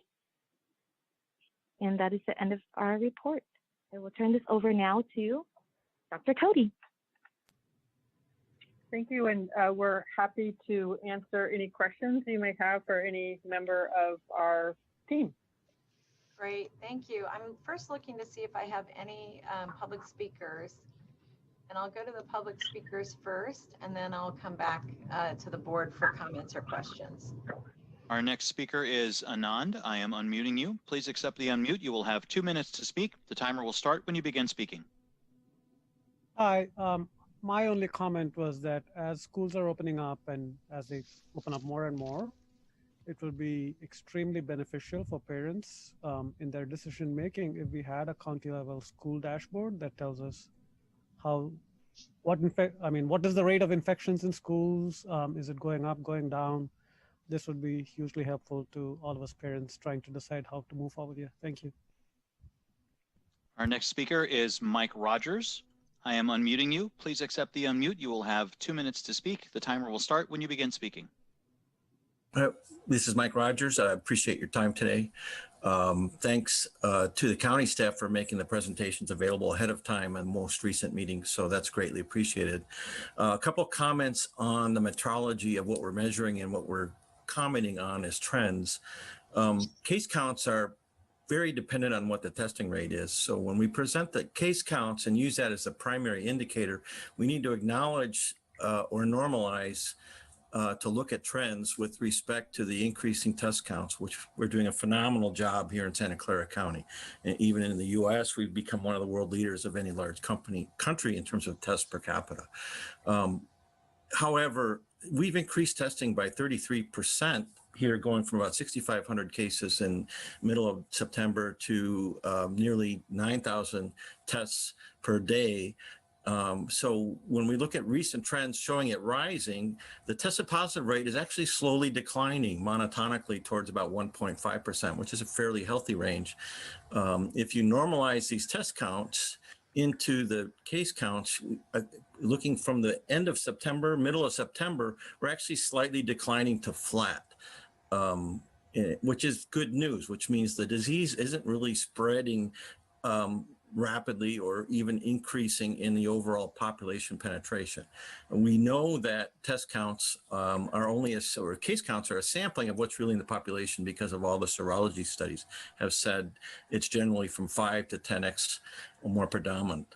So the other question is, what is our roadmap for opening businesses given where we're at? We talk to many restaurant owners every week, and most of them say they can't survive at 25% indoor dining. I'd say 50% of the restaurant owners I've talked to haven't even opened indoor dining because it's not practical for them to do that at that rate. So really like to see how we're going to move forward.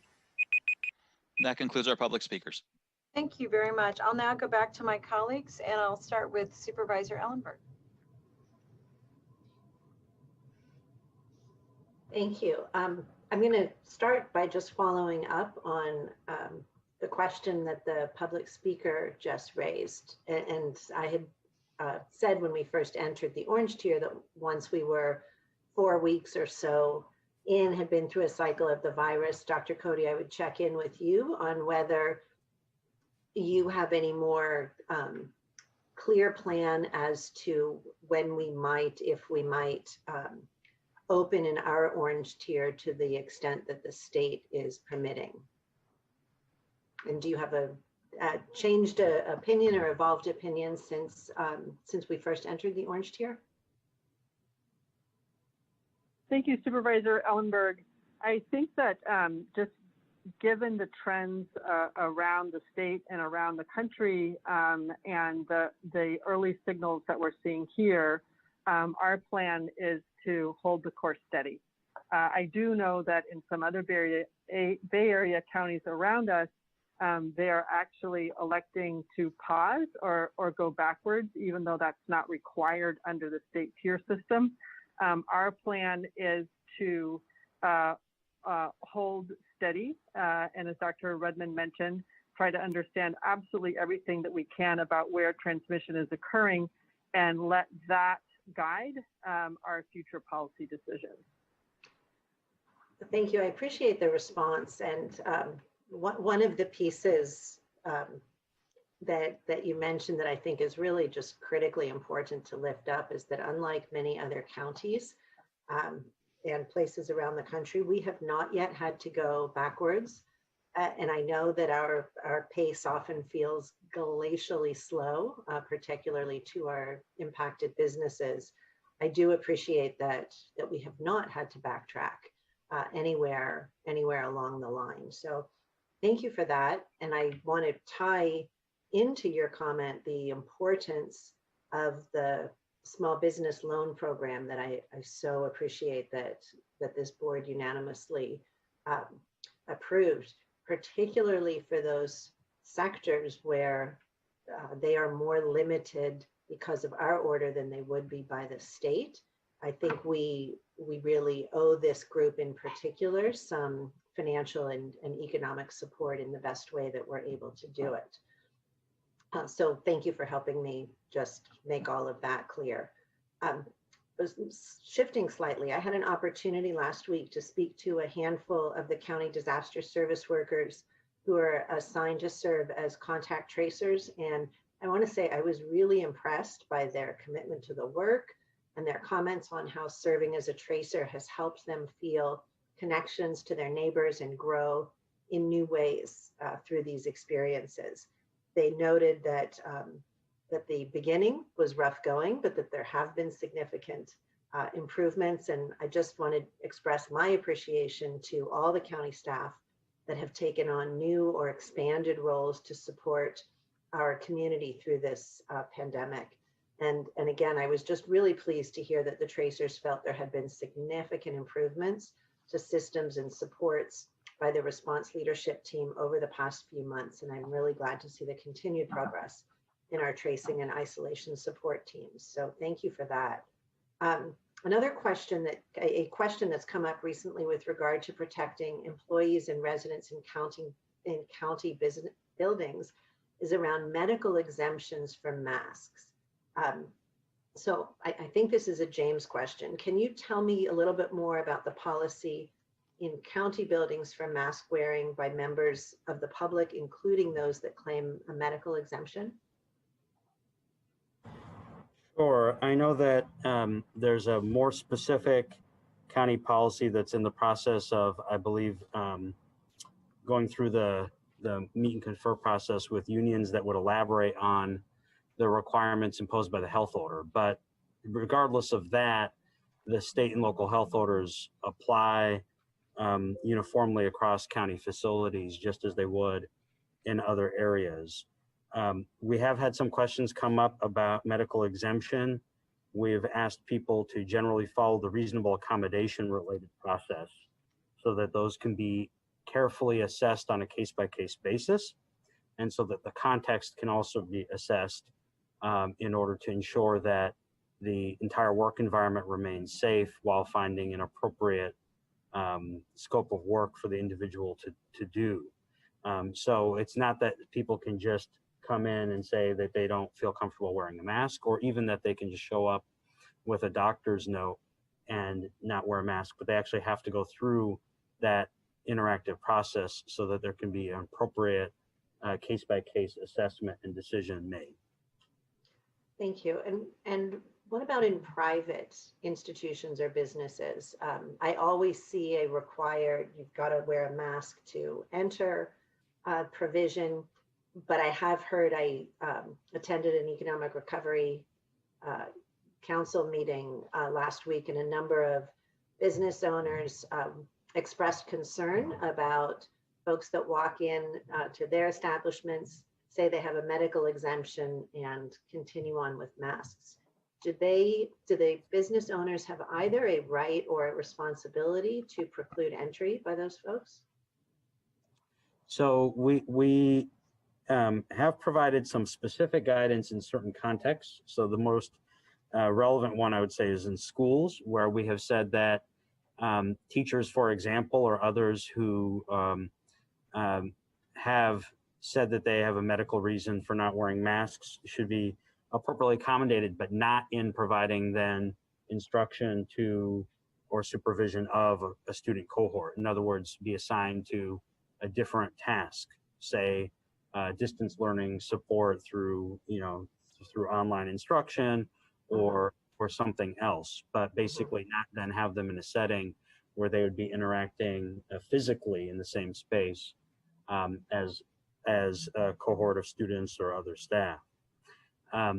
With respect to private businesses, the rules can vary considerably depending on the type of business, depending on whether there are Cal OSHA requirements that apply to that type of business, and what other specific state guidance may apply to that particular industry. And so what we Let's make it the easiest, retail stores. Yeah, so the most general thing is that individual businesses usually can, as long as it's not being done in a discriminatory manner, or so they shouldn't be doing it on an ad hoc type basis, but individual businesses can say that this is a requirement for entry into their facility. Again, they shouldn't be doing it on an ad hoc basis that could give rise to suggestions that they're picking and choosing which people they think are okay with coming in without a mask versus not. That can get people into a lot of trouble. Thanks. And one more on that. What about members of the public who are coming into county buildings, not our employees? Yeah, our expectation for members of the public is that they comply with the health orders, so that they should be generally masked. It becomes a little more complicated in certain circumstances where people may be trying to access certain critical governmental services and are making a credible claim that they, for medical reasons, aren't able to wear masks. We have to continue to be able to provide those services. And so we work with those specific departments on addressing those specific circumstances. They're, again, very fact specific. But the community expectation should be that people in county facilities are wearing masks. Oh, sure. I'm not disputing that, just looking to understand what we do when we encounter challenges to that rule. I'm going to go back to Dr. Cody. The slides that you showed, slide 6 shows that we continue to have a large portion of deaths among long-term care facility residents. And as we've opened more in the community in the orange tier, are there additional steps that we need to be taking to improve protection of these facilities from yet further introduction of the virus? Thank you for the question. It is a very important question. And what I want to tell you and tell the community is that our team is doing absolutely everything possible, everything that we can think of to try to keep those residents safe. It is extraordinarily difficult. And the pattern that we see time and time again is that a person working in a facility is infected and doesn't know it, and inadvertently sparks a chain of transmission within the facility.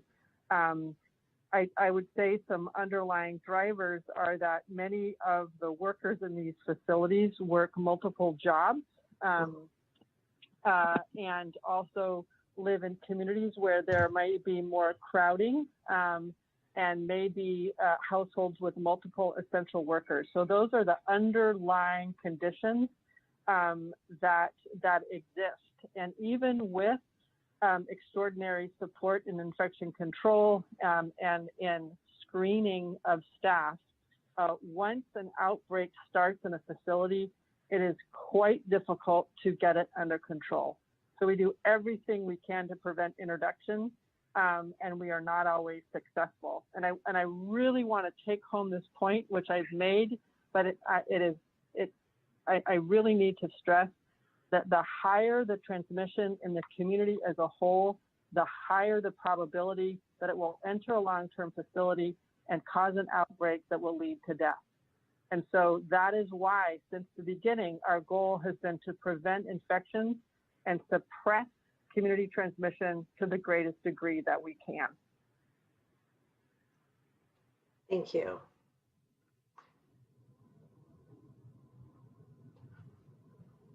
Just thinking about other options and things that we can do to protect that particularly vulnerable population. There have been a few outbreaks recently in my district in particular. And I certainly wouldn't want folks to go back to not being able to have any visitors. That caused a lot of problems on its own. But do you see any improvements that the long-term care facilities might be taking with regard to who protocols for people coming in, whether it's members of the public or employees? Really think that the most important thing is being able to screen the workers on a regular basis to ensure that folks with asymptomatic infection aren't working. That's really the key. That coupled with good basic infection control practices. I would say another underlying condition that's been enormously challenging is there's quite a bit of turnover in nursing roles within long-term care facilities. So generally there's not people within the facilities who have lots of experience or knowledge around infection control, and they're, work very hard to do everything that they can, but it's difficult when you're new to a role, and that's common. Thank you. I had one more question about vaccines, but I think we're not doing 11 and 12 together. We're going to do vaccines next. Next, got it. I will hold that then. Thank you so much. And Thanks to all of the team that presented today. Thank you very much. I'm going to go and see if any of my other colleagues have questions at this time. Supervisor Wasserman. Thank you. Yes, thank you very much. Through the chair to Dr. Cody, if I may, first of all. Dr. Cody, the senior long-term care facilities, especially the assisted living, all those, they concern me a lot. I've seen my mom one time, and for the last 6 weeks, they've said no visitors, and they just sent out a notice, it looks like through Thanksgiving and Christmas, no visitors. So, that's what it is. That's their choice, their own institution. Going there was by appointment with a mask on, waiting outside in a chair and staying 6 feet apart with a matron standing nearby to make sure all rules and regulations were followed. And at the 30-minute buzzer, we were told our time was up. With those kind of safeguards in place, I see zero chance of contracting COVID or passing COVID. But I know each institution can follow your rules or do more if they wish. At the last time we met and we had this briefing, our last board meeting, I brought up the fact that with more openings, I asked, did you expect more positivity, more positives to result? And you said yes. And if I can ask you to go to page 7 in your charts, it was the first of the metrics, I believe, that the state uses. And I saw we're currently at 5.1, and that is up from the prior 4.7, but it's also less than half of the 11.0 we were at 10 weeks ago. So over the last 10 weeks, you've allowed more things to be open, and I thank you for that very much. I too, like Supervisor Ellenberg, wish we could have more open, but during the last 10 weeks, you certainly have allowed more open as we move from purple to red to orange. And even with more openings, that first metric has fallen from 11% down to 5.1, a 50% reduction. I go on to the second metric on page 9, and the testing positivity rate, we're now at 1.5. We were at 4.1 as far back as this chart goes, which is about 10 weeks. So I look at those two.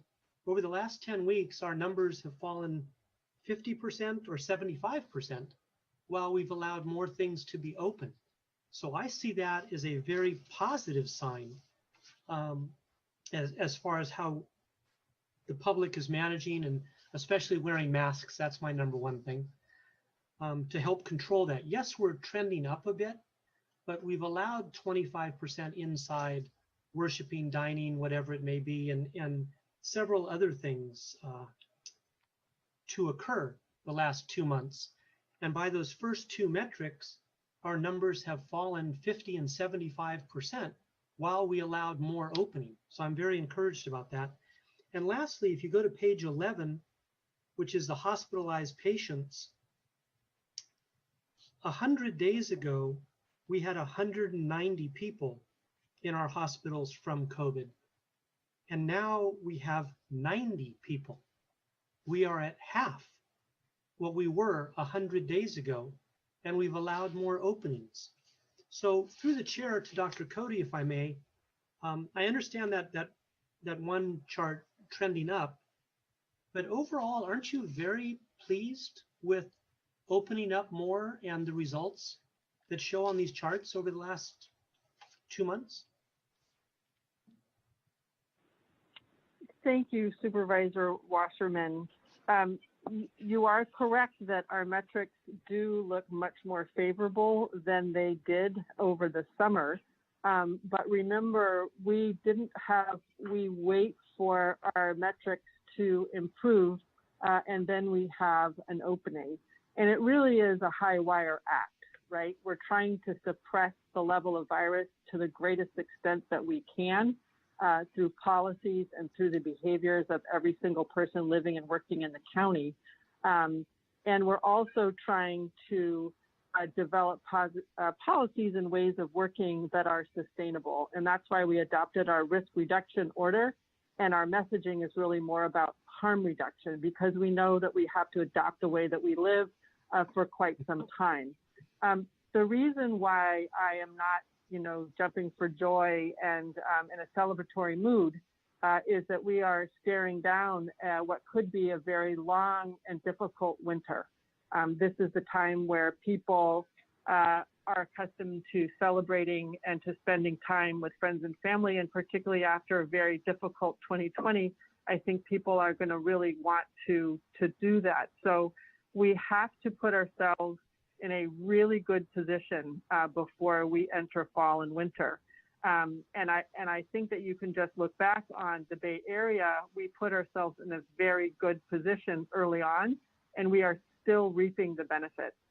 If you look across the Bay Area as compared to other places in the state and the country that were not as rigorous as we were, we now have more open here than many, many other places. And I really want to highlight that point. We've, it is a high wire act, and we balance all the time. But I just want to say, now is not the time to go out and whoop it up, because we've got really rough. The next few months are going to be quite difficult. No, I appreciate that. I'm just saying, from the charts, you go back to August, which was 2 months ago, and those times were bad. And we've improved dramatically, 50 to 75% since then. Things were not good 2 months ago. Things seem very good now. I'm seeing personally far more people wearing masks. I'm also seeing the casualties of this. The Los Gatos Children's Christmas Parade, the longest running children's parade, continuous running children's parade in the United States of America, was just canceled. And Morgan Hill just canceled their Christmas parade. And that's a real shame. But I don't think there were practical ways, at least in the Los Gatos Children's Parade, to keep people a safe distance or masks or things like that. That just wasn't realistic, because everybody lines up on the sidewalk like they do at the New Year's parade for the Rose Bowl in Pasadena. And that wouldn't have happened. I think Morgan Hill came up with a very interesting idea that I think your department or council is still looking at a little bit more, although I think it may be too late now to reverse course, where they were going to have their floats spaced apart on the sidewalk, and cars would drive by them instead of floats going by people, it was going to be people going by floats and the people in the community. So there's a lot of creativity going out there. I know recently the Gilroy Gardens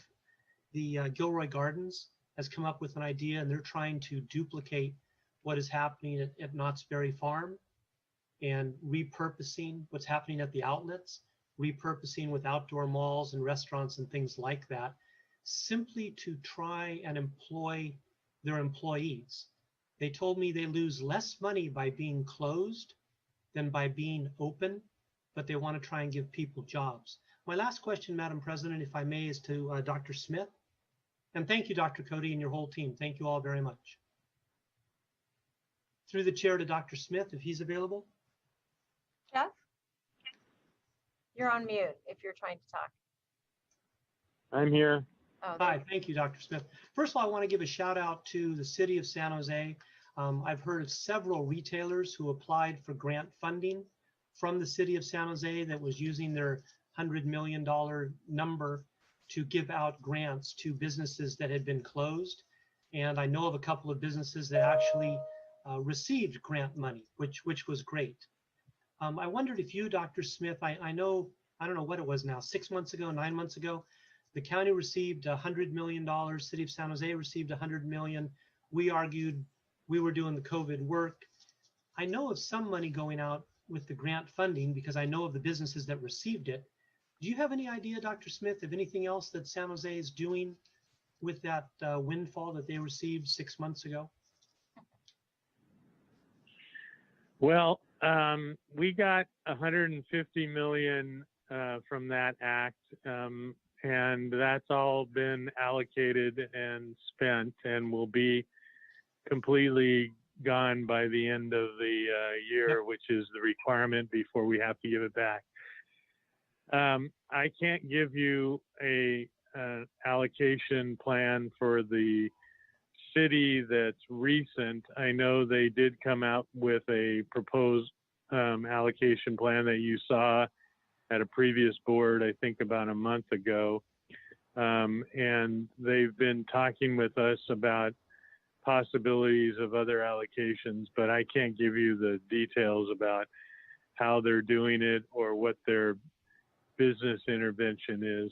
Sure, I understand that. Does their grant, this will be my final question, Madam President, does their grant funding have the same December 31st deadline to use it or lose it?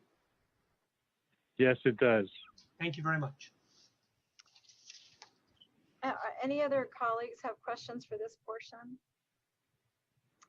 So I'm gonna, first of all, I wanted to just say thank you again to all of the staff.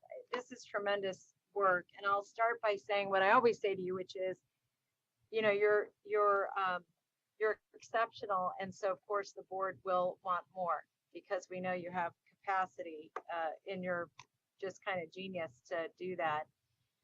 If I could, I want to go to the one thing that Dr. Cody just raised, and that is the point about where we are in the I'm sorry, I was distracted with the slides.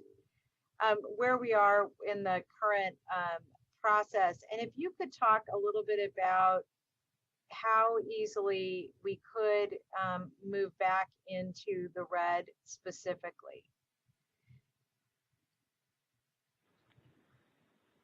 So, as you know, we have a couple of variables that interact, our case rate and our testing rate. I think that our positivity rate, we are in pretty good shape.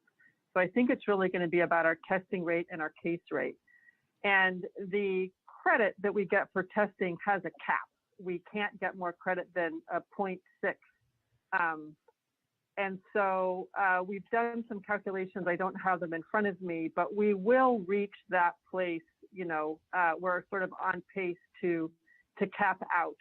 And so I think that given that we can get a case rate that can go up, you know, not even really more than a point from where we are before we may flip into red territory. I think another challenge is the way that it's set up is the good news is the state framework gives the county a bit of a lag to make sure that you really are in danger zones before you have to make changes. On the other hand, they give you a lag, so you're in a danger zone for a little bit too long before you put the brakes on. So this is why we wring our hands and look at these numbers every day, because we certainly don't want to be in a position where we're going to have to change things. What we want to do is stay right where we are in our High Wire Act and somehow make it through the winter. And Dr. Cody, do you think it's likely that we will be in the red in anytime in the next couple of weeks? Well, I think it's certainly possible, if we have a couple of large outbreaks, even a super spreader event or two, we will definitely go into the red. That would push us over. Thank you. So some requests that I want to make of our staff. One is, I am very interested in us expanding the investigation team. And what I'm interested in us being able to do is, given the volume of people that we have and the expansive network that's been created, I want us to be able to produce reports that demonstrate how people received, what's the most likely way that they received COVID, and to be able to really customize what the high risk activities are in our local community. I know that we've been using national trend information and literature, which I think is very good, but absent us being able to be much more precise about contagion, I think it will make it much more difficult for us to be able to respond. Some examples of that would be, you raised a really important point about the workers that are entering into and out of the senior living facilities and the number of them that have multiple jobs at different facilities. So if they're ill, they will likely take that illness, or if they're contagious, to more than one facility. From my perspective, one of the questions that we could or should be asking is whether or not we're working with these facilities to work on, frankly, fuller time work, or paying people for full-time work and making sure they have access to medical care, because the reason people are taking multiple jobs is they can't afford to be at any one facility, and most of the facilities don't offer 40-hour-a-week opportunities, particularly for attendance.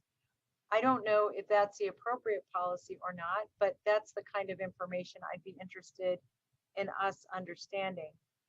I think another issue is that in at least one report, you were able to show us the number of people that had eaten at a restaurant, and I can't remember if it demonstrated whether it was indoor or outdoor. But again, I would like us to be able to have that level of information at a local level, so that we can be even more precise and more aggressive in terms of how we're addressing COVID-19.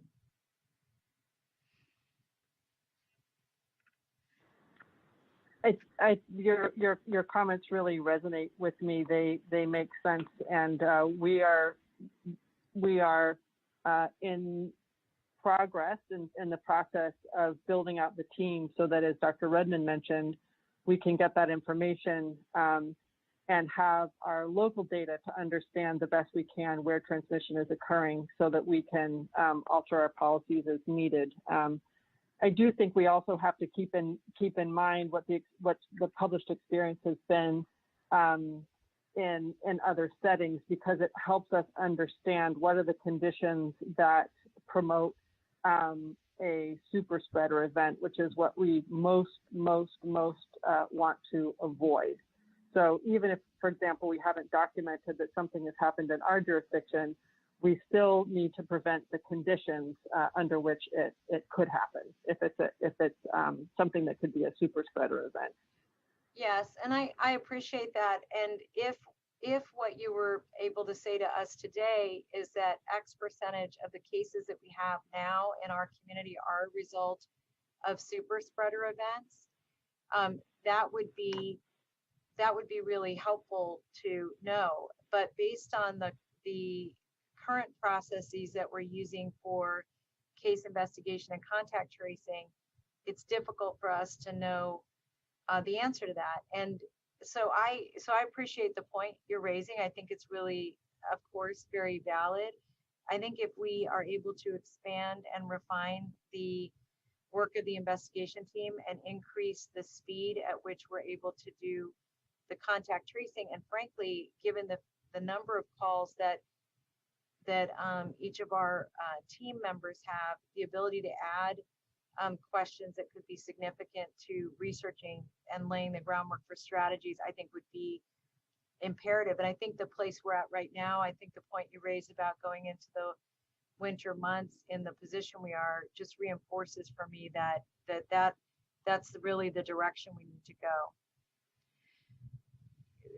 Dr. Cody and team, I just want to add a couple of other thoughts that I have relative to the tools that we're using today.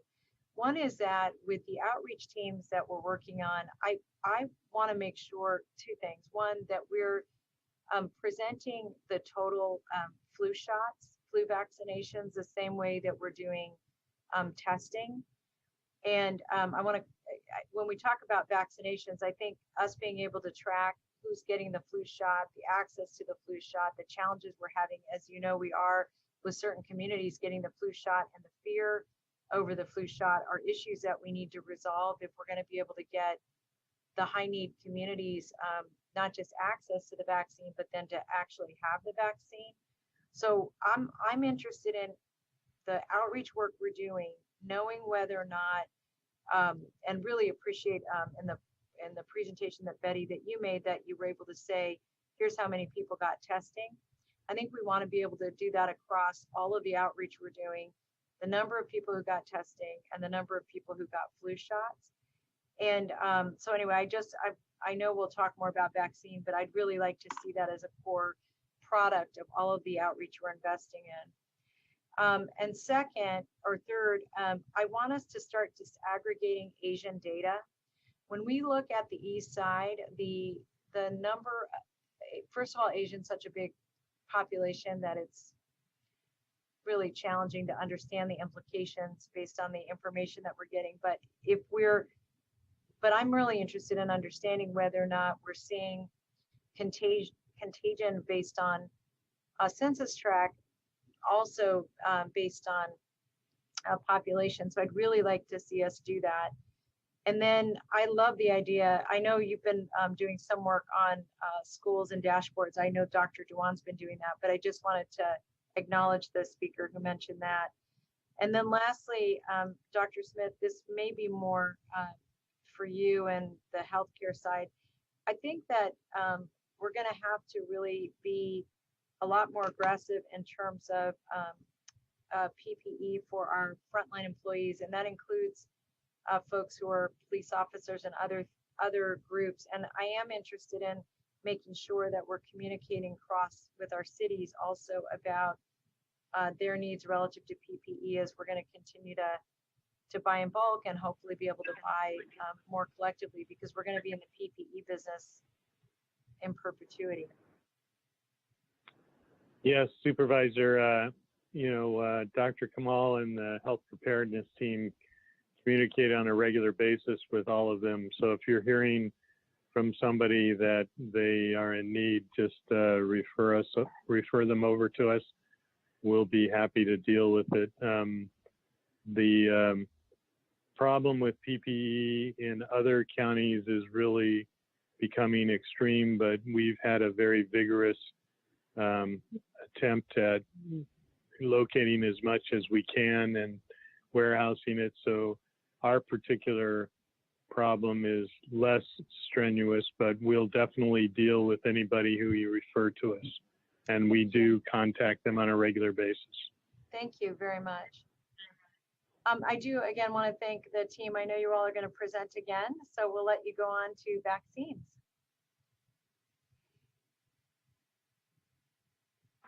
And I'm not sure, I Okay, apologize, so- is Dr. Cody, is this you again?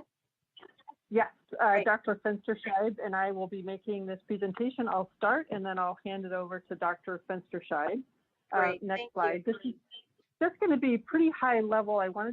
We want to give you all a sense of roles, federal, state, and local roles, just as a beginning framework, as I know that we'll be talking a lot about vaccines in the months to come. So first, a little bit of national context and the federal role.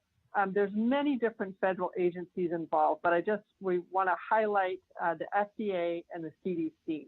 So the FDA's overall role is to review and approve new vaccines. They look at data, they look at the studies around each vaccine, and they also oversee the production of the vaccines after a vaccine gets approval.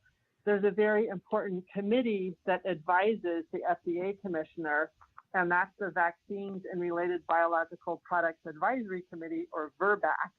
And that committee is charged with reviewing and evaluating all of the safety data and effectiveness data for vaccine candidates. So that committee reviews the data and advises FDA commissioner. Then after a vaccine receives approval, the CDC has a role through a standing committee, the Advisory Committee on Immunization Practices, which we usually just call ACIP. And that's the committee who develops the recommendations for how a vaccine should be used. What are the priorities, who should get it, when, et cetera, et cetera. And this is particularly important if the supply of a vaccine is limited. It's important to understand what the priority groups are and in what order the vaccine would be deployed. They frequently develop recommendations that sometimes are quite vaccine specific. If a vaccine has some characteristics that would be better used in one population versus another, the ACIP is the committee that would come out with those specific recommendations. Next slide. So this is a table that just shows some of the vaccine candidates that are further along, that are in phase 3 trials. And the first two vaccines on this chart, the Pfizer vaccine and the Moderna vaccine, are the vaccines that are most likely to receive an EUA approval first. They're a little bit further ahead. But as far as we understand, the application for those wouldn't be until the end of this month. And so if the application's not submitted until the end of the month, then of course the approval wouldn't come until sometime after that. The other thing that I just wanted to highlight, you can see the details here, is that each of these vaccines are quite different. So they have both different storage requirements, ranging from need for a minus 70-degree freezer for the Pfizer vaccine to just plain old refrigeration for some of the other vaccines. They also have different dosing requirements, from 21 days apart to 28 days apart to a one-dose series. And for each of these vaccines, for example, if you start with one vaccine, you need to finish the series with that same vaccine. So you can't get your first dose of the Pfizer vaccine and your second dose of the Moderna vaccine. The reason why I'm belaboring these details is just to give a sense that this makes the logistics a bit complex because you have to track the vaccine as well as ensure proper storage and handling. Next slide. So as far as the state's role, they have a couple roles. One is the state has recently set up 2 policy committees. The first one is a scientific safety review work group, and they've been convened to provide an independent review of the safety and efficacy data on any vaccine that receives FDA approval.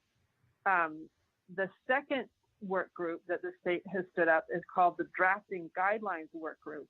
And this is to look at the recommendations both from the ACIP, that standing committee that advises the CDC director, as well as another national body that developed or will be developing priority groups.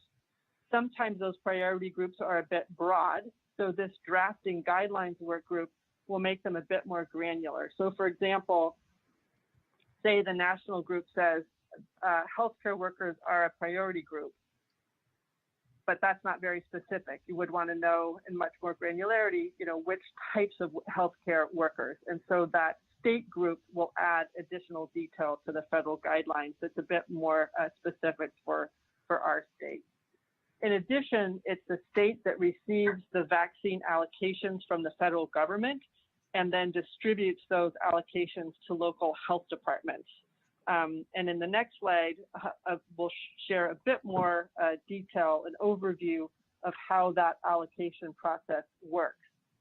So the federal government would make direct allocations to federal agencies like the Veterans Administration, hospitals, Indian Health Service, Department of Defense, federal prisons, et cetera, as well as make allocations to the state health department. And then the state health department makes allocations to the locals as well as to state-run entities.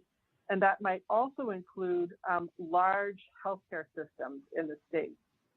And then our job as in the local health department is to ensure that we can rapidly allocate vaccine to providers according to the priority groups that have been laid out by both the federal committee as well as the state working group.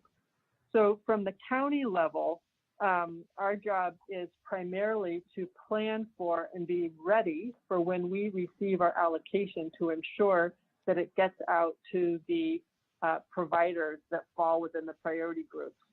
I also just want to highlight that from the local level, what we'll see is some entities will be receiving vaccine directly from the federal government, some will be receiving it directly from the state health department, and some will be receiving it through us, the public health department. And that might not all land at exactly the same time on the same day. So it may look a bit more complicated from the local level. And I now will hand it over to Dr. Fensterscheid. Thank you, Dr. Cody. And so I want to just reiterate a couple of things. The county is absolutely not responsible for the development or testing of any of the vaccine candidates. However, I think that we really play a key and major role in making sure that whichever vaccines, whichever FDA-approved vaccines are distributed, we are going to make sure that those are provided to our community. And that takes mostly a lot of logistical planning. An example of some of the logistics that we will be doing is determining, for instance, our own capacity to receive and store the vaccines. And as it was mentioned, there's a lot of issues on whether it needs to be refrigerated or frozen in an ultra freezer. There's also issues of transporting that vaccine to other providers. So if it's frozen at -70, it has to be transported at -70. And that would take some other types of logistical planning, including dry ice and other types of procedures. We also will be assessing our community partners because, again, this is a group effort in the county, as we've known from history, that our partners play a large role also, and we will assess their capacity to receive and store vaccines. Equipment needs also relate to the storage for the most part, depending on which of the vaccines that I've already talked about will require. We need to closely monitor and back up all of our storage units. In case something happens with the electricity, we have to have those types of monitors in place and ensure, again, our ability to transport vaccines to other providers. Staffing also is required for a lot of the planning. Currently, within the EOC and public health, we've developed that planning process. Several work groups have been developed and are in the process now. And also that during this planning or for this planning, the state is requiring a planning document by all the counties in the state that will cover a number, some that I already covered and many more. And this is going to be completed and returned to the state by the required December 1st deadline. Can we move on to the next slide?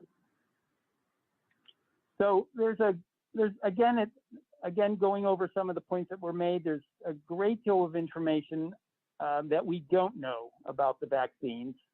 Which vaccines, again, we have to be prepared for whatever comes out. We can't be deciding on what to do with them once we're told which vaccines. We have to be prepared for all possibilities. Again, the storage and handling requirements, we have to be prepared to receive vaccines that may require some specialized storage. Again, the dosage, you can imagine giving one dose of vaccine, but then how do you implement the plan and logistics so that people know that they are to come back in a month and receive, again, as Dr. Cody mentioned, the same manufactured vaccine. We don't know when, all kinds of rumors of when it's going to happen, but again, we're in the process now of planning, and our state requires us to have that plan in by the 1st of December. And again, we don't know how well the vaccine will work. We depend on our federal partners and the researchers to have tested and determined the safety and efficacy of the vaccine. Let's move on to the next slide. We expect to receive, again, small amounts of vaccine initially. We're not going to get vaccine for everybody initially. More will come, and this is being called a phased approach. Phases, meaning first phase will be the smaller amounts of vaccine, and they will be distributed depending on the prioritization that is established by the federal government. We will work on that and perhaps work on making it more specific, but the general prioritizations will be given to us by the feds. Here in the county, as across the country, local public health departments will basically be distributing the vaccine, again, according to those plans set by the federal government. It's time now to really talk about the benefit that we've had in lessons learned from H1N1 vaccine distribution, which was more than a decade ago, but similar systems will be used, and the state's already has dug up its H1N1 planning documents, and as we have, thankfully, we have a lot of experience in this type of vaccine distribution, and there are certainly a number of staff who are still around that remember and were actively involved, and some who have retired and come back to be involved in that. We've also been holding those large flu clinics and flu fairs at the fairgrounds, which was the site for H1 distribution. And again, it's good practice with flu distribution in our community to be able to deal with that issue in the future when we do get the vaccine. Equity issues are always important. The county will be working and continues to work to ensure the vaccine is accessible to our most vulnerable in the community. And that means always partnering with the communities that we are already working closely alongside to provide COVID information, testing, and other support services. We do expect that there will be many concerns from those communities, and we have to be ready and prepared with messages that are provided from those trusted community leaders. Partners, we've already established a vaccine task force, which includes all hospitals, the community clinics, and we'll be conferring also with retail pharmacies who'll be involved in this in this vaccine rollout. We're working with healthcare providers, public officials, and community partners, and this will continue as we move forward.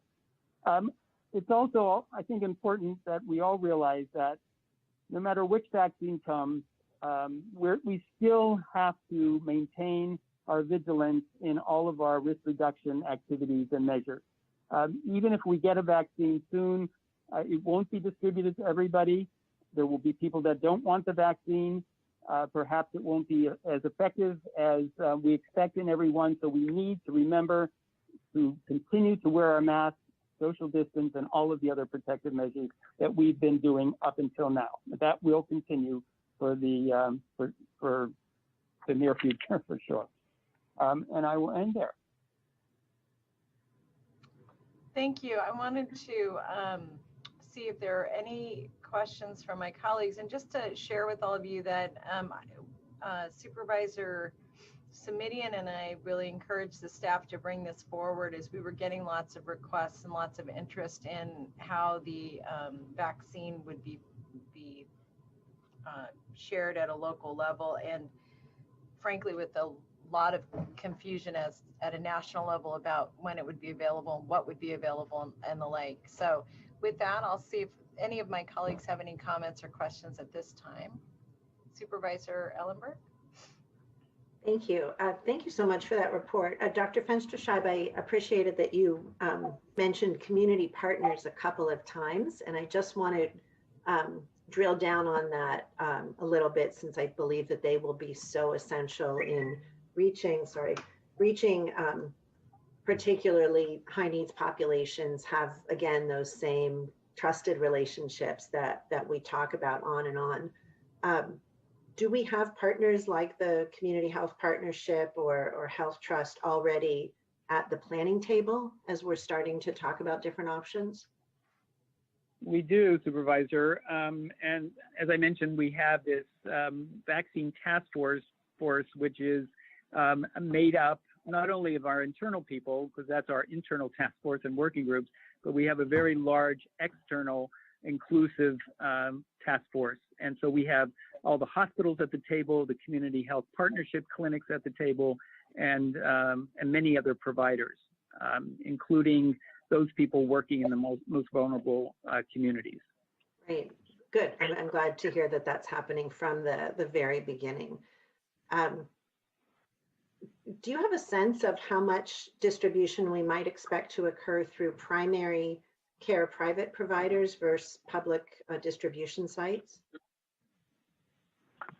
Well, that, as I mentioned, and as Dr. Cody mentioned, that remains to be seen how easy it will be for those providers to store the vaccine. We found certainly in H1N1 that it was just a refrigerated vaccine, and most providers in the community, private providers, were able to receive and obtain and store the vaccine in their refrigerators.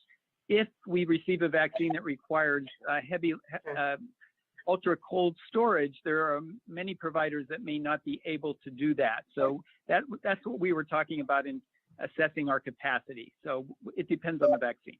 Thank you so much. I wasn't making that connection to the difficulties that private providers would have, was just thinking about it in our terms. I appreciate the clarification, and thanks for the report. This was all really interesting information. And let me just see, are there any, Joe, Supervisor Semidian? Thank you, Madam Chair. Let me just ask any member of staff who feels they can to comment a little bit on how much we think we can rely on the federal government role to be sort of what we've experienced in the past with other vaccines. I am mindful of the fact that when the pandemic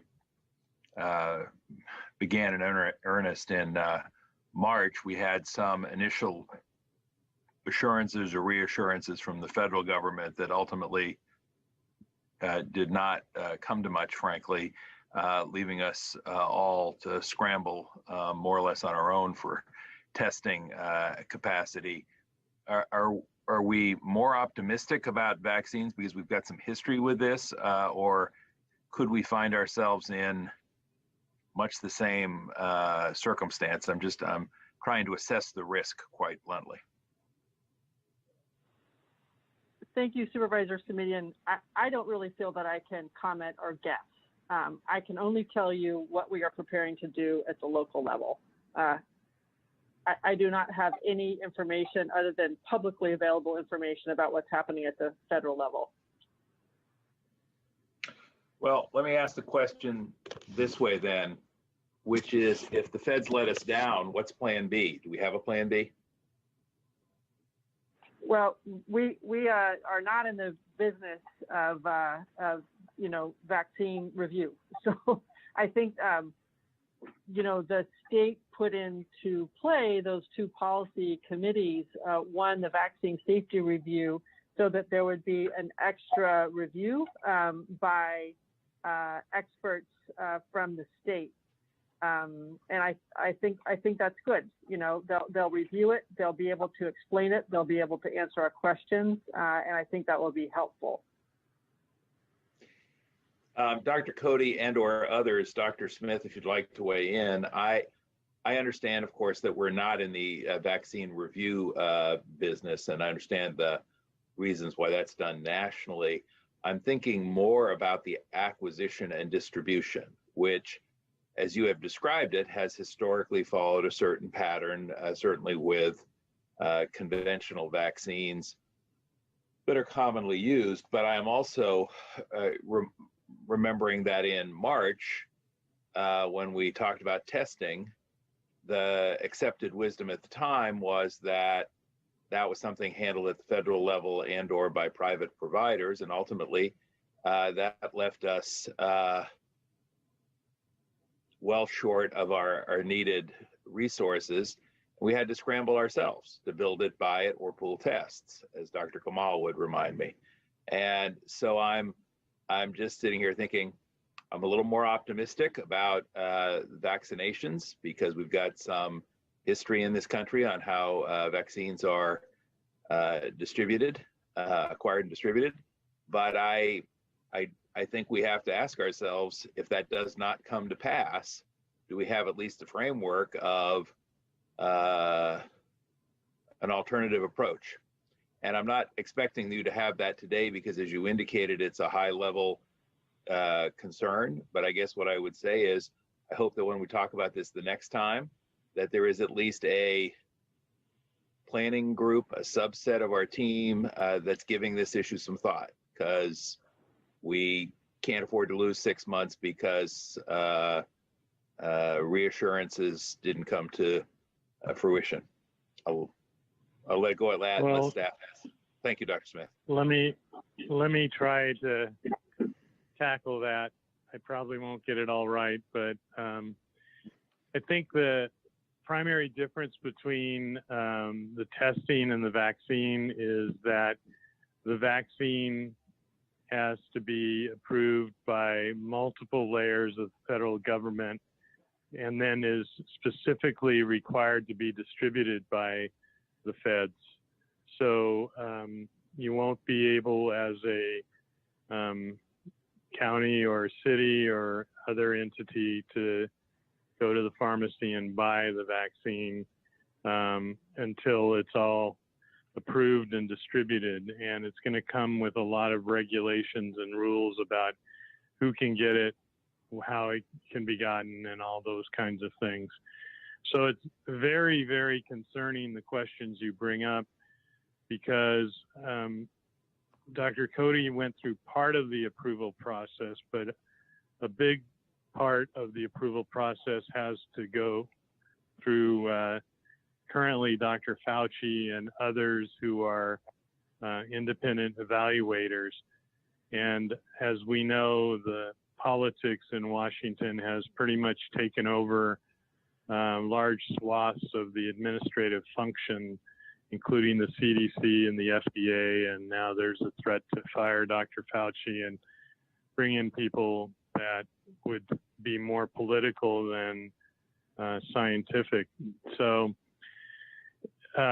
we could well end up in a situation where we don't have the ability to have a second plan. And that's a big concern we have, because like was said by Dr. Finsterscheib and Dr. Cody, our only part of this process is distribution. Development is well beyond our scope, and approval is well beyond our scope. And we're sort of victims at this point.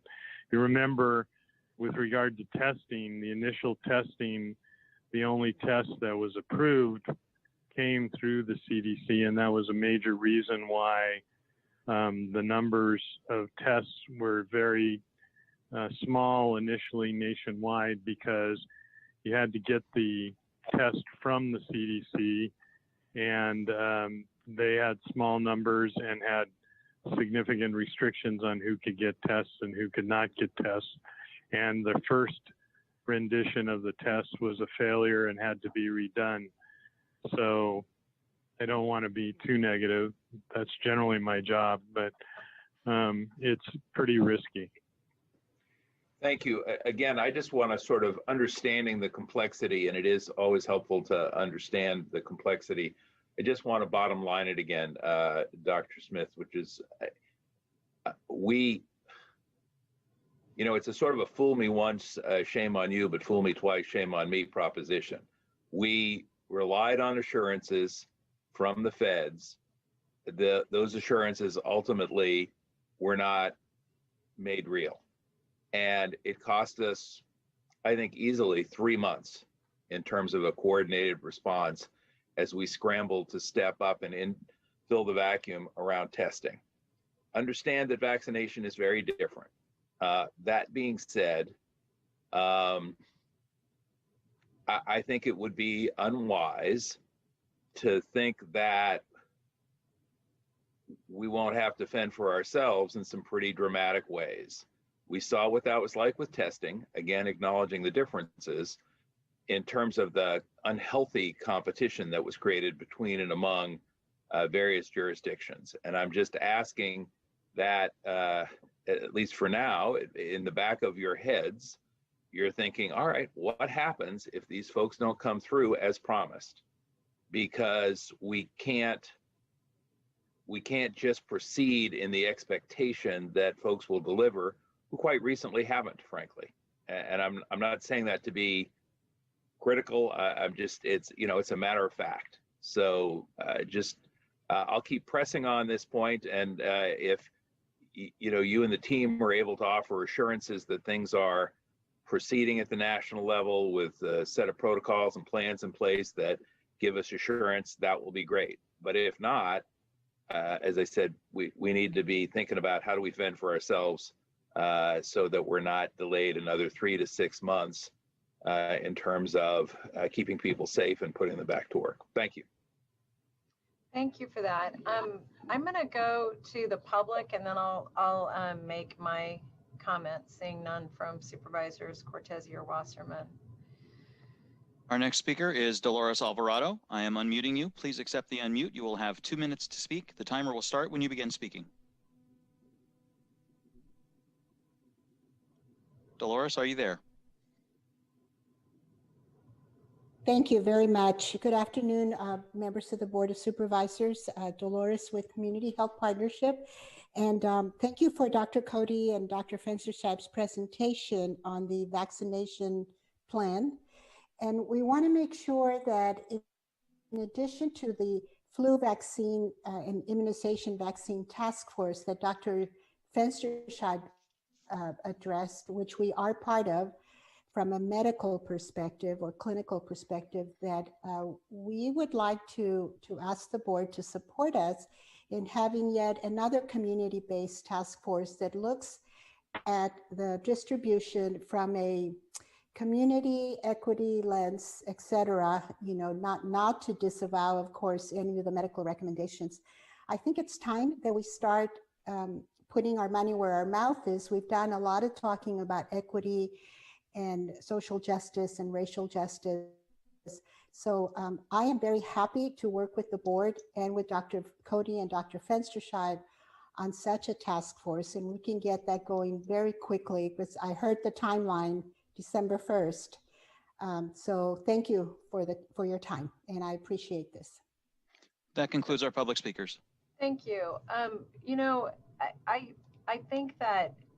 think what we're hearing is just that there are members of the public that want to weigh in. And I will say to Ms. Alvarado, to Dolores, that one of the things I was hoping we would be using the community clinic roundtable for was to have those conversations, since we have Dr. Fensterscheib and and Dr. Smith at the table. And, you know, so one thing we may want to think about is whether or not it makes sense to add partners to that table, since it does have all of the community clinics on it. And really what you would be talking about are adding some additional leaders. I saw your email requesting with a request from Michelle Liu as well. So, you know, I think there's an opportunity for us to restructure at least one of the working groups that we have now to be more inclusive. And then the other thing I would just ask staff is to consider, you know, to consider what's been raised. I do want to just say for myself,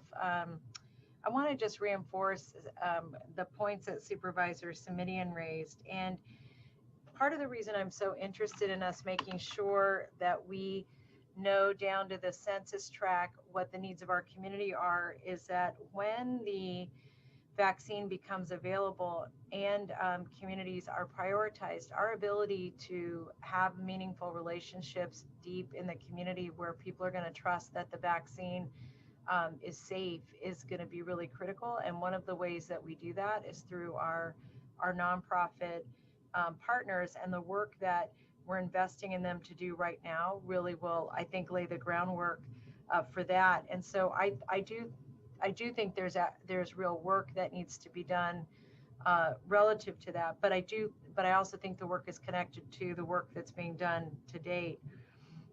So anyway, that's one thought relative to the roundtable. The second is that I do think that based on the research from our own community, that many of the impacted communities in different parts of the country, I think most of the data I've seen really shows a heightened level of illness from the African American community and the Latino community. I think even in the Latino community, we need to know more about who that is. And I think as it relates to the Asian community, while we see the numbers that are relatively low, I am concerned about lower income communities within the Asian community, which is why I requested the disaggregation of data. And so let me just go back to the point that Supervisor Simidian raised. I think that one of the most important things our staff has already done is started to invest in big freezers, because that can do what they need to do. And I think what it means is that we need to be really aggressive in continuing to buy PPE so we don't run out of those supplies, and thinking lots about the kinds of needles and other tools, including dry ice and including nitroglyceride or whatever else we're going to need to keep this stuff cold. Because where we got sideways wasn't just that the tests weren't available. It was the reagents. It was moving through processes that were already congested and having to build all of that out on our own. So my point there is that I hear what you're saying, that the point that you all are raising is that we're not going to be creating the virus, but we are, the vaccine, but we are creating the condition that the vaccine will be able to be distributed at a local level. So I'm glad all these working groups are moving forward, and I'm really appreciate that we got this report. I'll be very interested in having the report come back with a response toward what are the things on the ground that we can do that increase our ability to get the vaccines distributed safely and expeditiously to our community, which I know is the same goal that you all have. It's just that, making sure that we're being transparent and strategic, and you've already demonstrated that, I think, by beginning the working groups and buying those freezers. So Dolores, let's talk about whether or not the group we have established already can be expanded to be inclusive of the community, because like I said, I'll just say to my colleagues, it's a committee that we've had that meets every 2 weeks with all of the community clinics. So I think adding folks to that would just make sense, and it's meeting already. I think I didn't see any other hands from my colleagues. So with that, I'm going to say thank you very much to the staff for both of these items, and really appreciate the work you're doing, and I appreciate people coming out of retirement to help too, Marty. That was heard. For my colleagues, I just had one issue that I wanted to ask for reconsideration, and I want to make a motion to reconsider item 52A, but with items 5 and 6. And these are appointments to the Human Trafficking Commission that Supervisor Simidian earlier voted no on. What I'd like to ask for is reconsideration to discuss that issue, and my goal is to defer those 2 seats to a December board meeting. I'll second the motion for reconsideration. Thank you. And any questions for me on reconsideration? May I ask for a roll call vote on that? Supervisor Chavez? Yes, sir. Forgive me, I do have my blue hand up. I missed your blue hand. Go ahead. I apologize. No worries. I just wanted to correct the record. I abstained on those 2 items earlier. I did not vote no. Oh, thank you. Thanks for that correction. I appreciate it. Thank you. So President Chavez, this is Supervisor Cortese. So we're first voting on a motion for reconsideration. That's what I seconded. And then we're going to move the item again, but by pulling those 2 until December. So we have 2 motions. Okay. Yeah. We're on the first one. Thank you. Supervisor Wasserman? You're on mute. Mike?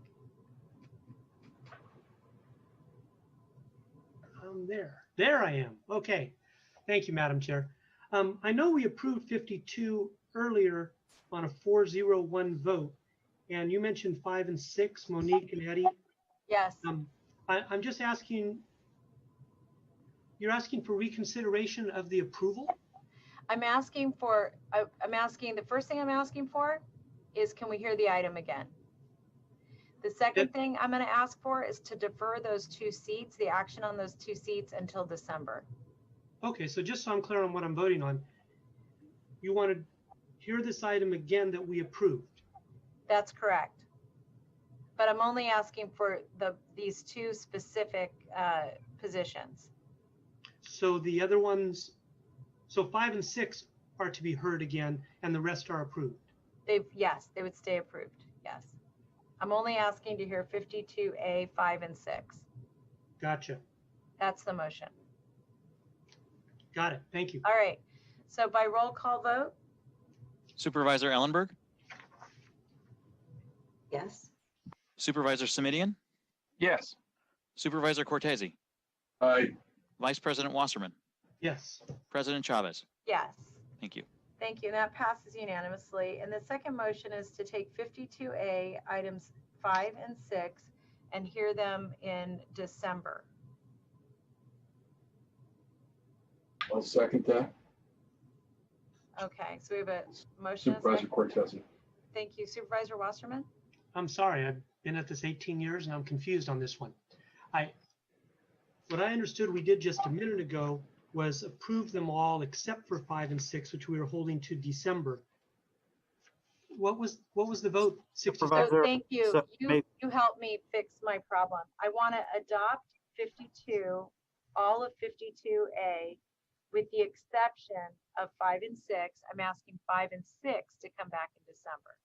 That's what we just voted on a minute ago. No, we only voted to reconsider the item. So we had to take 2 actions. We have to reconsider the item. Got it. And then act on it. So I misspoke on the action. Thank you for catching that, Supervisor. Okay, thank you. All right, so we have a motion and a second. If there are no comments, then we'll ask for a roll call vote. Thank you. Sorry. Supervisor Ellenberg? Yes. Supervisor Simidian? Aye. Supervisor Cortese? Aye. Vice President Wasserman? Yes. President Chavez? Yes. Thank you.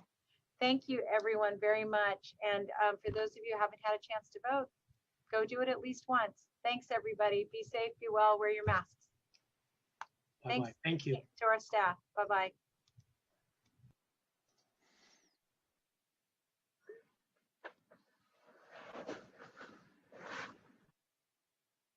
Please stand by for the ordinance list report.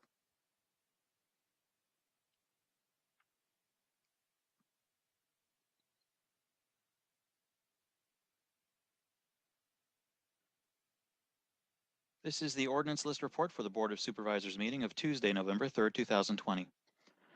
Item number 28, introduction and preliminary adoption of salary ordinance number NS-5.21.34, amending Santa Clara County salary ordinance number NS-5.21 relating to compensation of employees, deleting one diagnostic imaging technologist 2, computed tomography, or diagnostic imaging technologist 2, mammography, or diagnostic imaging technologist 2, or diagnostic imaging technologist 1, clinical instructor, or diagnostic imaging technologist 1, CT and mammography, or diagnostic imaging technologist 1, computed tomography, or diagnostic imaging technologist 1, mammography, or diagnostic imaging technologist 1, fluoroscopy, or diagnostic imaging technologist 1 position, 1 health services representative position, 1 3/5 time physical therapist assistant 2, or physical therapist assistant 1 position, 2 physical therapist assistant 2, or physical therapist assistant 1 positions, 1 ultrasonographer 2-B position, and adding 2 half-time dietetic assistant positions, 4 dietetic assistant positions,